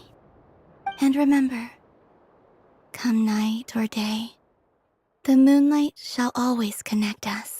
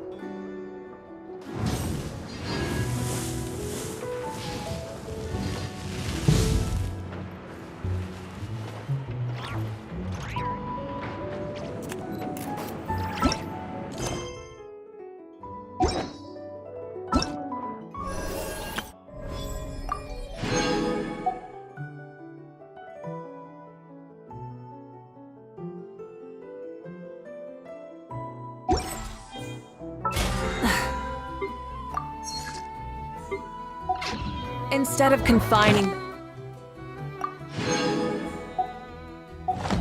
themselves to the heavens,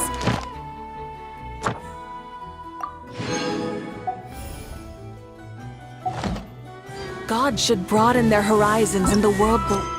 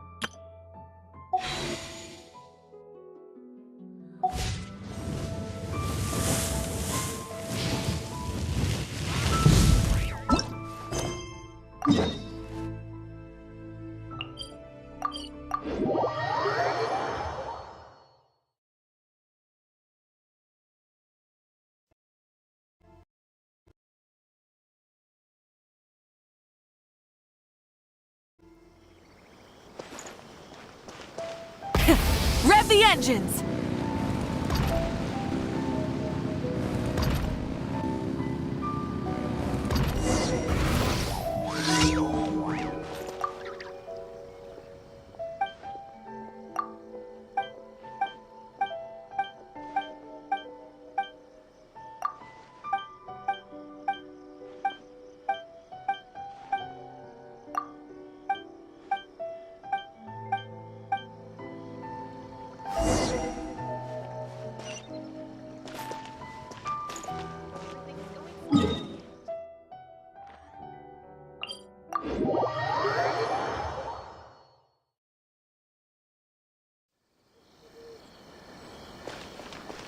Try and stop me!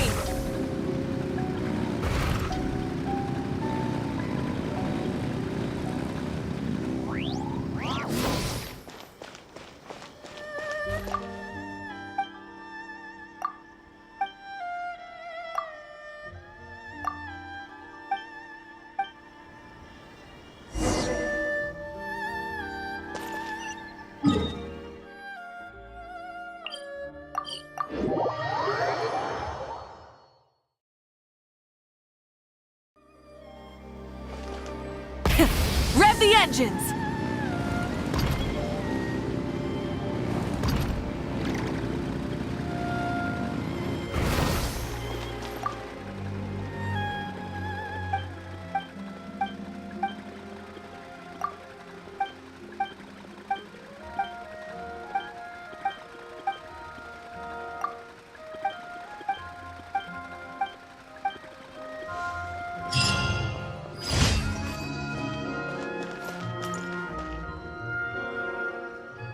The new book from Young Publishing.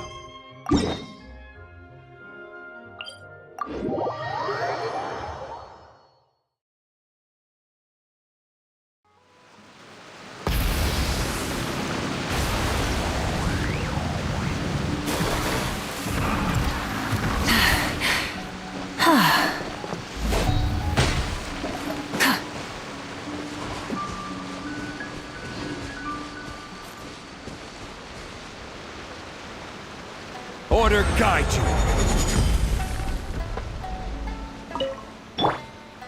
Try and stop me!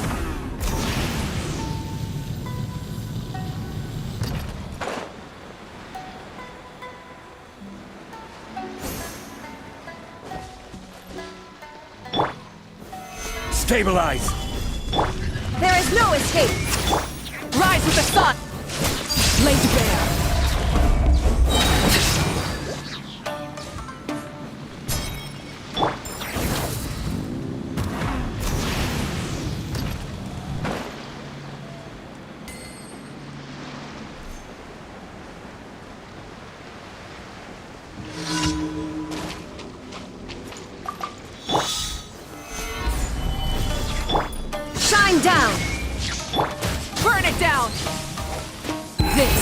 where you fall. Transfixed! Wrath from the skies! Cut down. This.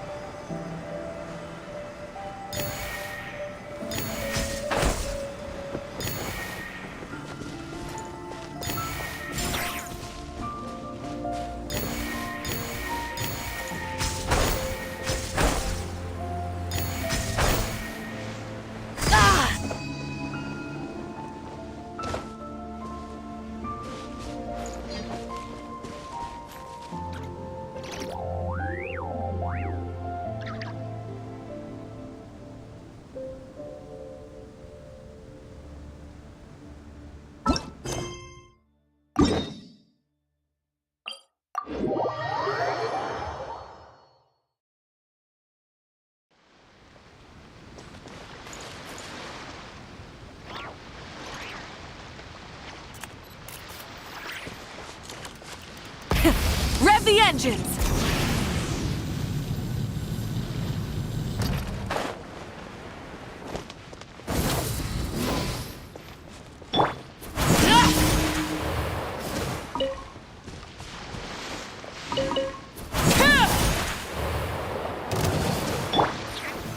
Solidify! Illusion shattered! Plate it up! Laid bare! Inazuma shines eternal! Everlasting as the moon! Transfixed! This is order! Gather!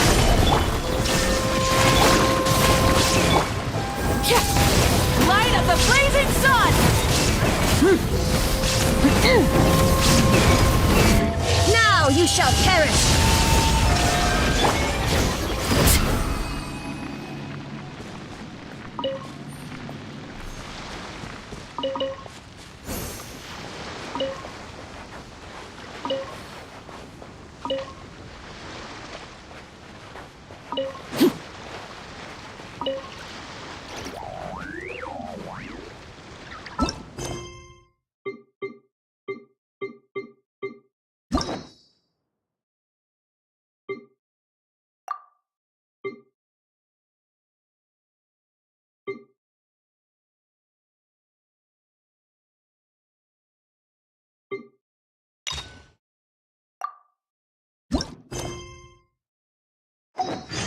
Oh.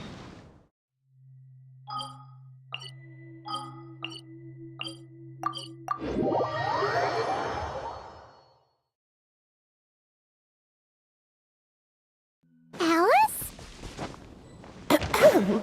You recognized me just like that?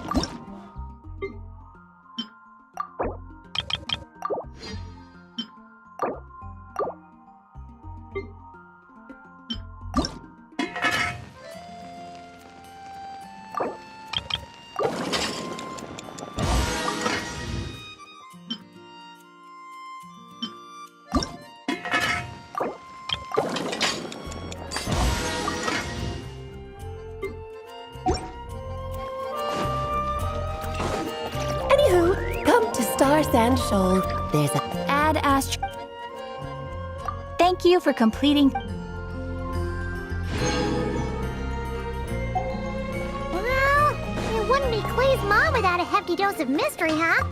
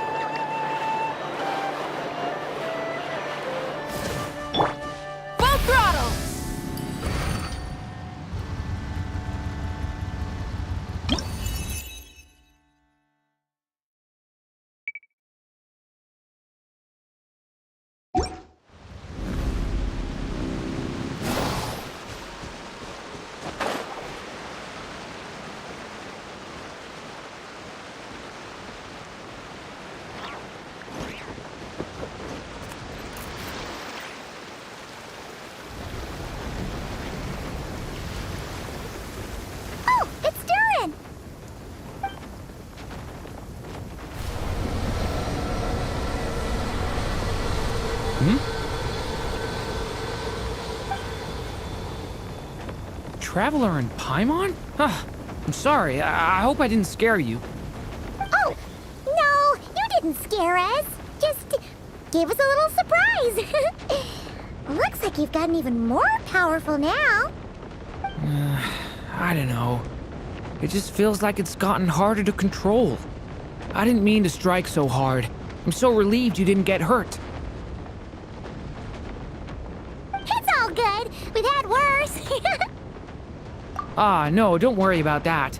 It's been very stable ever since I got this body. Albedo made sure of that. What you saw just now is something that only started happening recently. Maybe I'm still acclimating or something. I'm sure it'll clear up over time. Anyway, what brings you here? Did you need something? Well... The day that the writer and the watcher crossed paths was the day that the magic known as storytelling was born. So, she asked us to come. Miss Alice? Oh, you too? I guess I really do need to work on my impression. Well, never mind that. It's been too long, Minnie Durin. And please, that's Aunt Alice to you. I have brought you and the Traveler together here for a very important purpose. It has to do with your mom. My mom? Indeed, fairy tale author extraordinaire, Anya Marie Andersdottir. See, I knew this would be right up your alley. Now then, if you'll open the book, I will begin narrating.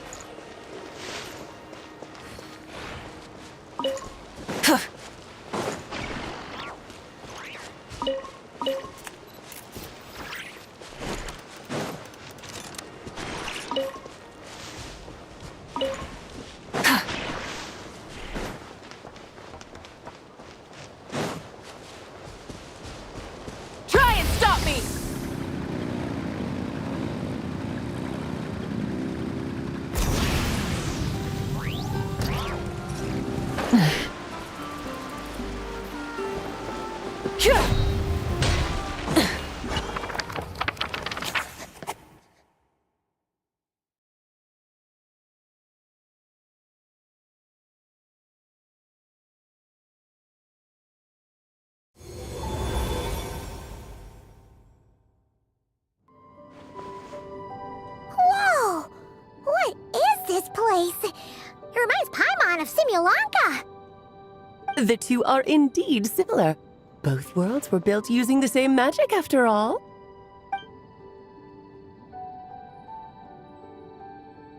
Aha! So it is Alice! Hello, Aunt Alice? Oh, no need to be shy. Just think of me as one of your mother's dearest friends. You keep talking about stories and magic. What's this all about? Simulanka 2.0 or something? Certainly not. Simulanka was a peerless masterpiece. Without the original author, it would be impossible to create a sequel, even for me. But you are right about one thing.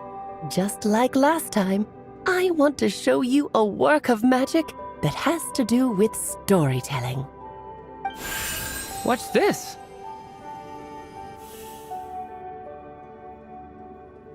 This is your mother's dying wish. My mother's dying wish was a book? Let me answer that with a question. What do you suppose would be a writer's greatest regret? Have you ever read a book called The Little Witch and the Undying Fire? Oh, that's because it was the work of more than one person. It began as a little game at our tea parties. Each of us took turns writing the next part of the story. I wrote the first volume, then the other mages took their turns. Em was tasked with writing the final volume and tying everything up. But by the time everyone had finished writing their parts, Em had passed away. Oh, it was a terrible shame. A true tragedy. And that is the answer to my question. A writer's greatest regret is to leave a story unfinished. But all is not lost. I couldn't stand the doom and gloom of it all, so I went ahead and wrote an ending myself on her behalf. Then what's this book? This is the answer your mother gave to the same question. In her eyes, this was her greatest regret. She made me promise that I would bring it to you because she believed the only person who could resolve this regret is you. So my mother's greatest regret is another unfinished story? You could say that. And I guess resolving the regret means finishing the story? That's one way to put it. Oh, is a straight answer too much to ask for? Her answer was quite the opposite of what I'd expected. But oh, how touching it was. I'd love to tell you what she said, I really would. But that would spoil the plot, and we can't have that. Spoilers ruin everything. Oh. Just think of this task as giving a story a much-needed ending. All I ask is that you do your best. I understand. But I only just started learning human script, and I don't have any writing experience at all. Relax. Why else do you think your dear aunt went and found you two such wonderful helpers? With their experience, you'll have so many story ideas you won't know what to do with them. So don't be shy to ask lots of questions. Yeah. If it's to help Durin fulfill his mother's dying wish, then we're in. Aunt Alice, could I ask, what kind of story was my mother hoping to write? I had a feeling this might come up, but that answer isn't mine to give. You'll have to find it yourself, here inside this book. Don't worry. We'll help you come up with loads of ideas. Yeah, let's find a nice spot where we can settle in and read through this thing. We could even get some snacks, too. Oh, The actual process might not be quite the walk in the park you're imagining, Paimon. Why's that? Because when Em created this book, she borrowed my magic. In other words, it's not a book you can just pick up and read. It's a magical book. Its chapters are scattered through memories of the past. Gather them all, and the book will show you its secrets. So, where are we supposed to find these memories? Em left a trail of clues for each unfinished chapter. Follow the hints, and you'll find them. Oh, and when it comes to adding to the story yourselves, you'll need to use this. And this is? This, my dear little Paimon, is the ink Em left behind. Infused with a little of my own magic, of course. If you're planning on writing something inside the book, you'll need it. It's extremely precious, so be sure to use it sparingly. This is all that's left. So we need to search for the memories and keep an eye on how much ink we're using. It just had to be a wild goose chase, didn't it? Perhaps it's just another form of storytelling. Em was ever so creative when it came to things like that. Just think of it as a little challenge your mom left behind. Who knows? There could even be a mysterious prize at the end of it all.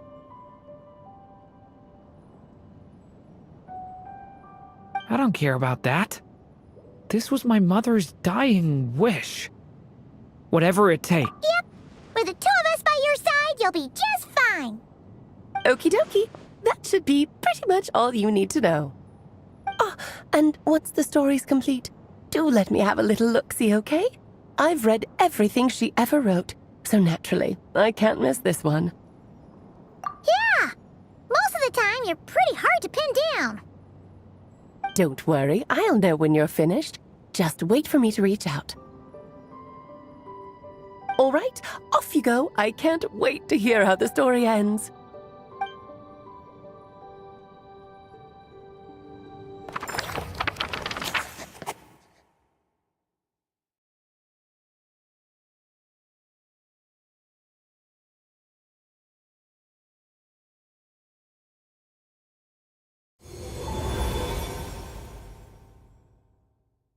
Oh, here we are again.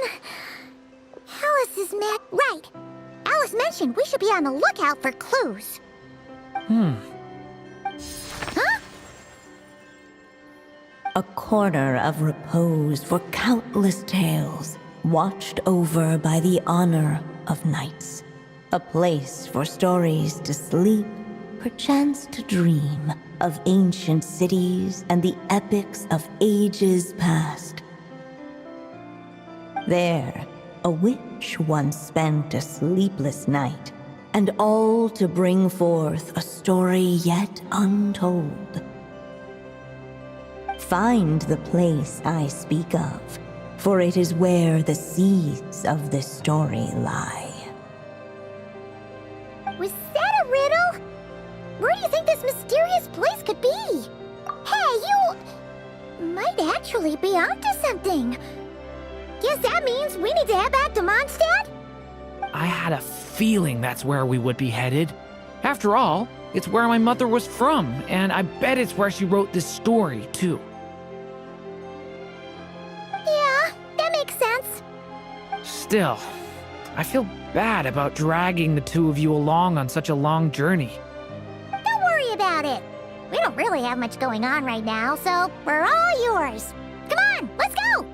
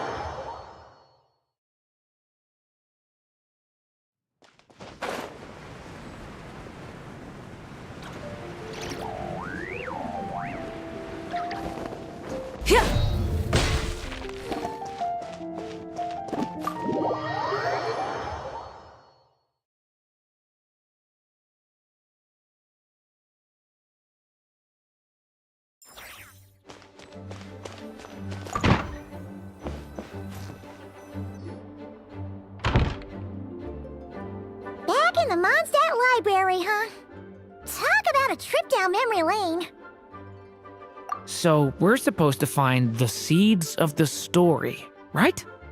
What do you think that means? Well, we're in a library, so it's gotta be books, right? But seriously, there's so many here. How are we supposed to know which ones we need? Making a racket in a library? You should know better than that. Lisa! Oh, sorry about that. Now, who do we have here? Ah, my golden-haired cutie. And my little horn cutie, too. Sorry, Miss Lisa. I know you taught me to be quiet in the library, but Paimon was just trying to help. Please don't be too hard on her. Well, it has been far too long since we saw each other, so I suppose I can let it slide just this one. Back when he first arrived here, poor Jean wasn't sure what to do with him, so I stepped in to lend a hand. I figured, if I can handle a boy raised by wolves, then teaching one who's part dragon should be a walk in the park. Nice! Sounds like Durin was welcomed with open arms. Why, of course. Now, let's save the reminiscing for another time. I'm sure you're here for a reason. Did you need to borrow some books? It's kind of hard to explain. Maybe you could take a look at this. Oh?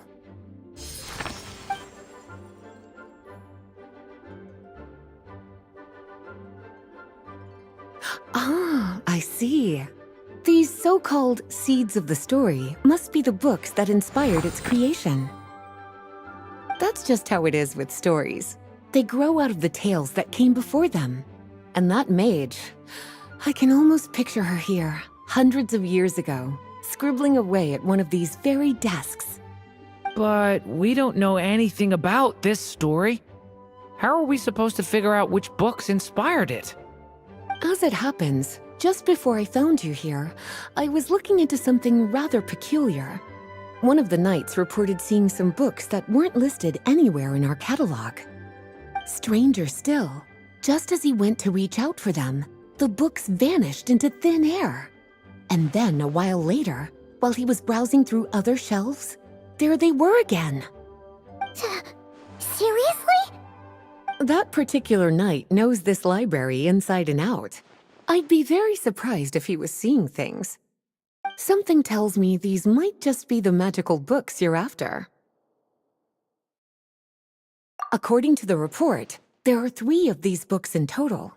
I'll be relying on you to track them down, cuties.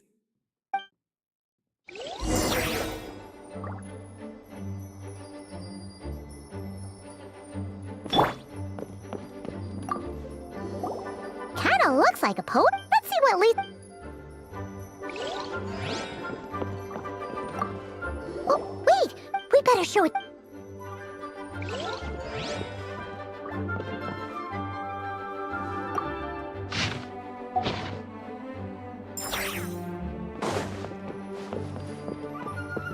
Please be quiet within the premises. Second straight! There's actually a book like... Huh. There's...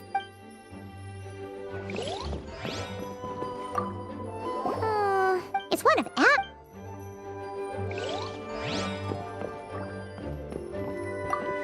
an experiment. There's some...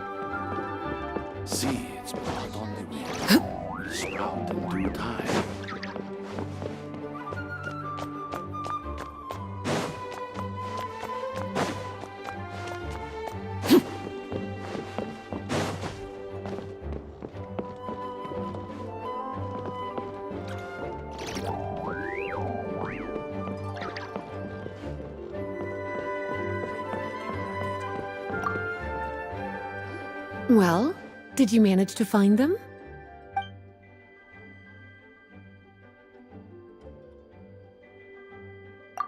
Yes, this is a restricted book, all right.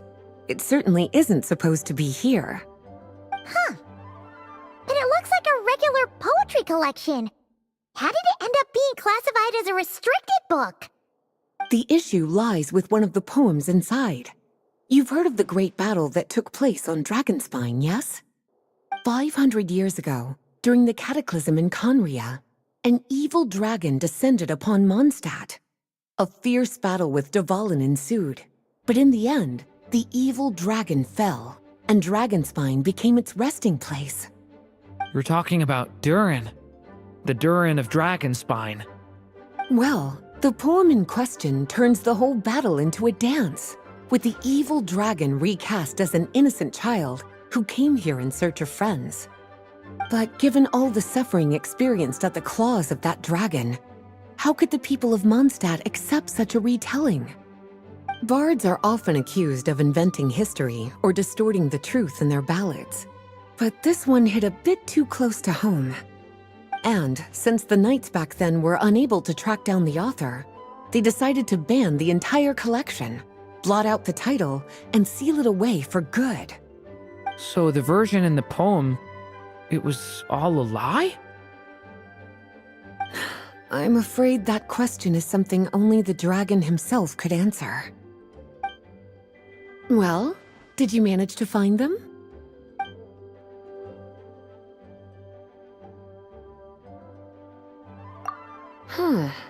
This book definitely doesn't belong here.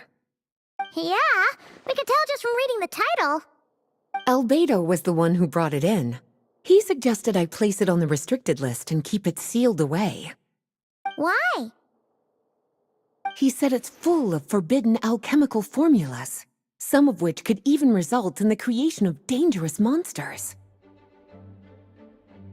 Apparently, the danger it posed was so great, he didn't even feel like it was safe to carry around or keep it in his workshop. Really? Definitely sounds like it shouldn't be here then. Still, if that mage read this book too, it must have been written a lot earlier than I'd imagined. Well, did you manage to find them?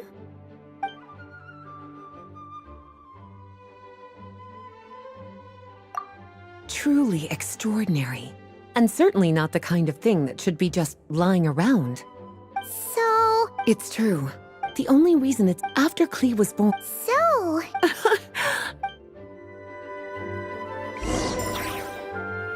Well, would you look at that? Not really... Seeing as it... Don't worry. Well then.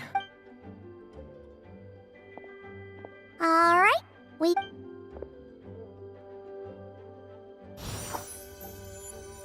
Wait, look!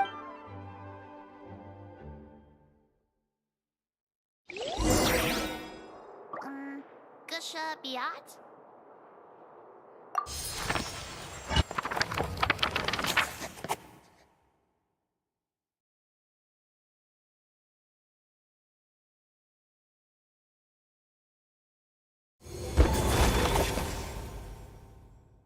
Long, long ago, an evil dragon descended upon the human world, bringing terrible calamity in its wake. Bravely did the people resist, until at last, the dragon lay slain. Later, a witch with a love for stories came upon the tale of the evil dragon, and for reasons she could not explain, felt a pang of sorrow on its behalf. For she knew, despite its body being born of wicked alchemy, all along, the dragon's soul was that of an innocent child. Right up to the moment of its death, it had no choice in becoming a vessel of calamity, nor could it fathom the cruel fate that lay before it. Though the witch had a love of stories, she was not pleased with how this one ended. No, that won't do, she thought. I'll write you a better ending instead. And so she set off to do just that, borrowing a little magic from her friend. With it, she wove a dragon's egg, resolving to rear a dragon child of her own. Yet long in thought she lingered, wondering what kind of world her little dragon ought to behold upon waking.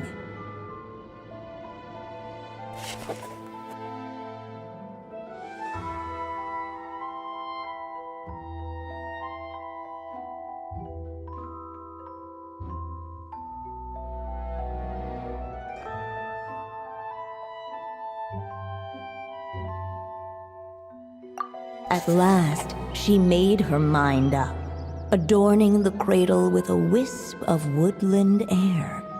Then, she quietly waited for the egg to hatch.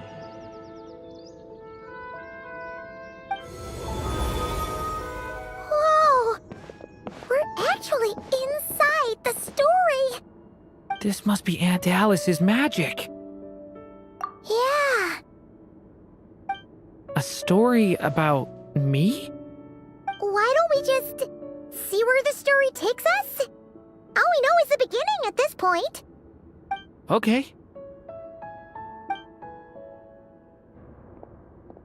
And now a golden-haired traveler, a silvery sprite, and a dragon-born youth step onto the stage. What new chapter will their arrival bring? Whoa! That came out of nowhere! Was that the same voice we heard just now? Yeah. But why does it sound so familiar? I've missed this. It's just like the stories my mother used to tell me. You mean... Em? She used to tell you stories? Yeah, she loved it. Back when she was still alive. Sorry, we should focus on what we're here to do. So, now that we're in the story, what's next? The dragon youth wondered aloud. Yet all he could do was wait for the story to unfold. Of course, there's something to be said for helping it along. Perhaps a little exploration could prove fruitful. Oh! Is that a hint? Yeah, I agree.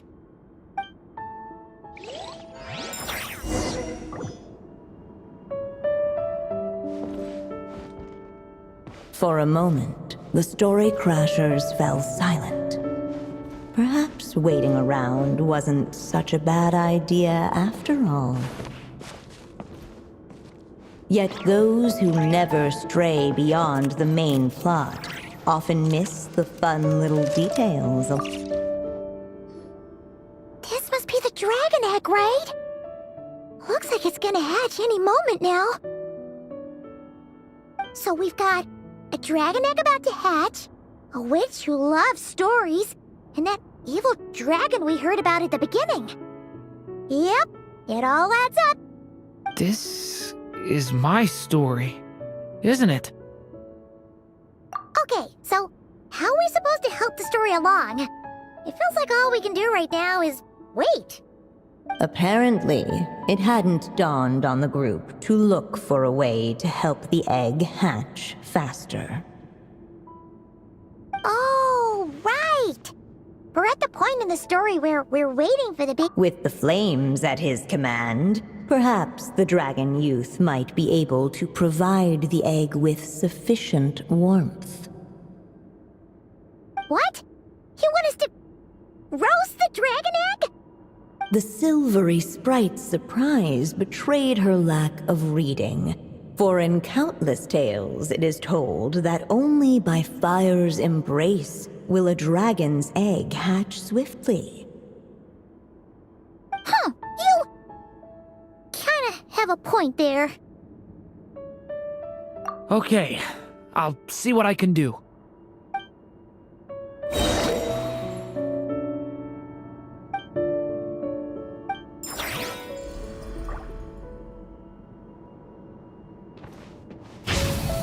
Okay! New life! Let every unborn life be welcomed with tender anticipation, and may that warmth stay with it for a lifetime.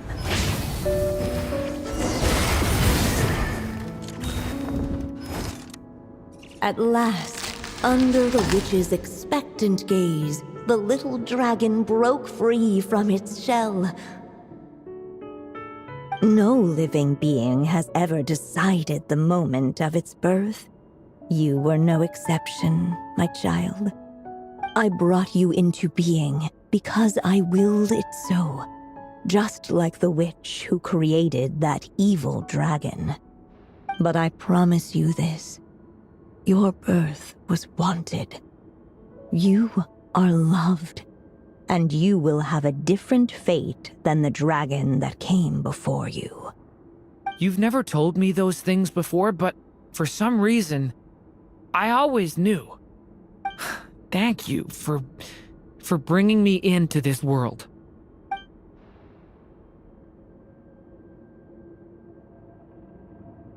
The waiting witch did not feel lonely, for she had 3 visitors by her side. Together, they beheld the hatchling's first breath of life.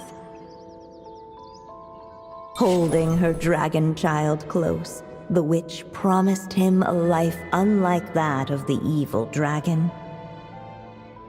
And so, nestled in his mother's warm embrace, did the little dragon's story begin.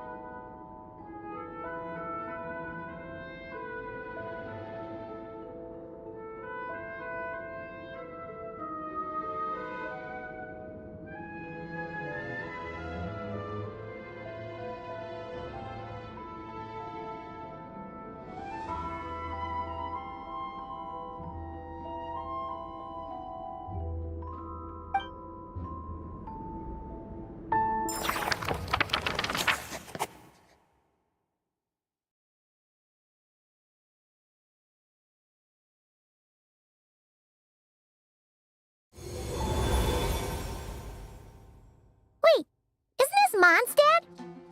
Looks like we're back in the real world. Looks like there's more written on the page now and less ink left than before. So, does that mean we've completed this chapter? Yeah, but why does M seem to think that the story isn't finished yet? Durin broke free from the curse, came into this world with a new body, and even made a bunch of new friends. That already sounds like a happy ending to Paimon. True. Everything's always so mysterious with these mages. Guess all we can do is wait for more clues. Huh.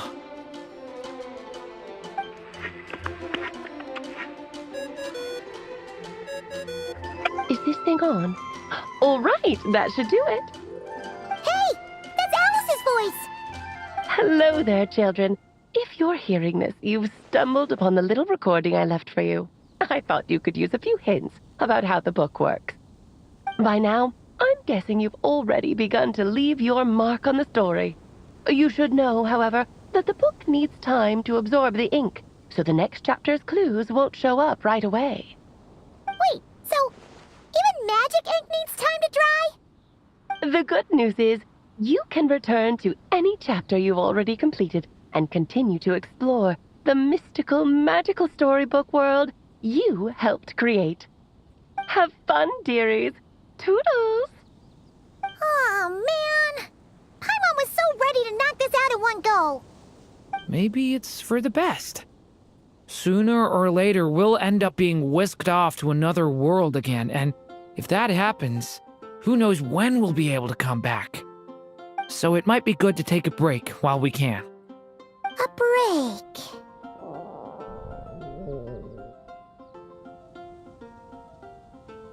Yeah! Paimon has a sudden craving for the Good Hunter's sticky honey roast. And we happen to be in Mondstadt, so... So let's meet up here later. I need to find Miss Lisa to return those books anyway.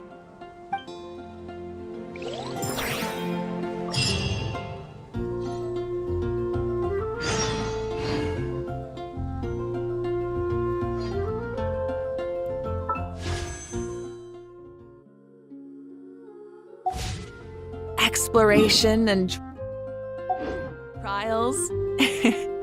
Adventuring is right up my alley.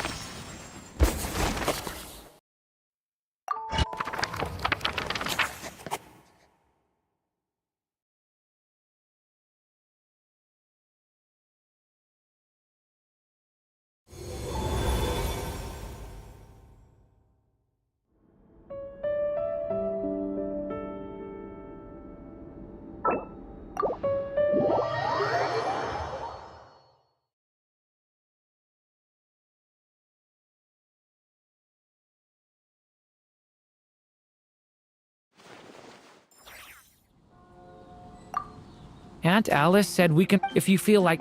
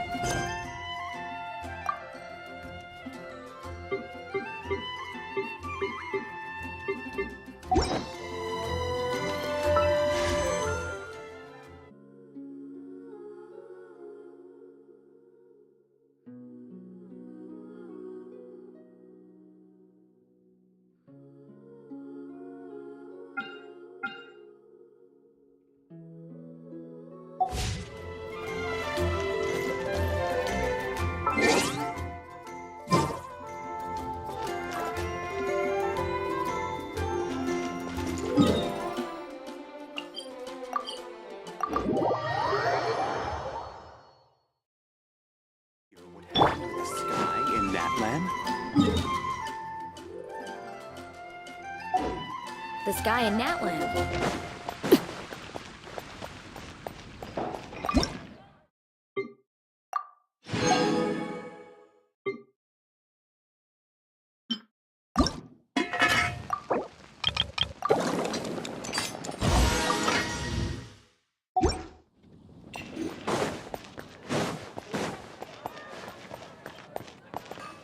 Ad Astra.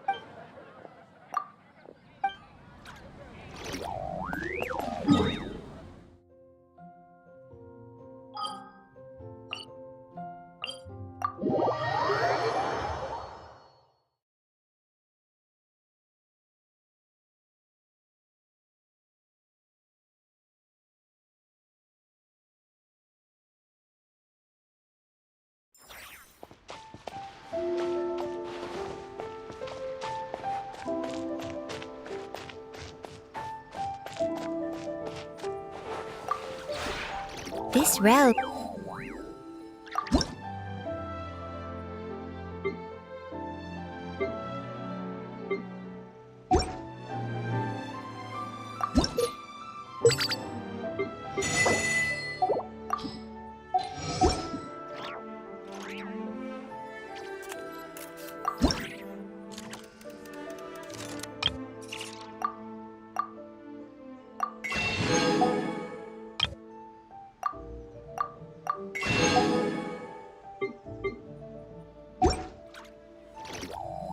If you ever...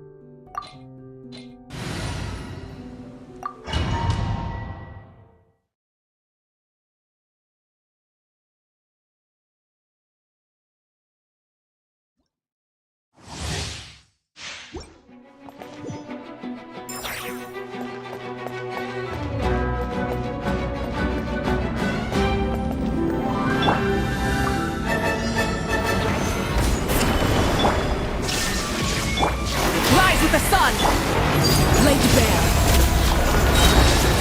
Witness my rise. Transfix.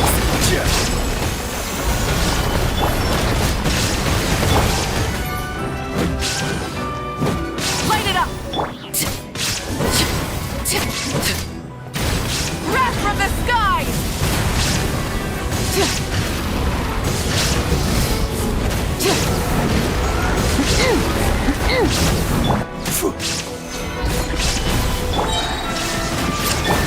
Burn it down!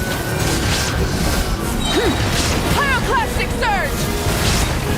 I will have order. Solidify! Rise with the sun! Rev the engines! Everlasting as the moon! Laid bare! Light of the blazing sun!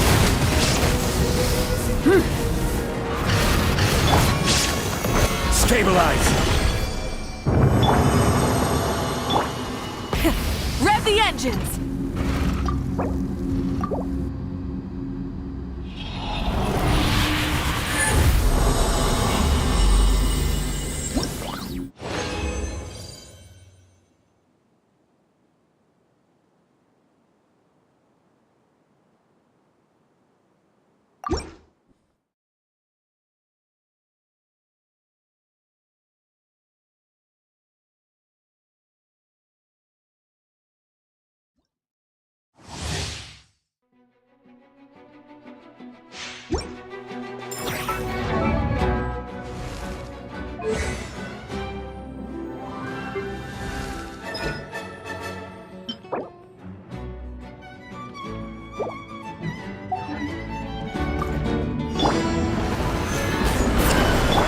Shine down! Burn it down! Overruled! Inazuma shines eternal! Order guide you! Gather! Rise with the sun! Pyroclastic surge! This is where you fall.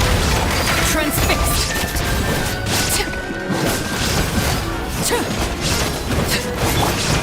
Careless.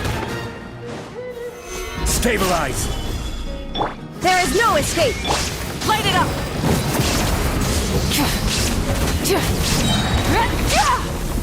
Light of the blazing sun! Torn to oblivion! Illusion shattered! I will have order. There is no escape! Rise with the sun! Full throttle!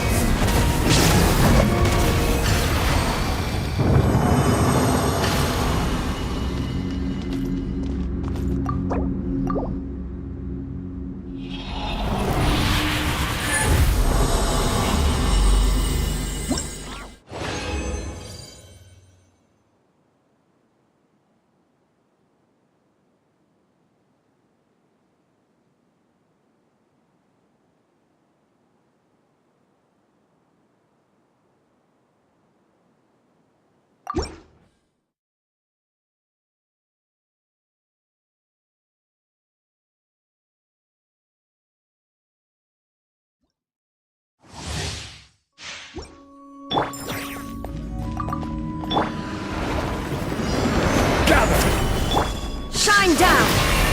Light it up! Witness my rise! Wrath from the skies!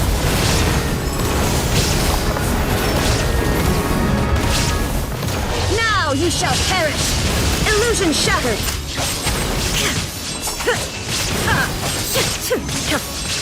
This is order. Solidify. There is no escape!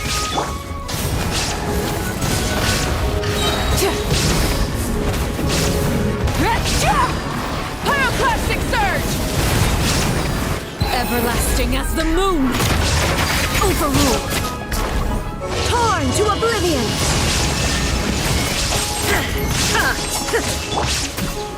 Gather!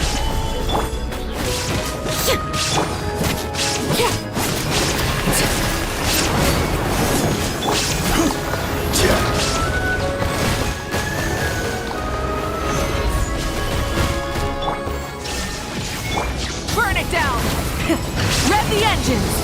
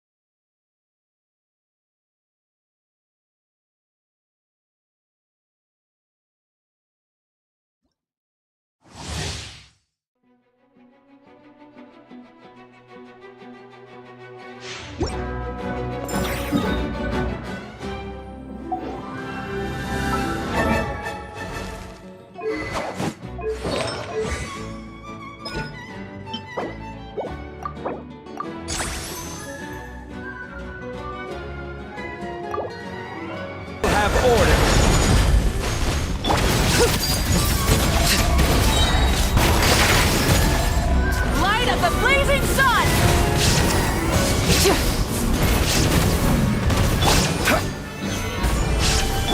There is no escape! Now you shall perish!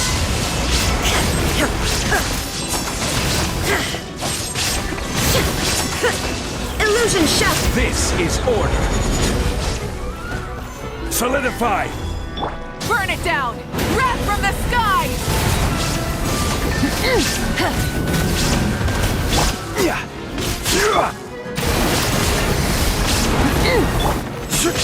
Gather! There is no escape!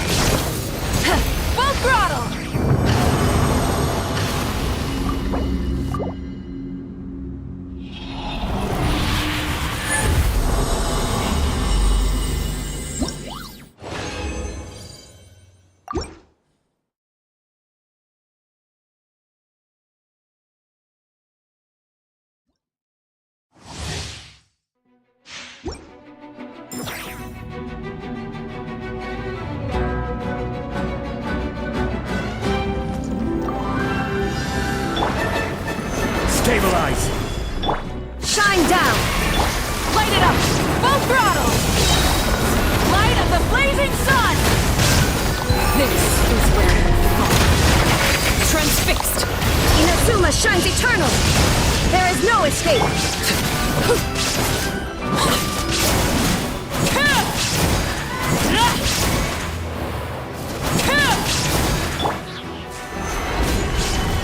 Shine down!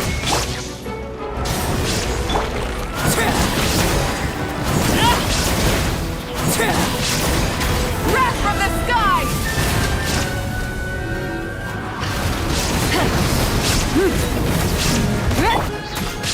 Gather! There is no escape! Burn it down! Witness my rise! Overruled!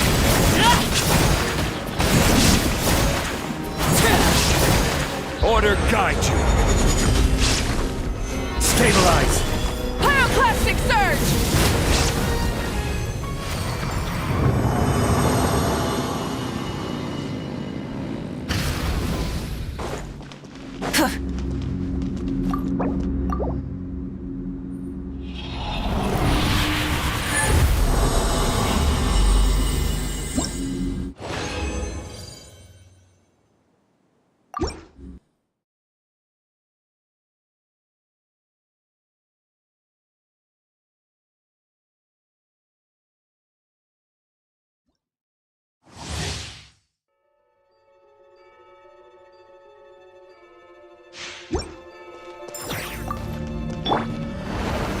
Solidify!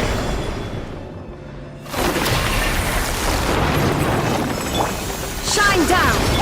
Rise with the sun! Transfixed! Torn to oblivion!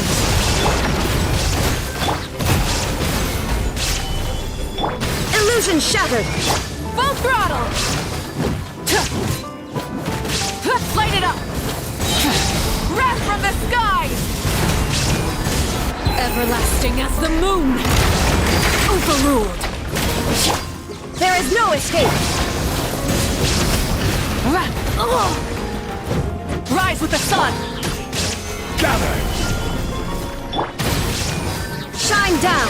Light of the blazing sun!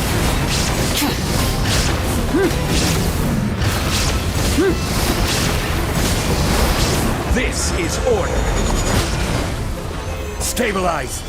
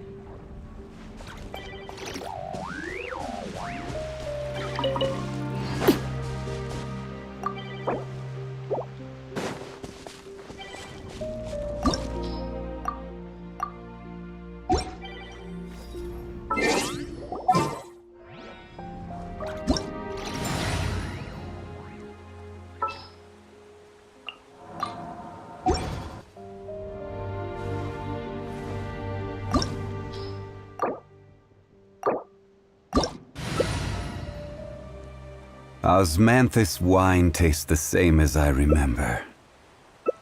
But where are those who share the memory?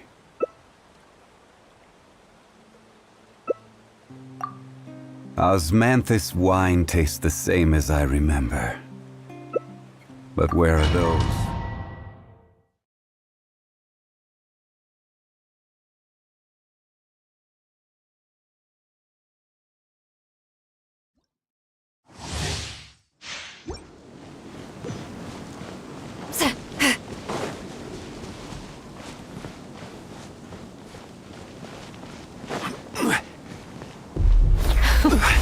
Afraid? Gather! Or do you not even have the courage to be afraid?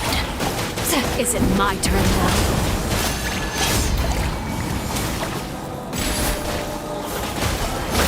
Closer now. Solidify! Come on! Wrath of Ainsley! Get to work!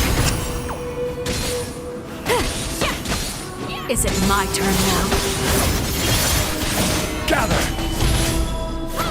With these rising flames! Is it my turn now? Stabilize!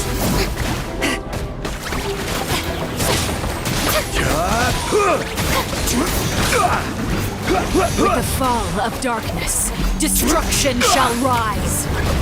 Gather! Have a taste of purgatory. Spare your energy. Running is of little use.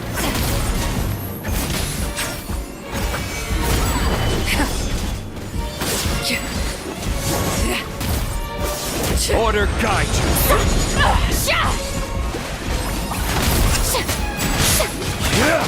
Is it my turn now? Time to end them!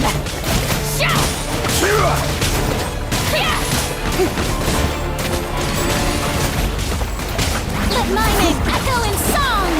Spare your energy. Running is a little Solidify!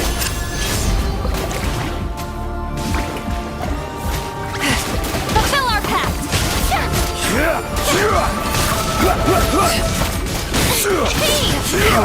Gather!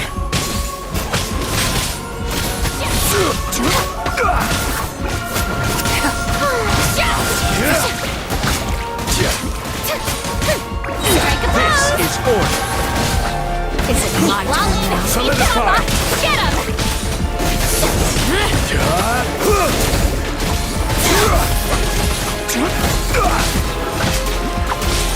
Show no mercy! Spare your energy. Running is of little use.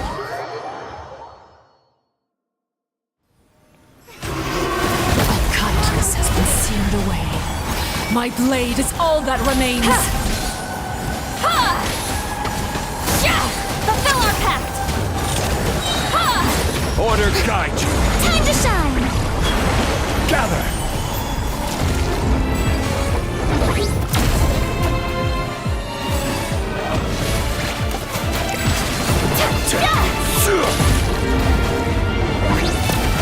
Stabilize! Get to work!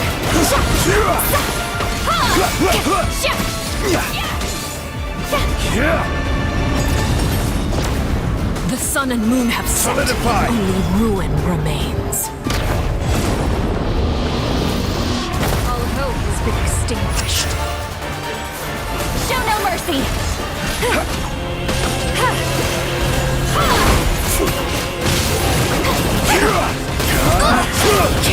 Get to work! Get him! Stabilize!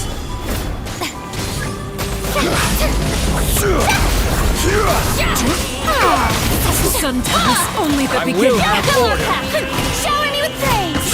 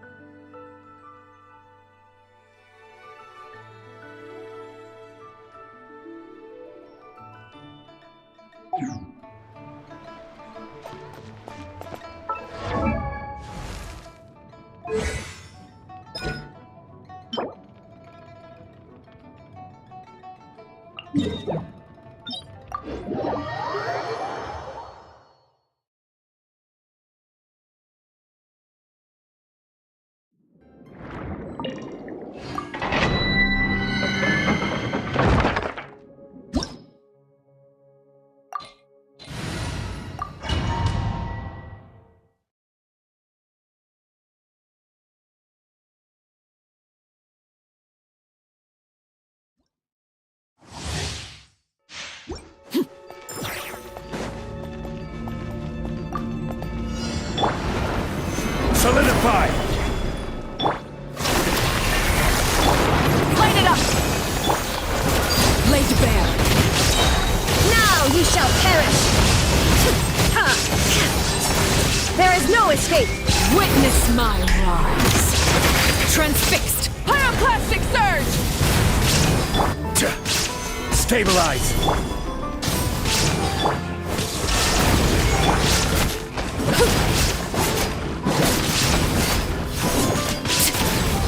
Order guide you!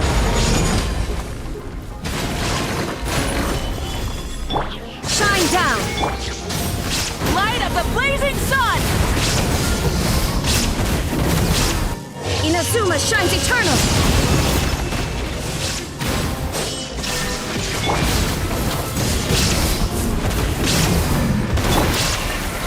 Solidify! Wrath from the sky!